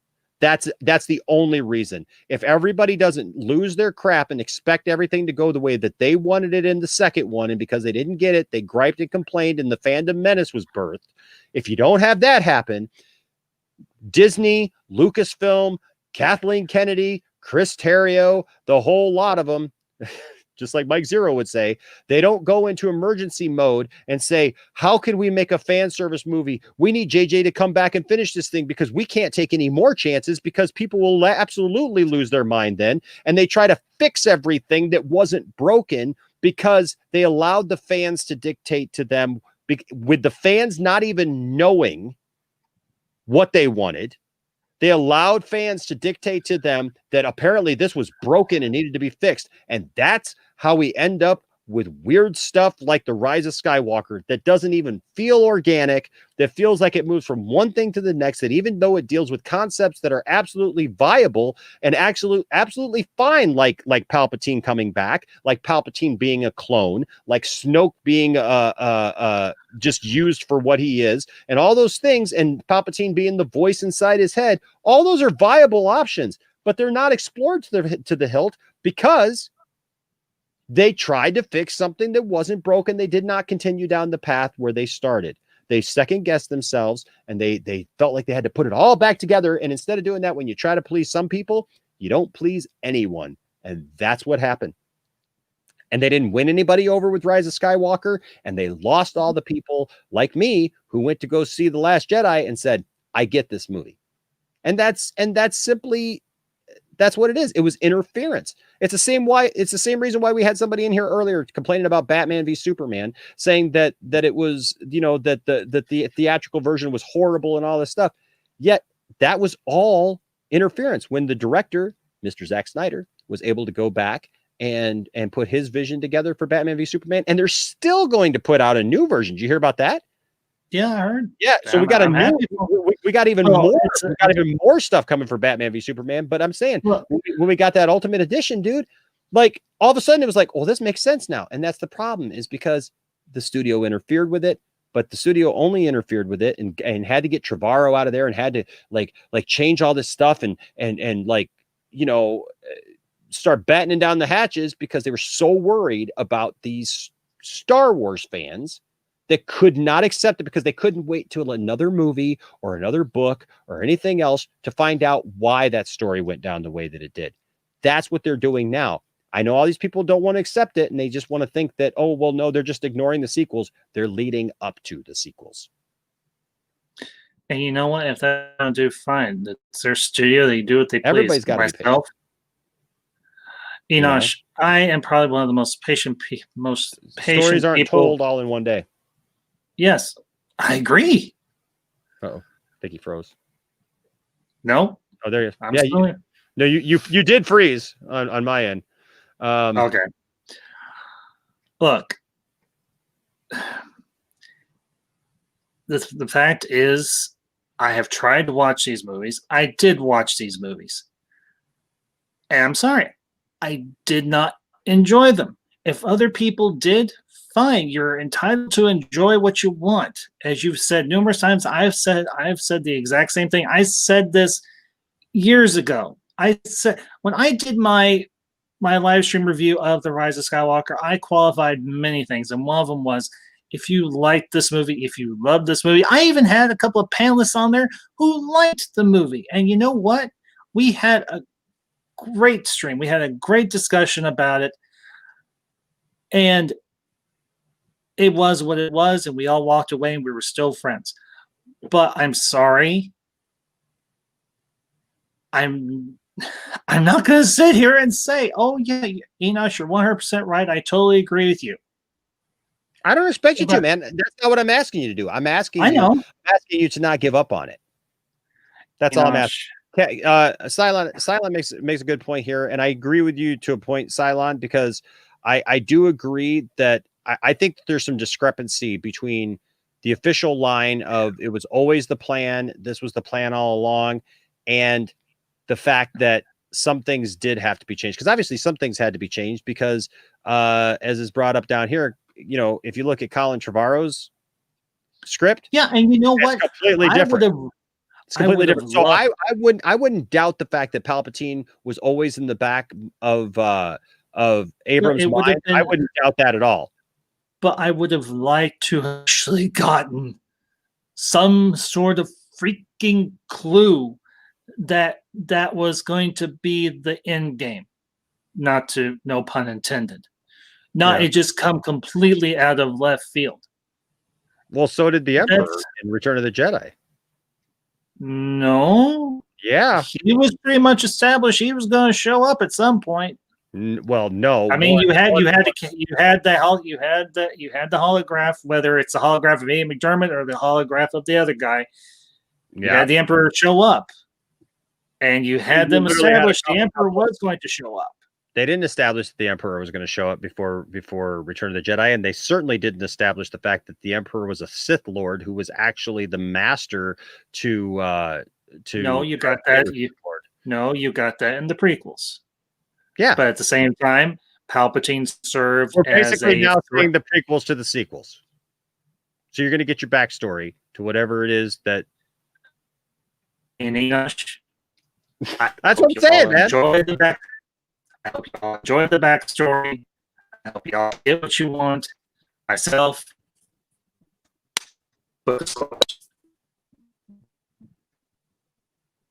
I enjoy what Disney brings in terms of Star Wars media going forward. But as far as the sequels go, close the book. That's sad, man. Why? That's sad. It's my choice. I'm not saying it's not your choice. I'm not saying it's not your choice. It's obviously your choice, dude. But I'm just saying, as I know that you, who are a passionate person about various different kinds of franchises, like Star Wars, especially included, Battlestar Galactica, Babylon 5 more so than Battlestar. But I do like Battlestar. Yeah. Yeah. But you know what I'm saying? Like, so my thing is like, and maybe this is just where I come from. This is my choice. Dude, I don't close the door on anything, because you know what? If I close the door on something, I would still to this day hate episode 2.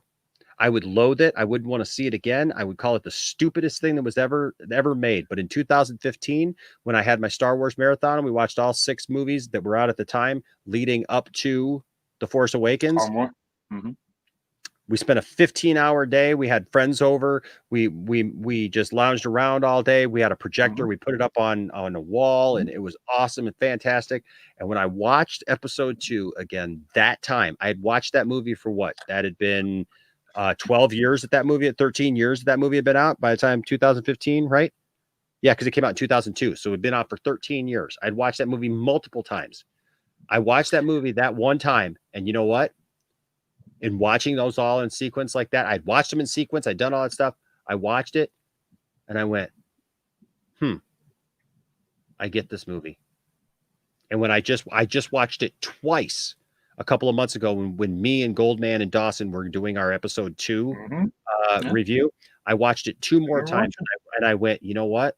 And it's ironic that we're having this conversation because I told myself, I'm so glad that I didn't just give up on this movie and just write this movie off, because I would have missed it. It took me 13 years. That's me. It took me 13 years to get it, to appreciate it, and to actually enjoy it, because I hated it. I hated the title. I hated the CGI. I hated the story. I hated young Boba Fett. I hated all of that, dude, which was ironic because they put out the most toys for that movie. And I had every one of them, dude. I got a whole couple shelves of episode 2 toys. And I hated it so much with a passion. And then in 2015, I sit there in my own living room and I watch this movie and I go, man, I love Star Wars. I love Star Wars. How is that different? I wasn't this, just let me say this. You're good. I never hated the Attack of the Clones. I never hated the prequels. There was a period and everything where I got a bunch of bad opinions on it, and it kind of tainted my opinion. And then I got away from. I flushed those opinions out of my head, and I went back and I rewatched them. I was like, I loved these the first time I saw them. I've loved them since I've owned them. I still love them. Because for me, it tells a solid, cohesive story. Boom, boom, boom. And you know what? I didn't think it told a cohesive story at all. I didn't think skipping from episode 1 to episode 2. What you're missing here is I'm not telling you what you felt about that movie. I'm telling you that I've experienced what you're experiencing now, because I did not feel that it told a coherent story between episode 1 and 2, because it skipped all these years and didn't make any sense, because all of a sudden Anakin went from being this little kid to being this lustful, crazed, obsessed kid, teenage boy. With teenage boy. There's the thing, teenage boy with force powers. Hold on. So no, because 10 years passed between episode 1 and 2. So he is 19, 20 years old at the time, right? And the thing is, he's an obsessed, kind of crazed, angry, gonna kill everybody who does anything to him. I mean, like, look at how he slaughters the sand people and revels in it. I wouldn't have reveled, but I would have done the same thing. Okay, well, they're people. That's my mother. Okay, that's my mother. Still murder. It's still murder.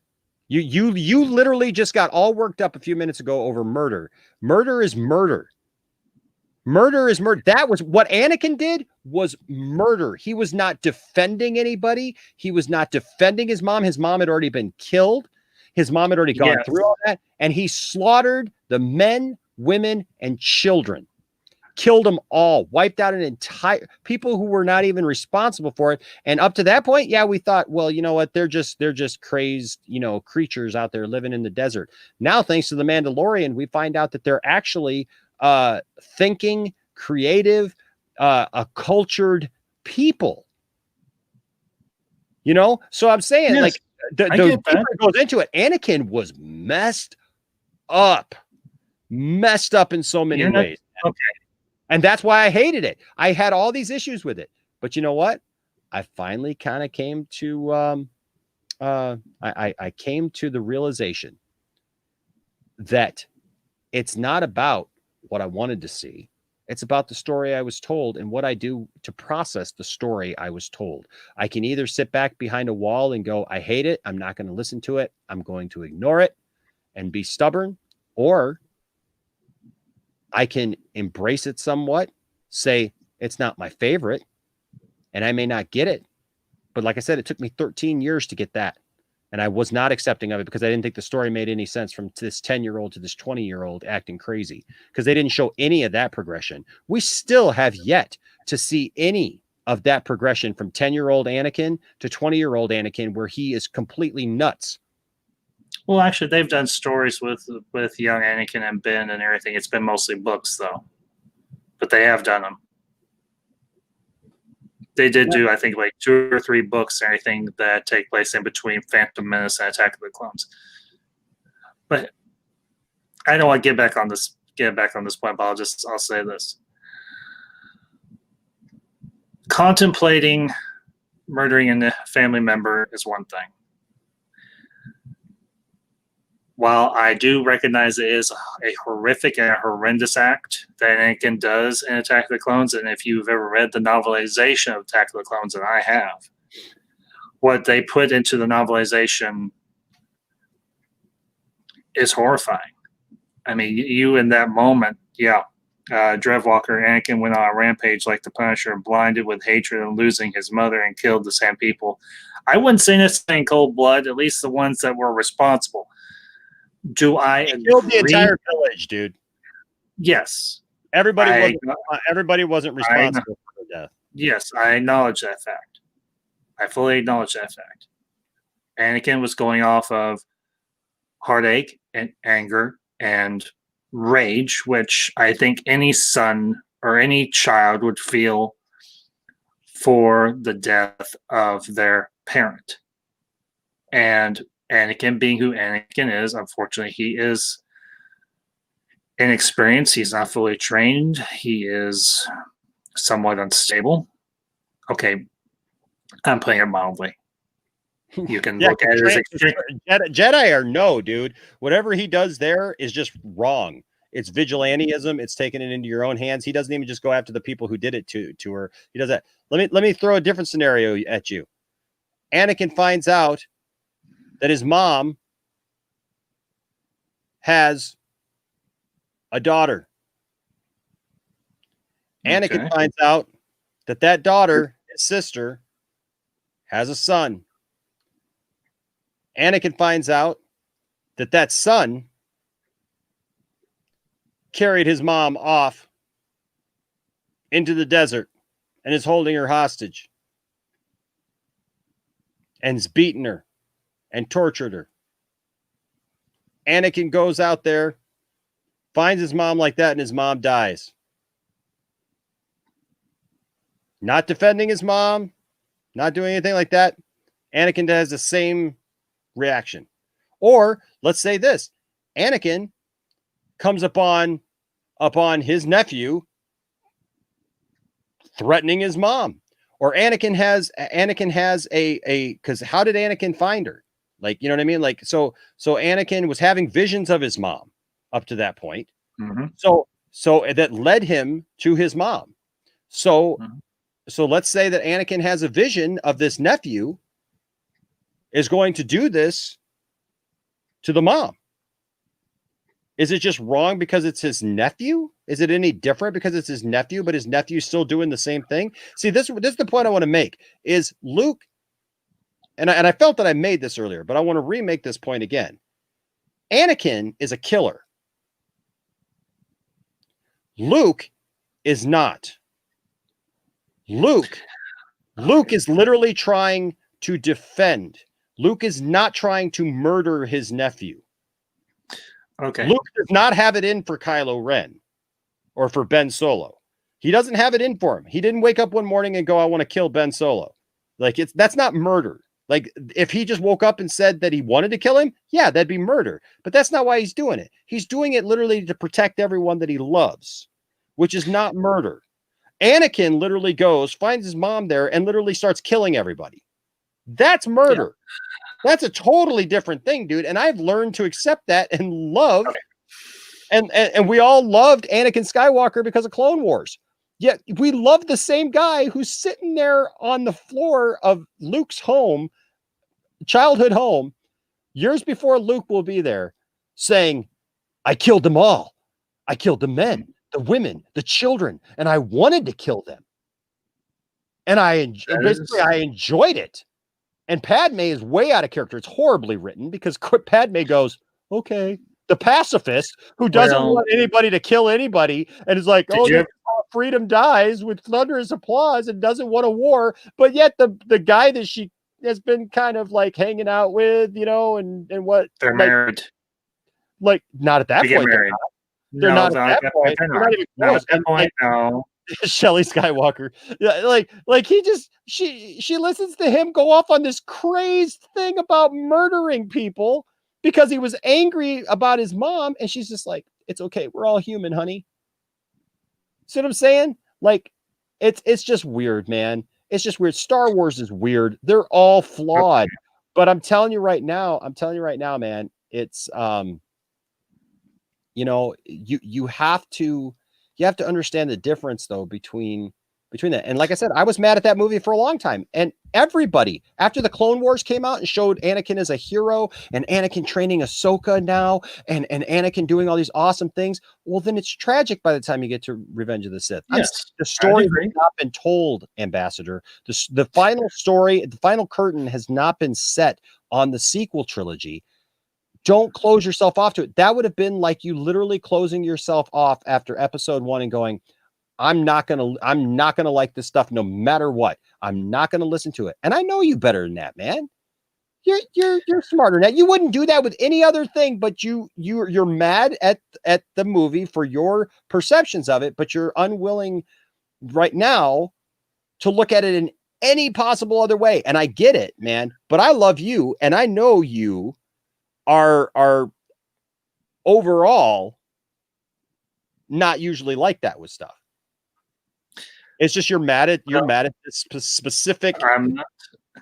Okay, we actually talked right past each other because I misstated something and you misinterpret. Well, you did misinterpret. I misstated something. It wasn't the fact that Luke was standing there in the hut. That I could understand. But what I wanted, okay, not what I wanted, what I felt should have happened, per se, is Luke doesn't go in there with lightsaber drawn, ready to kill. He goes in there with the intent to rouse his nephew, or maybe even We're not arguing. You guys are still arguing about Star Wars. And the funny thing is, Film Gob, we probably passed you when you were here before. We were probably on this same point. We've gone way far away from this point and like literally come back to this point to end it. That's funny. Yeah, that's hilarious. And thanks, by the way, Tom Hanks, Ballsack 69, he for the $5 super chat. You're awesome, man. Keeping it going. So from what I can gather, Anakin was doomed from the start. He was literally created by Palpatine, and his whole life he suffers, then dies. Tragic AF. Yeah. Yes, I would agree with that, Tom. The thing for me wasn't Luke in there with his saber drawn, although that was an issue. I need to know what Luke saw beyond. Did he see a concurrent series of visions through the Force that led him to believe that Ben could possibly fall? That I could accept and even rationalize. That gives me foundation, that gives me basis to say, okay, what comes next? I need to see Luke trying to talk to Ben and say, Luke, you're going down a road that too many other Force wielders have gone down. Your grandfather went down. I like where you're going with this. So let me ask you this. Mm-hmm. You loving Luke Skywalker and knowing what you know about Luke Skywalker, until you get the actual story, it's strange to me that you wouldn't give Luke Skywalker the benefit of the doubt in that moment to think part of the story that I'm not saying has happened. Instead, just saying, well, it's wrong, I hate it, and I'm not going to watch it, and it's bad. That's what I don't understand. If there's an explanation that works for you in that moment, why wouldn't it be that you go there until you're told otherwise, instead of just saying this movie is worthless, this whole thing, Luke is worthless, everything's worthless. But because it's not just because of just Luke. There's many other things with the sequel trilogy that don't logically work for me. And no, it has nothing to do with a bunch of idiots called the fandom nuisance. That has anything to do with that. This has to do with my own logical, educated mind that works from evidence and reason and logic and debate. The sequels didn't, unfortunately, give me that. Because the sequels aren't meant. The Last Jedi is not a movie that is made to feed you your answers. The Last Jedi is a movie that is made to make you feel uncomfortable about some certain things, and also feel challenged to think about why these things happened and how they happened. And I'm telling you, dude, in the next 10 years of stories that are told, if you don't shut yourself out to them, you may be surprised where you're at in 10 years with the story, because it literally can change for you if you're able to understand where characters come from and get answers. And that's the great thing about movies. Movies are short, dude. 2 hours, you're in and you're out. That's why you have to have all the other stuff, because you have to be able to flesh out these stories that are so much more complex than this is a good guy, this is a bad guy, and they got a laser sword. That's Luke's whole point there. He's like, you can't just expect me to go out with a laser sword and beat all the bad guys with it. Like, that's not. No, I'm not saying you do, but I'm saying that's other people. Yeah, I know. Like, they're like, but I wanted Luke to do this. And the point is that that's what Luke is saying. It's like, Luke is like, look, dude, I'm old. I've gone through this. I've saved the galaxy already. I've done my part. And these people literally don't want my help. These, like, literally, people want to do what they want to do anyways. These people, Kylo, he wants to go off and be the Sith Lord. He wants to be like my father, which he doesn't even know anything about my father. And we find out in the end, we actually get an answer that this whole time, Palpatine has been manipulating him and deceiving him and been the voice within him in his head to make him think that Vader was something that he was not, to make him think that he was hearing Vader. Right. And so, so when you start to see those things, man, you start to see, look, this is something that was going on for a while. This is something, I mean, we've already been given some stuff, dude, about Kylo Ren, where Snoke is manipulating him, where they actually go back to Dagobah, you know, where Snoke is. I've seen that where we're been essentially just the Force cave on Dagobah. Yeah, I've seen. Yeah, you know what I mean. I saw a video on that issue. And I'll throw this in there. In The Force Awakens, what do we hear from Leia to Han? Leia says, it wasn't us that ruined Ben. It wasn't us that turned Ben away. It wasn't Luke. It was Snoke. Snoke deceived our son. But we don't understand, because we don't understand what Snoke said or did. We get no time with Snoke or Ben. Now, yes, I know. That we did in the original trilogy. We got no time with the Emperor or Vader, but at that time, we didn't necessarily need that. Vader and the Emperor were our main bad guys up against our heroes. But seriously, with this though, here's the problem. You're saying that about the original trilogy, okay? But you're basically making the argument against what you're saying. Because you're saying you're willing to give that benefit of the doubt back then, but not to these movies because they didn't do what you wanted them to do. If it was back then and they didn't give you all the answers, because you know the answers now, you're willing to forgive it. Because where we're at with new stories and the answers aren't here yet, you're not willing to forgive it. But Enosh, the difference is with the original trilogy and the sequel trilogy, all 6 movies, even if you don't have all of the extra stuff that we got from the expanded universe, which includes books, comic books, video games, and the Clone Wars animated series, those 6 movies still tell relatively effectively a cohesive story arc. The rise and fall of Anakin Skywalker. We get plunked quite literally right smack dab in the middle of another civil war or galactic conflict between the Republic and the First Order, and we have no idea where the bloody First Order even came from. We can't even necessarily ration out where the First Order did come from. We don't know if this is an offshoot of the Empire. We don't know if this is a completely different organization.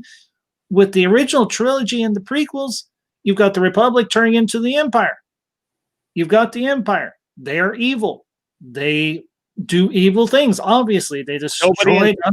Nobody in the Star Wars universe thinks that the Empire is evil, except for the people that has been revealed to by the fact that their world has been harvested for resources. Okay. So it's not as clear cut as that. The people working within the Empire, we even saw that this week on Mandalorian. The people who are working within the Empire feel like they're fighting for something because their friends died. And I would agree with that. A bunch of terrorists. So I'm saying there's many different complex stories in Star Wars, even from back then, and it's not that simple. It's just not that simple, man. And for us to say that we hate any part of it, or that this part doesn't make sense just because we don't have the answer yet, shows our own closed-mindedness, not the story's fault. There's always going to be more story to be told, and there's always going to be more that we can learn. We just have to wait. You have to be patient. But that's all I'm asking you at the end of this day is not to change your mind. I'm asking you to just not fully shut the door on something that you could quite appreciate further down the line once those answers are there, because that's the reality, man, is nothing is beyond salvation. Anakin was brought back, and if anybody would have felt that anybody was too far gone, it was Anakin. And yet Anakin. So I would tell you that I don't feel that the sequel trilogy is beyond redemption in your eyes just because you don't understand some of the points now, or you don't like some of the points now. Give it some time. That's why I've told you, give it 10 years, man. Let's come back and talk in 10 years about where you feel it. And if you're being rational and realistic, I think you just look at it and go, you know what? There is a possibility that stories could come out that could change my mind about where these characters were. Because what if the story comes out and we get a whole story about Luke at his Jedi Academy being riddled with fears and issues regarding Ben Solo, and then all of a sudden you look back at that and you go, Ben is totally overplaying this right now, because I can just look at it and see that anyways. But what if you get all this information and then all of a sudden you realize Ben was on a bad path from the beginning and was being manipulated and he was rebelling and he was doing these things, and Luke did try to do those things. I may not have gotten it all back then, but you know what? I didn't get all of Anakin's story out of the original trilogy either. But now that I know it, it's richer for me. It's more interesting and engaging. And so, you know what I'm saying? So like, what if you get that? Can you just tell me that, like, if you get stories in the next 10 years that answer some of those questions or actually shed light on some of those things, that it's possible that it could change how you look at current stories with the little bit of information you have right now? Is it possible? Is it possible? Sure, anything is possible. Is it likely that I'm going to guarantee? Is it going to, in 10 years, am I going to care because I'm going to be 52? Probably not. In 10 years, I'm going to be 54, and I guarantee you I will still care about Star Wars. I will still care about Star Wars. When I was 34, I cared about Star Wars more than anybody I knew. When I was 24, I cared about Star Wars. You didn't know me. You didn't know me. Dude. I'm surrounded by it. You have the force, man. It surrounds me. It binds me. Literally every part of my life is surrounded by it. And that's the thing, man. It's like, dude, yeah. But if that's what I'm saying is, if you're as big of the nerd that you are now, then you should know that in 10 years, you're still going to love Star Wars and care about Star Wars. Nobody should be able to take that away from you, dude. That's why I started hashtag I love Star Wars, because nobody, no story, no character in Star Wars, no ship. That's what I try to tell Ryan from Zeverfet when he gets on his whole things about, well, ships shouldn't be the same 30 years later or whatever. It doesn't matter. None of that. should be able to take you out of something that you love, or the ability to look at it in a way where you give it the benefit of the doubt because you love it. And until you're told differently, until I'm told differently, until I'm told that Luke woke up on a Monday and decided to go in and he was just like, Kylo's just got to, or Ben's just got to go because I didn't like the way that he looked at me at lunch here in the hut the other day. Then I'm going to give Luke Skywalker, I'm going to give my hero, Luke Skywalker, the benefit of the doubt that, you know what, there was a reason why he felt compelled to possibly take that kind of action against his own blood. Because we see many awesome stories told throughout history and also in mythology, dude, that that deal with families having to having these conflicts and having to stand up against each other and do something for the greater good that even goes against family ties. And so that's all, man. That's all. It's 5:19 in the morning.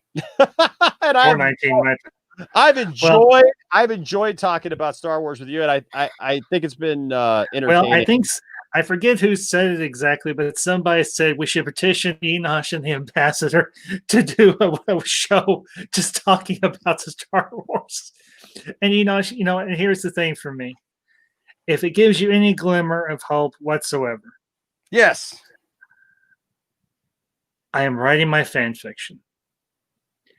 I am taking a story that I feel is flawed and imperfect, and I'm trying to create a story that I think, well, not everybody, it's not going to please everybody because you can't please everybody. And I agree with you. When it came to The Rise of Skywalker, they tried to overcompensate way too much. I'll agree with you on that one entirely. And yes, I went into The Rise of Skywalker and I was completely checked out, but the missus and two of our closest, dearest friends wanted to go and see it together, and we had dinner afterwards, and we talked about it, and we ripped on it a little bit, and we had a good night with some friends, and then we went and did some retail therapy afterwards.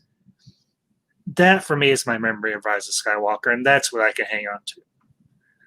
And now, a year later, I am part 5 into potentially, most likely, a 10-part fan fiction. So if that tells you anything about how much I love Star Wars, even in the parts that I do not particularly care about, that right there is how much I love Star Wars. I know, man. I will say this, and then I'm going to go to bed.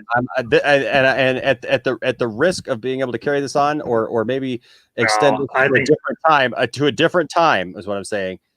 Mm-hmm. I would suggest this to you. You're talking about blood and family ties. Yes. They may not have been blood, but in The Revenge of the Sith, mm-hmm. Obi-Wan Kenobi goes up against someone that he considers his brother. Yeah. Closer even than blood. Yeah. Having gone through many things, even what was his Padawan learner, yet is so much more than that to him. Even in episode 4, when he's recanting, he's bringing up the story of Anakin Skywalker and trying to be careful about what he tells Luke. Mm-hmm. You can see the pain in his eyes and the hurt. I agree. Okay. And when Anakin decides to cross that threshold, yeah, and he says, "You're either with me or you're against me." And Obi-Wan looks at him and says, "Only a Sith deals in absolutes." And then what does he say? I will do what I must. You will try. That is the equivalent of what Luke is thinking in that moment when he is standing there looking at all of the disaster that could possibly be facing the galaxy with his nephew. I will do what I must, regardless if it's my brother, regardless if it's my friend, regardless if it's my nephew. I will do what I must. And that's all we can ask any hero, is to do what they must. I'm more than willing to pick this up with you another time. Thank you, Ambassador. You've made the end of this episode. We've talked about a lot of really cool things tonight, but you have made this episode a very interesting ending. One that we could. That's what I always love about the about doing these live streams and stuff. Is we may have start out, where we have a place where we start off or whatever, but then when people come in, we start talking about stuff, and all of a sudden we can end up someplace completely different, but it's awesome and it's fun and it's nerd stuff and it's what I live for. So thank you, Ambassador. You want to tell them where they can find you real quick? Yeah, you can find me at my channel. It's called the Ambassadorial Wing. I talk pop culture, modern and retro. I do live streams. I do pre-record videos. Like I've mentioned a few times now, I'm working on a fan fiction based within the sequel trilogy period. And to everybody that's been in the chat tonight, whether you've agreed with me and or disagreed with me, know this. If you disagreed with me, I hold no ill will towards you. You are a fan of this universe of Star Wars just as much as I am. And if you agree with me, you're still equal in fandom. Everyone's equal in this fandom. Absolutely. We are equal in every fandom we are a part of. That's why I say it on my channel, why it's in my intro. We are equal in the fandoms that we are a part of. Let there be no division among you, and let no one divide you within your fandoms. And to everybody that's been in the chat, Zantek, yes, I will answer your question briefly. For Dune, yes, I was all in for it when it was announced. I am still all in for it, whether it is on the big screen or on my TV screen. And I hope that HBO Max does right by Denis Villeneuve. And honestly, Enosh, I have missed our conversations like this. Iron sharpens iron, brother. We all come out better for it. Yes. And Drev Walker, no. You disagree with me, that's fine.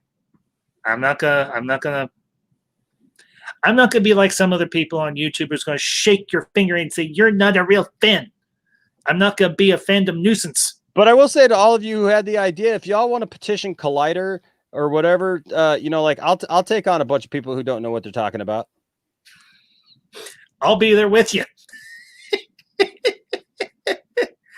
I love to give them a hard time, but you know what? I'm starting to get a little bit of credibility under my belt, and you know what I mean. So, you should. Enosh, you should have. Enosh, you should have that credibility because you bust your ass for it. Well, yes, we're both people of faith, but I talk plain. My grandmother and my mother talk plain. They were both people of faith. I talk plain too. You bust your ass for what you get, and you should have more.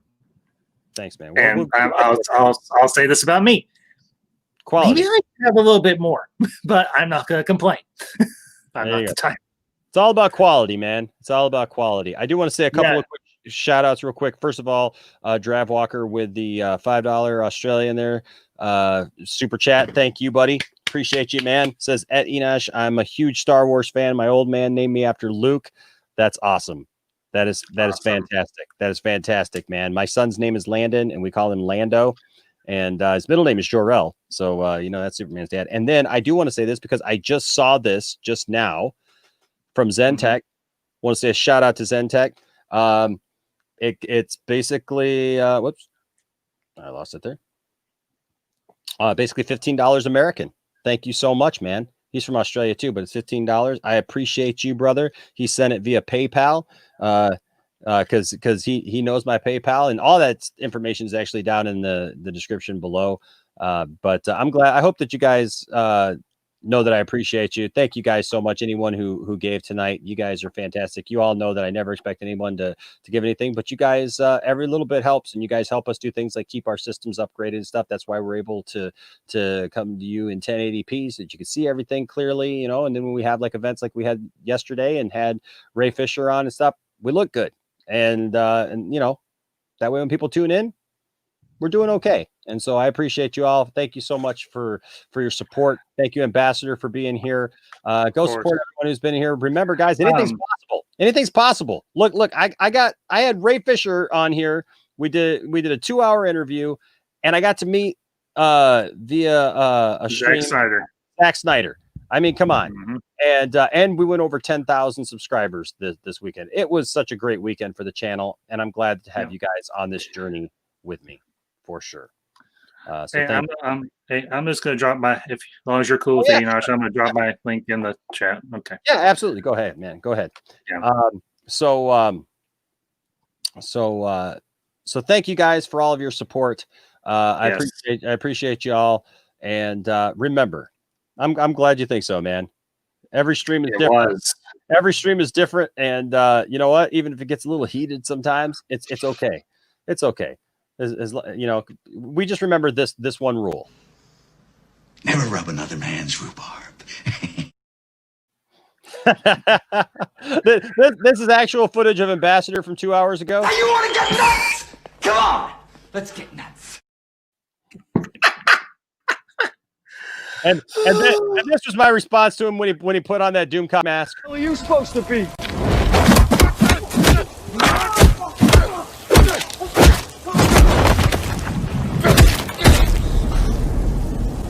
I'm vengeance. Oh, we have fun. One of these days, I'm gonna have a clip of Darkseid with my face on. I'm gonna Omega beam you out of existence. Oh no! Well, hey, but you know what? Because it's my channel, and because I have the board, I can finish it off by saying this: your arguments were fine, Ambassador, and I appreciate you, and you know I love you. But at the end of the day, remember the words of Matt Jarbo. They're trying. Let me just break it down for you like this. I can summarize everything up in simply 2 words. You lost. Thank you for being here tonight, ladies and gentlemen. Have a wonderful time. Remember, don't let anybody tell you that your fandom doesn't matter or that what you love doesn't matter. And remember, don't tell anybody else that what they love doesn't matter. That respect everyone, treat everyone with respect. Make your points, but, you know, treat everybody with respect. Remember what Ray Fisher told us yesterday. He said, look, if people give you a hard time, just use that hashtag #UsUnited and move on. And if you do those things, you'll always have a place here in the Poindexter Lounge. We love you guys. We thank you guys so much for your support, and we'll see you guys next time. Stay nerdy.